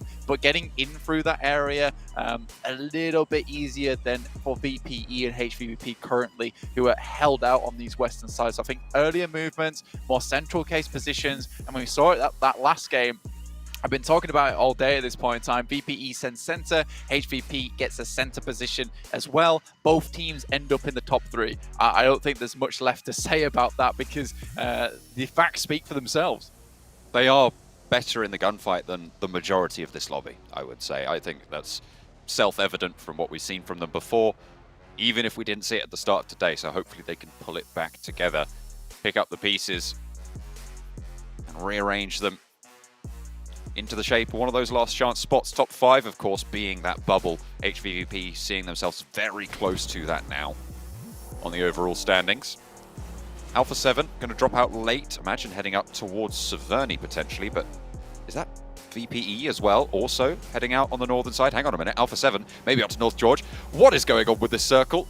It's really kind of changing things up here as well. Alpha 7 may be hot dropping HVVP in North Georgia pole, and the circle contains Zaki blank. Goodness me. Zaki in this one makes it for a very interesting start to our game. Also upon that northwestern side with this circle, again, HVVP given another chance right at the end of the day to bump up those score totals. Currently in 7th place with 41 points. Very doable to get into the top 5, in fact, at this point in time. Just need to not have one of their games they've had from match 1 to 4. Though I would even go as far to say that right now for HVVP, there's a very good likelihood that we'll see a good game coming out from them, especially being on this northern side, coming off the back of a good game where they found success with that central position they were in. They've already got another chance at finding those positions once again. Meku out towards box compound, Alpha 7 sending over the tops. Alpha 7 will have seen the shoots from HVVP and know they're there just because it's their general location. But similarly, HVVP will be looking back towards those shoots, knowing that there's a team over towards that northwest side. I'd sort of expect them to try and gatekeep a little bit. LGD down towards South George as well is a bit of a scary scenario. You've got two very, very good teams crunching in between you. You can see that Meku's already making the run over from box compound immediately to assist with the guys from Alpha 7 that are currently in their area. Yeah, they have fully regrouped on towards North George now. LGD on that south side. I'm very interested in where these hot points of contest are going to be, though, for the southeastern group of teams, because no one currently playing in Primorsk, with Vampire heading up to Severny. They're going to be safely on the north side of the river. But I imagine that around Ruins is going to be fairly hot when it comes to those rotations, as well as that north side of Yasnaya moving through there. Rozhok may be a little bit calmer, but Reject are holding out around that area as well. There's a lot of positions on this side of the map where, you can hold up, you can get a really good chokehold on the circle. I mean, box compound's very good. You do need to have to be aware of the banking that's underneath it, in which case teams can kind of come out from the water and sneak up on your side. So you have to be careful of that one. But yeah, definitely not as many compounds as available as there is over towards the eastern side of the map, in which case some of these compound teams like iNCO, like Game Lord, are able to get towards that center, pick up a very, very good position, then just sit there for the entire time. This is going to be much more tactical play involved. Micro rotations required to get down to certain positions, slowly move your way into a better spot while sweeping, scouting, making sure there's no teams around you. So definitely a good way to end our day. And I think that I would 100% say this circle is very fair in the sense that so much of the previous 4 matches has been favored towards a lot of these eastern teams. It's giving a bit more of a break towards those guys that have had to play Northwest a lot. Interesting split from VPE as well, heading up towards Severny side after seeing this circle, opting not to head down towards Primorsk. I think you're now starting to see, these teams that are not doing so well, like VPE, like HVP, starting to make some adaptations to try and fix some of the scenarios. And they know that Severny's a free area, so pick that one up. It's a no-brainer. LGD make a break to the northern side of the river, so they have got 2 players now playing on the east end of North George. It's going to cement HVVP into that location a little bit further, a little bit firmer as well. Reject moving up as well along the north shorelines, with Reiji scouting out for the squad. Closer again towards that box compound, towards LGD. And potentially looking to hold a valuable choke point on the other side of that central island. I mean, LGD's already moved up past Hospital, past Crates, up towards the eastern side of George. Now, HVP stuck between a rock and a hard place at the moment. Brazilian squad, Chinese squad just either side of them. Jen Foster looking to take some damage over towards Down 1, who have been really suffering towards the end of the day. Still 44 points though, riding high on the amount of eliminations they've been able to get over towards those previous matches. Still in 5th place as well for Down 1. Right now, 1 point ahead of IHC, 3 points ahead of HVVP. Bigatron taking shots their way as well. 39 points. They are still very, very much in the race and keeping things going. Game Lord trying to suppress these shots. Game Lord, kind of a surprise entry, I would say, for a lot of people towards the top of these tables. But is it Game Lord or is it Narvalo? We're going to keep asking that question until the rest of the team proves themselves fully worthy of being in those top 5 as well. Vitali run down for iNCO. Bigatron are happy to pick up the point. iNCO getting a lot of points off that last game. They needed it as well because they were slipping down quite a bit. And I think that, practically, like you say, John, the majority of their points have come from 2 games today. 31 points at the start. They got 3 points over 3 matches, and then another big game there on Miramar sits them at 54. Again, that buffer though at the start of the day with a high elimination count and a chicken dinner really does benefit you massively. Even if you make mistakes a lot during the day, with that one game, it has really allowed them to be in a better position. You know, if they had had maybe a 5-point game at the start of the day instead of what they had with 34, I believe it was, or actually 31, you know, this would have been a case where you would see them down towards maybe even 12th to 11th place, like stuck in the middle of that. With that last Miramar game. So a lot can change and very quickly in this format, as we can see just with HVVP as well, up to 41 points after that previous match on Miramar. And Vampire, it is unfortunate that they didn't jump further than they did. They're currently still 15th place, but they have shrunk that gap to the bubble to 23 points. So hopefully trying to eat into that to bite a chunk out of that distance towards the end of today. Teams starting to crunch in. HVVP have not left North George yet, and a lot of teams are starting to move into the positions around them, so potentially difficult for them to maneuver. Alpha 7 actually leaving North George and heading back up towards Zaki to play right at the back. Nobody's going to be able to backfill them there. Why would they? Unless DRS go for a wide boat swing, which might come through if the circle shifts north. Yeah, Misery gets lost on the rotate. Unlikely they'll bring him back up. Gets shunted into the bush and dunzoed. One elimination now found for Besiktas. 62 players in the lobby, 16 still going. IHC, the long crawl up towards that northern side. And Titan still remaining over towards Milter. Circle centers up, and look at that, iNCO. A long run, make the way towards that top side and shooting range. Sure, they took a little bit of damage earlier on, but they should be absolutely fine. This is in that forested region, so they can keep themselves nice and safe. Nice and comfy in that area. And with HVVP playing all the way over towards the eastern side of North George, LGD a little bit further ahead of them towards the east side. I'm wondering how LGD are going to be able to hold on their 2-1-1 split right now. I mean, it's very open with this next circle. I imagine they're going to look to regroup, potentially even 2-2. HVVP get the first knock onto iNCO, get a second as well. Third coming through. Was that a flush onto Nenebete, in fact? Turning it around. No, it's only Becca left for iNCO, and HVVP picking up a couple points there. Make that 3 that they're able to claim away. Someone must have pinched one of those points away from them. But either way, iNCO down and out in the final game of the day. 54 points is their total blank. That is below a 10-point average on 6 matches.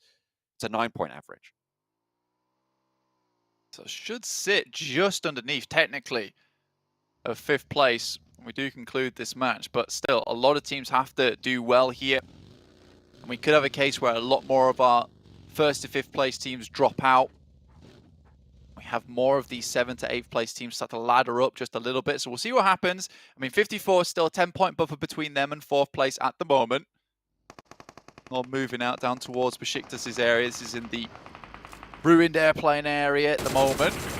Nice position to hold for a little while. Ooh, Fortunately, you can get naded out quite easily. Shut down. Navalo gets the flush as well with the DB. Akashi takes a lot of damage, but doesn't go down for Game Lord, so still 4 players active. Aegon XI8, not so lucky, taking a knock their way. HVVP holding off against Vampire, who have managed to appear here in the circle. Moving in from Severny a long time ago, past Alpha 7 somehow. Into the north side of Georgopol, to one of the buildings underneath the hillside on the north edge of it.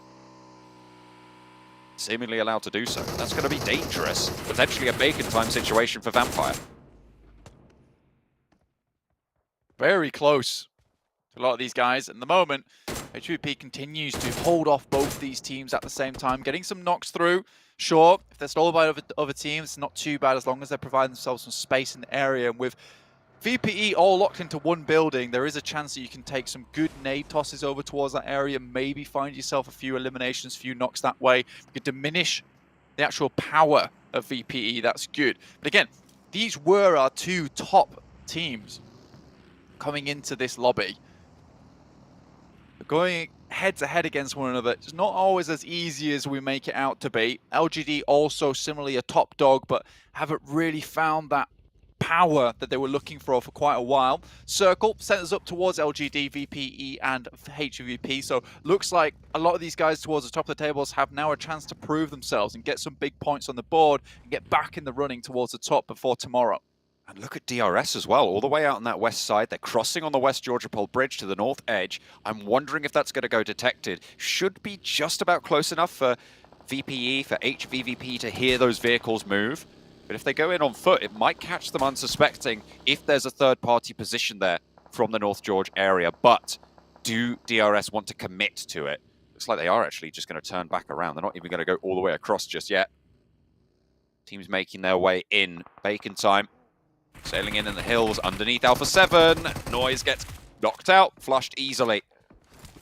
Information gathered short, and a dangerous rotation for Bacon time. Probably necessary, to be honest, to spend the player's life there, to be able to get a little bit of a safer route in, but in they crash, and right towards Vampire they go. They could be sailing right into the Lion's Den. They will do. They send down. They're going to know there's players there, and they have to just keep on going, try and send wider, but Matic's waiting out as well. He'll be able to shoot one, maybe. Out nearly gets a second. Ice getting flushed. Will be able to take a little bit of damage. Crawls back behind cover, and Ormstyle stays alive. If they can get back in, great. But a nade being cooked up, and Meku's flying in as well for the backup. They do not want to allow another team to have a foothold here, and a nade over the top gets the flush. Looking for the next player in as well. Shirty's across the way. Two players active for Bacon time. On the staircases, Tixie goes down first, but they were moving as a pair. HVVP are playing as a team, and they're getting their confidence back. 5 eliminations. Really good refrag there coming through from Meku and Tixie. Also backed up by the fact that Matix remained in that building, so isolating that engagement away from any team that wanted to go for a third party. So VPE still locked down by Matic, able to quickly peek out those windows if he needs to. But HVP in a really good turn of events at the moment. Bumping up their score points, already now in 5th place, laddered up above Dan 1. For now. Disaster for Bacon time, though. Last place on the standings, 1 player remaining. The first day, absolutely getting cooked. I'll have to really come into tomorrow swinging, best foot forward, try and turn things around. Titan moving in, having to play with 3 this time around, unfortunately. It is far from ideal, but middle of the pack, if they can just get 6 points on the game, they'd be okay with that. That would give them a chance for tomorrow if they can come back with 4. Titans still in the game at the moment with the 3 players, like you say. I mean, got quite far into the circle. It's a decent position, but with that shift, heading down towards the south side, BTR can't have lucky blessings, but there will be a lot of teams moving over towards that crated area. A lot of positions to hide, a lot of warehouses to move into. Reject immediately making the decision to make that crossing right now. Reiji starting out that movement, dragging the rest of the team behind as well. Playing 1-2-1, forward 1 scout, 2 in the Dacia. Trying to make it across, will be able to do so. Bigatron actually spotted, taking a knock as well, allowing Reject probably to get past into a position that otherwise they probably wouldn't have been able to get to. Yeah, you're 100% sure that if that happened, BTR would have loved to have taken shots down that way, but it's actually HVP that takes shots over towards Reject. Find at least one of them. They're on the open broadside from the windows.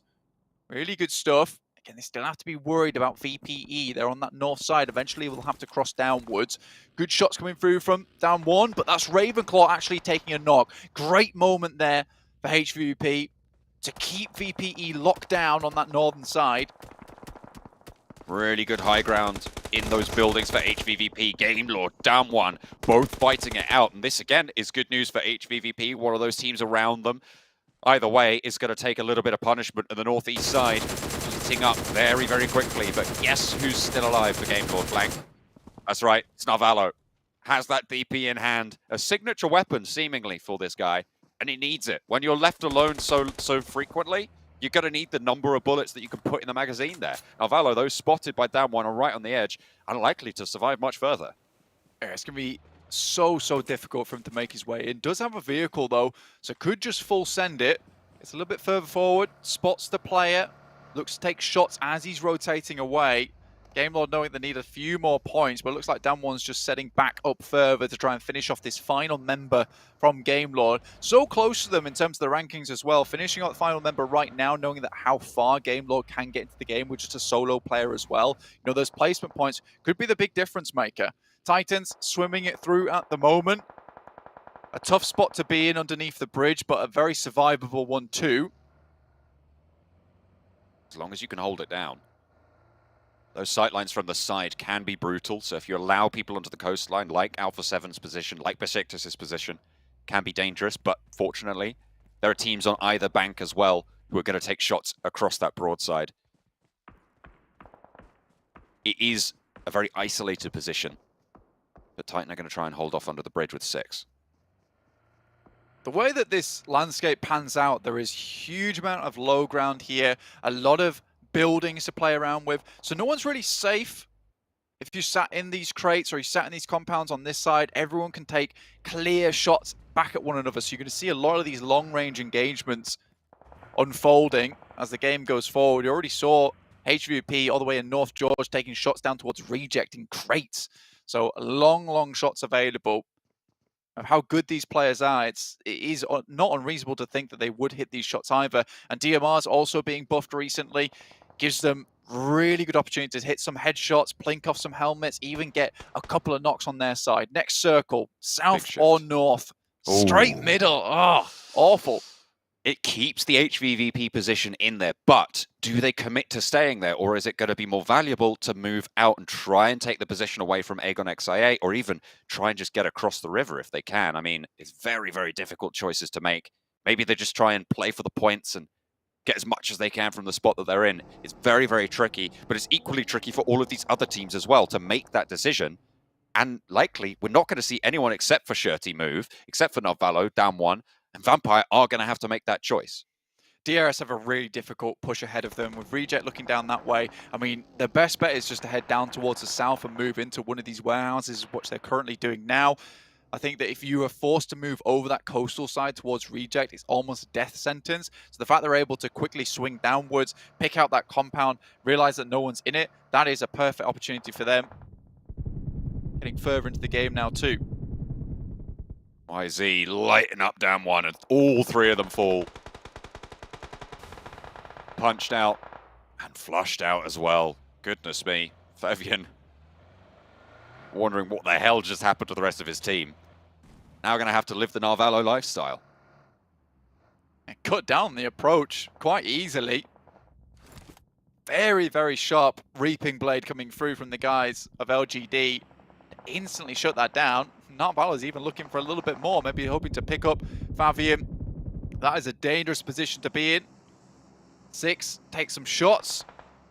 Doesn't quite hit it, and Fabian finds the mark he was looking for to get towards the water. Drops out maybe a little bit too short, though. With the vehicle there, if he can fall back and explode it safely, that's some really solid cover. The difficulty obviously will be nades coming in from LGD and from Titan. LGD actually taking shots over towards Aegon XIA, who have pushed up to North George. Oh, no, wait, hang on a minute. That's Vampire. It's similar color, different team. But down 1 do finally go down. 44 points. Hello. Before the game, 3 eliminations. Narvalo joins Aegon XIA in their compound, but there's plenty of nades being put through the windows now. 2 players are there to fight off against, and they shouldn't be able to find a nade angle at the moment for Aegon XIA. He's playing right at the back in the room. It'll be super, super difficult without pushing straight on in for them to find that. Unless he missteps. Does take a bit of damage there. Just smokes out the entire building, though, and makes it really hard to go for those nade angles. Very exposed at the moment. A lot of utility been sent through from Aegon.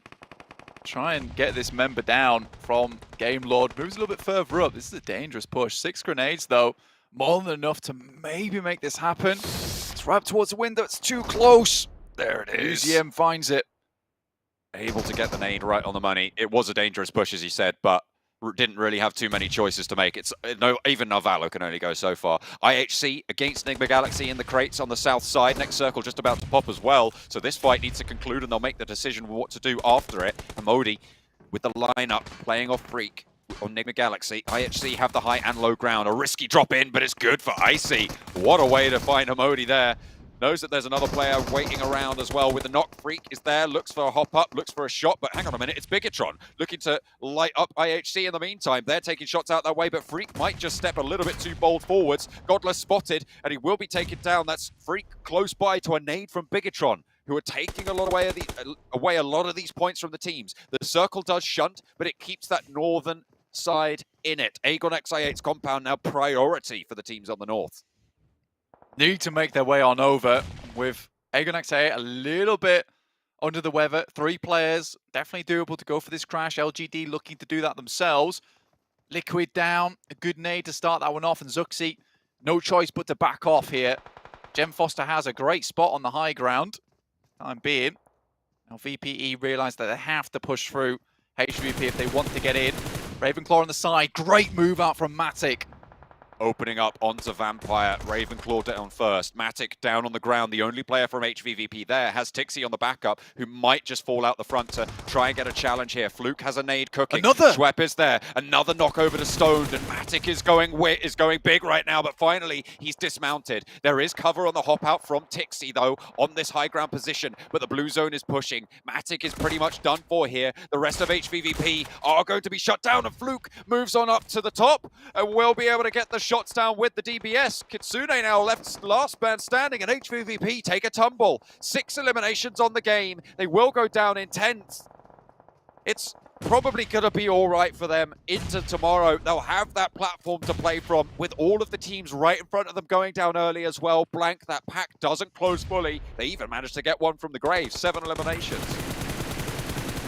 VPE now tried to step out, but it's Aegon XIA in the way. Goes find Schweppes. That's a really long grenade, and UZM sees it coming. Has to just back off that position. It's a really strong spot coming through from IA. And it was a difficult push for HVV to hit up with 2 teams fully loaded in both of these compounds. Making that crossing would have been very difficult. I think even for VPE, like, it was lights out as soon as that shifted away. Didn't really have much choice after that fact, just to hope the circle moved their way. Looks Zuxi on his own. Inside the crate. I think Icy knows, though. Oh, they definitely know. Oh, they definitely know that he's up there. In the meantime, LGD bearing down upon Aegon XI, who've been holding out strong for so long, but Ghost finally taken down by a nade from MVM. Suki on the outside, YZ goes up to join him, a nade out the door, might prove troublesome, but UZM trapped in the kitchen there, under the fire, will go for a spray, and it's 1 and it's 2. Last player standing for Aegon XI, it's a 1v1. Suki up to challenge, a lot of damage pouring both ways through the window, and UZM takes the brunt of it, goes out wide, and he shut it down. LGD wrest control back in a hairy little fight on the northern side, but there's no one for a third party, and everybody in the south is still going hell for leather. That could have been very bad there. I felt like I8 had that in those final moments. It was a really aggressive push out. I respected it, to say the least, but just one of those bullets flew straight, did not hit him. He's able to close that one out. Now LGD back up to a 4-man strength alongside them and IHC. Currently right in the zone themselves. For LGD, what a difficult push it's going to be to get across this river for them. They'll need the vehicles. I don't think they have them. They will have got that full resupply, though, of all 4 bodies there. Gem Foster for Bigatron, just chilling right now. I don't think anyone's really looked out here. And because he could, I think, can he crawl forward and be in the next zone on the arm of the crane? Maybe. I'm not entirely sure. We'll have to wait and see. IHC are going to push out. I don't think anyone expects there to be a player up here still. I imagine people are thinking that everyone was down and descended. Although, to be fair, they would have got that knock onto Zuxi and known that there was still a teammate around from Bigatron. I don't want to jinx it just yet, but Titans, 3 players in a really strong spot all the way on the eastern side. They started this game with 3. A very nice consolation to AXA, currently not in the game. They're able to pick up some good points here. Would be such a relief for them as well. They've already got to top 7. Looks like they're going to try and take the fight with LGD. A tough task. Atik goes down first. They have got cover. They'll need to crawl back quite a way and drop a smoke to be able to go for this res, but they can stay up at 3. LGD are going to have to push closer to that ridgeline, towards that bank side as well. And you said it was going to be a tough choice, a tough push. This is where it really starts to solidify. Some vehicles, though, at least the one, so you really do need to just send straight, direct to the other side of the bank, but there's so many other teams also holding in a similar spot. As Revo steps up, takes shots, Suki, huge amount of damage on his side. Goodness me, playing in the vehicle as well. Suki spotted, knocked out as well, but Revo got a little bit too big for his boots, and YZ humbles him. Puts him back into the mix. MVM going down, as are the rest of LGD. Only going to be YZ left. Suki may be resable here, but Mafioso will need to crawl across to get Revo back into it. YZ looks for the shutdown, and Mafioso wins that trade. How does he get that done? LGD eliminated, 6th place, 6 elims. Now over in the crates, it's really all to play for. Jen Foster still on the top rope, up on high ground. He is taking shots. He took down Scarlet, one of some of Reject earlier before. IHC moving through though. 3 players active and alive. DRS, 1 player down, looking to res up Killer. Delta will be looking to pick that one back up. Alex as well, getting resed here. Bigatron, their Lone Ranger up the top. Will find Icy from IHC, the 4 position against DRS, which is going to allow them a lot more ground. And he does have just a little bit of this to play with. Does he have any meds though? Because he is super low right now. Delta spot Icy. Shots from Teak as Titan can start to leverage their bankside position. If they get rid of Alpha 7, they have an amazing opportunity to curtail the players from crates. BTR out, Titans, DRS, IHC looking to finish this one off. And Titans with the 3 players. Axa not in, but they refuse to let him down here at the end. Shots from IHC, good. Line them up onto DRS, finding 1, finding 2. Ziol now with the last player to worry about, and Tightener on the bankside. You do not have anywhere to go if you're Gianti right now. Pushing all the way through. This is a broadside from Godless, just completely bold there. If Titan peek up, that's a dead player for IHC, but Gianti playing around the corner. They know he's there. Ziol trades it off Godless, playing 1, playing 2. Gianti gives them a run for it, but Ziol stays alive. They crunch in, they have the cover of the crates, but in move the Titans. They start to close the net, and the trap is set. Ziol tries to heal up. What a fantastic way for Titans to bring this back up to form.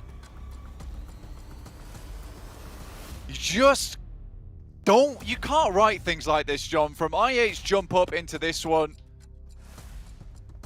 to Axa having to leave the lobby for 1 game, but the Titans wanting to keep this up for him. Doing him proud. 4 eliminations, looking to put 6 on the board. They will be able to close it out. That is how you do it. And what a relief as well for them coming into tomorrow. I'm sure they were absolutely dreading dropping in with 3. But Axa's going to be happy with that. They've absolutely shone the light and done phenomenally well. 3 players. Throw it up. Be proud. Honestly, Axa probably one of the most smiley guys in PUBG Mobile. I think he'd be glad to see this right now. The rest of his team smiling with him. Happy days here. A good amount of points sees him with a striking chance into tomorrow. Love Hearts coming through too. Happy days. You know, I couldn't be more pleased with this result either. But yeah, a lot of teams able to get some good points. BTR as well. Jen Foster right on top of that grade. Just kind of poking the bears underneath him, getting them to fight one another. I am very happy with how Last Chance has gone so far, John. We've had some really cool storylines, really cool games. But yeah, all down to tomorrow now. HVVP getting quite a few points as well on the game from eliminations. Not too many on the placement though, going down in 10th place. But it is going to be so exciting to see what's going to happen tomorrow because it is still so close. It's all to play for.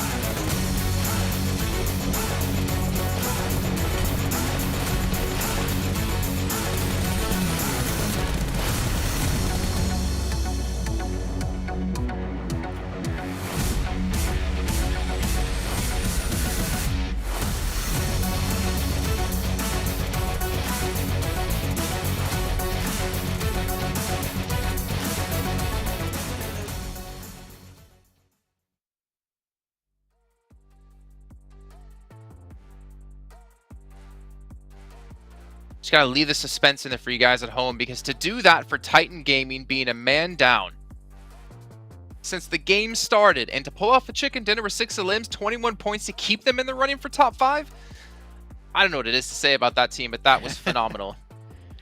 They go from middle to right to here. It's a really, really long rotation to make too, and they must not have had a lot of information in this game. But yeah, as you said, as a 3-man, a game like this, very, very complicated to get. And a lot of teams, what they did is like, oh, do we have to go north of the river? Oh, do we go south? They're like, we'll go in the river.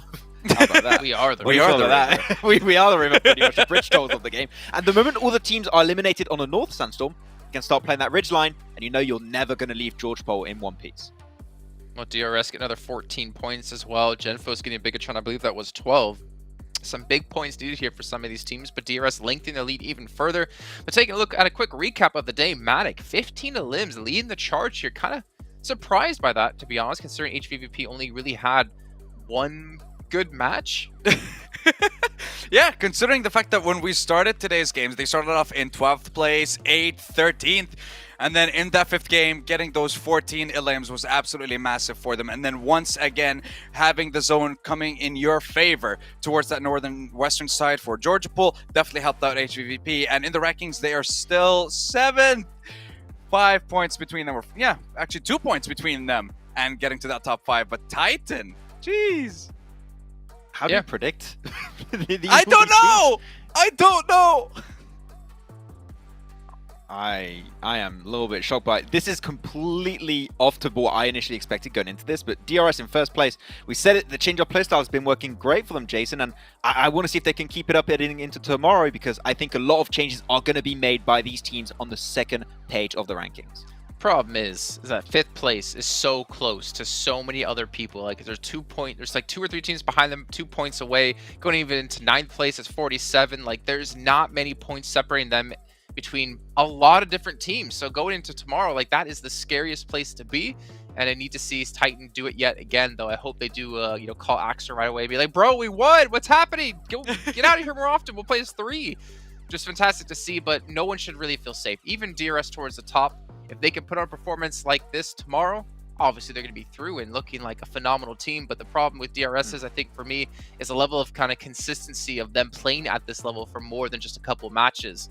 And I think that's going to be one of my main focuses going into tomorrow.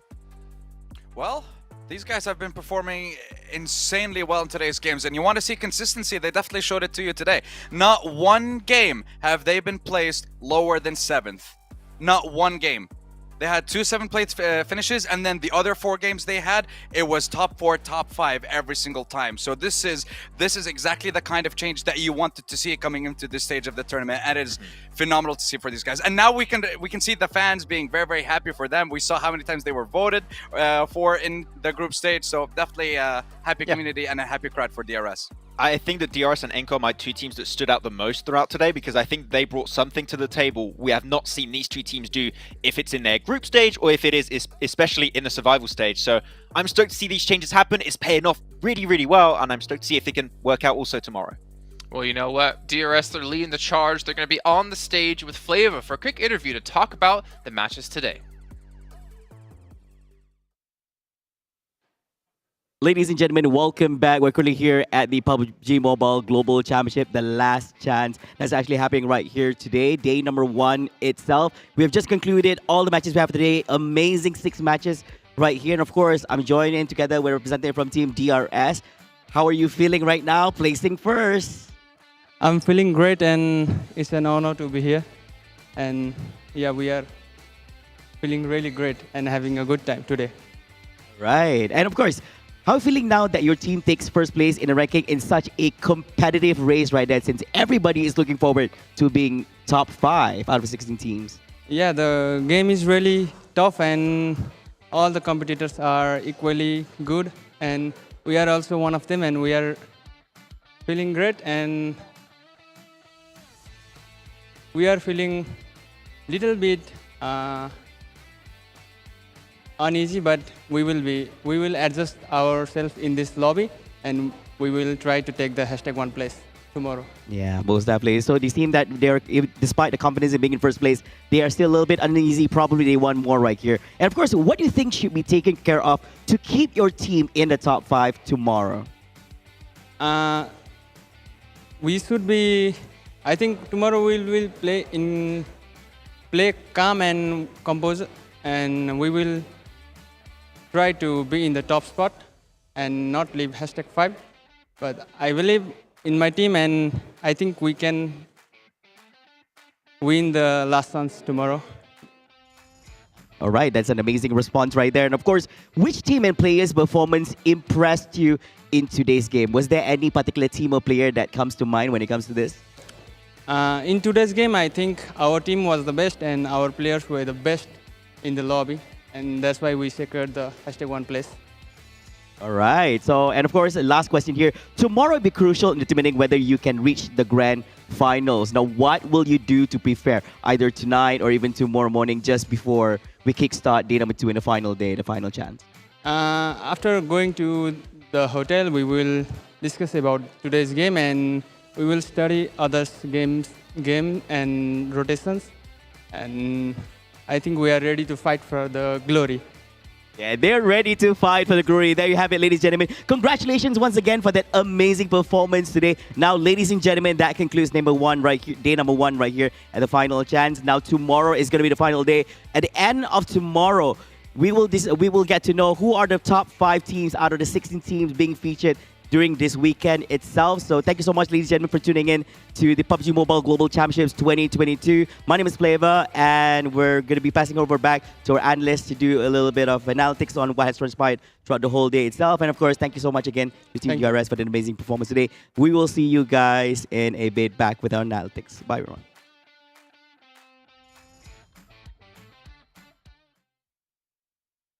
All right, so DRS have a little bit of confidence, realizing they're played the best today, which obviously within the settings, they definitely have been able to do so. But can they do it yet again tomorrow?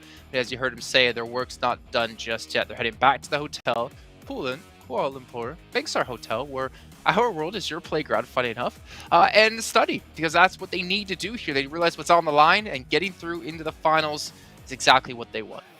I didn't like that he said we're going to try and play calm tomorrow. Don't play calm, play aggressive. This is great what you guys did today, okay? Don't relax too much. You know you're going to a pretty cool based hotel, I'm not going to lie. But yeah, I hope we can still see these eliminations coming through because they looked impressive today. I want to see if they can keep it up. They really did. Absolutely massive change from them. And other teams definitely did step up. I mean, even IHC with their performance right now, they're in 3rd place.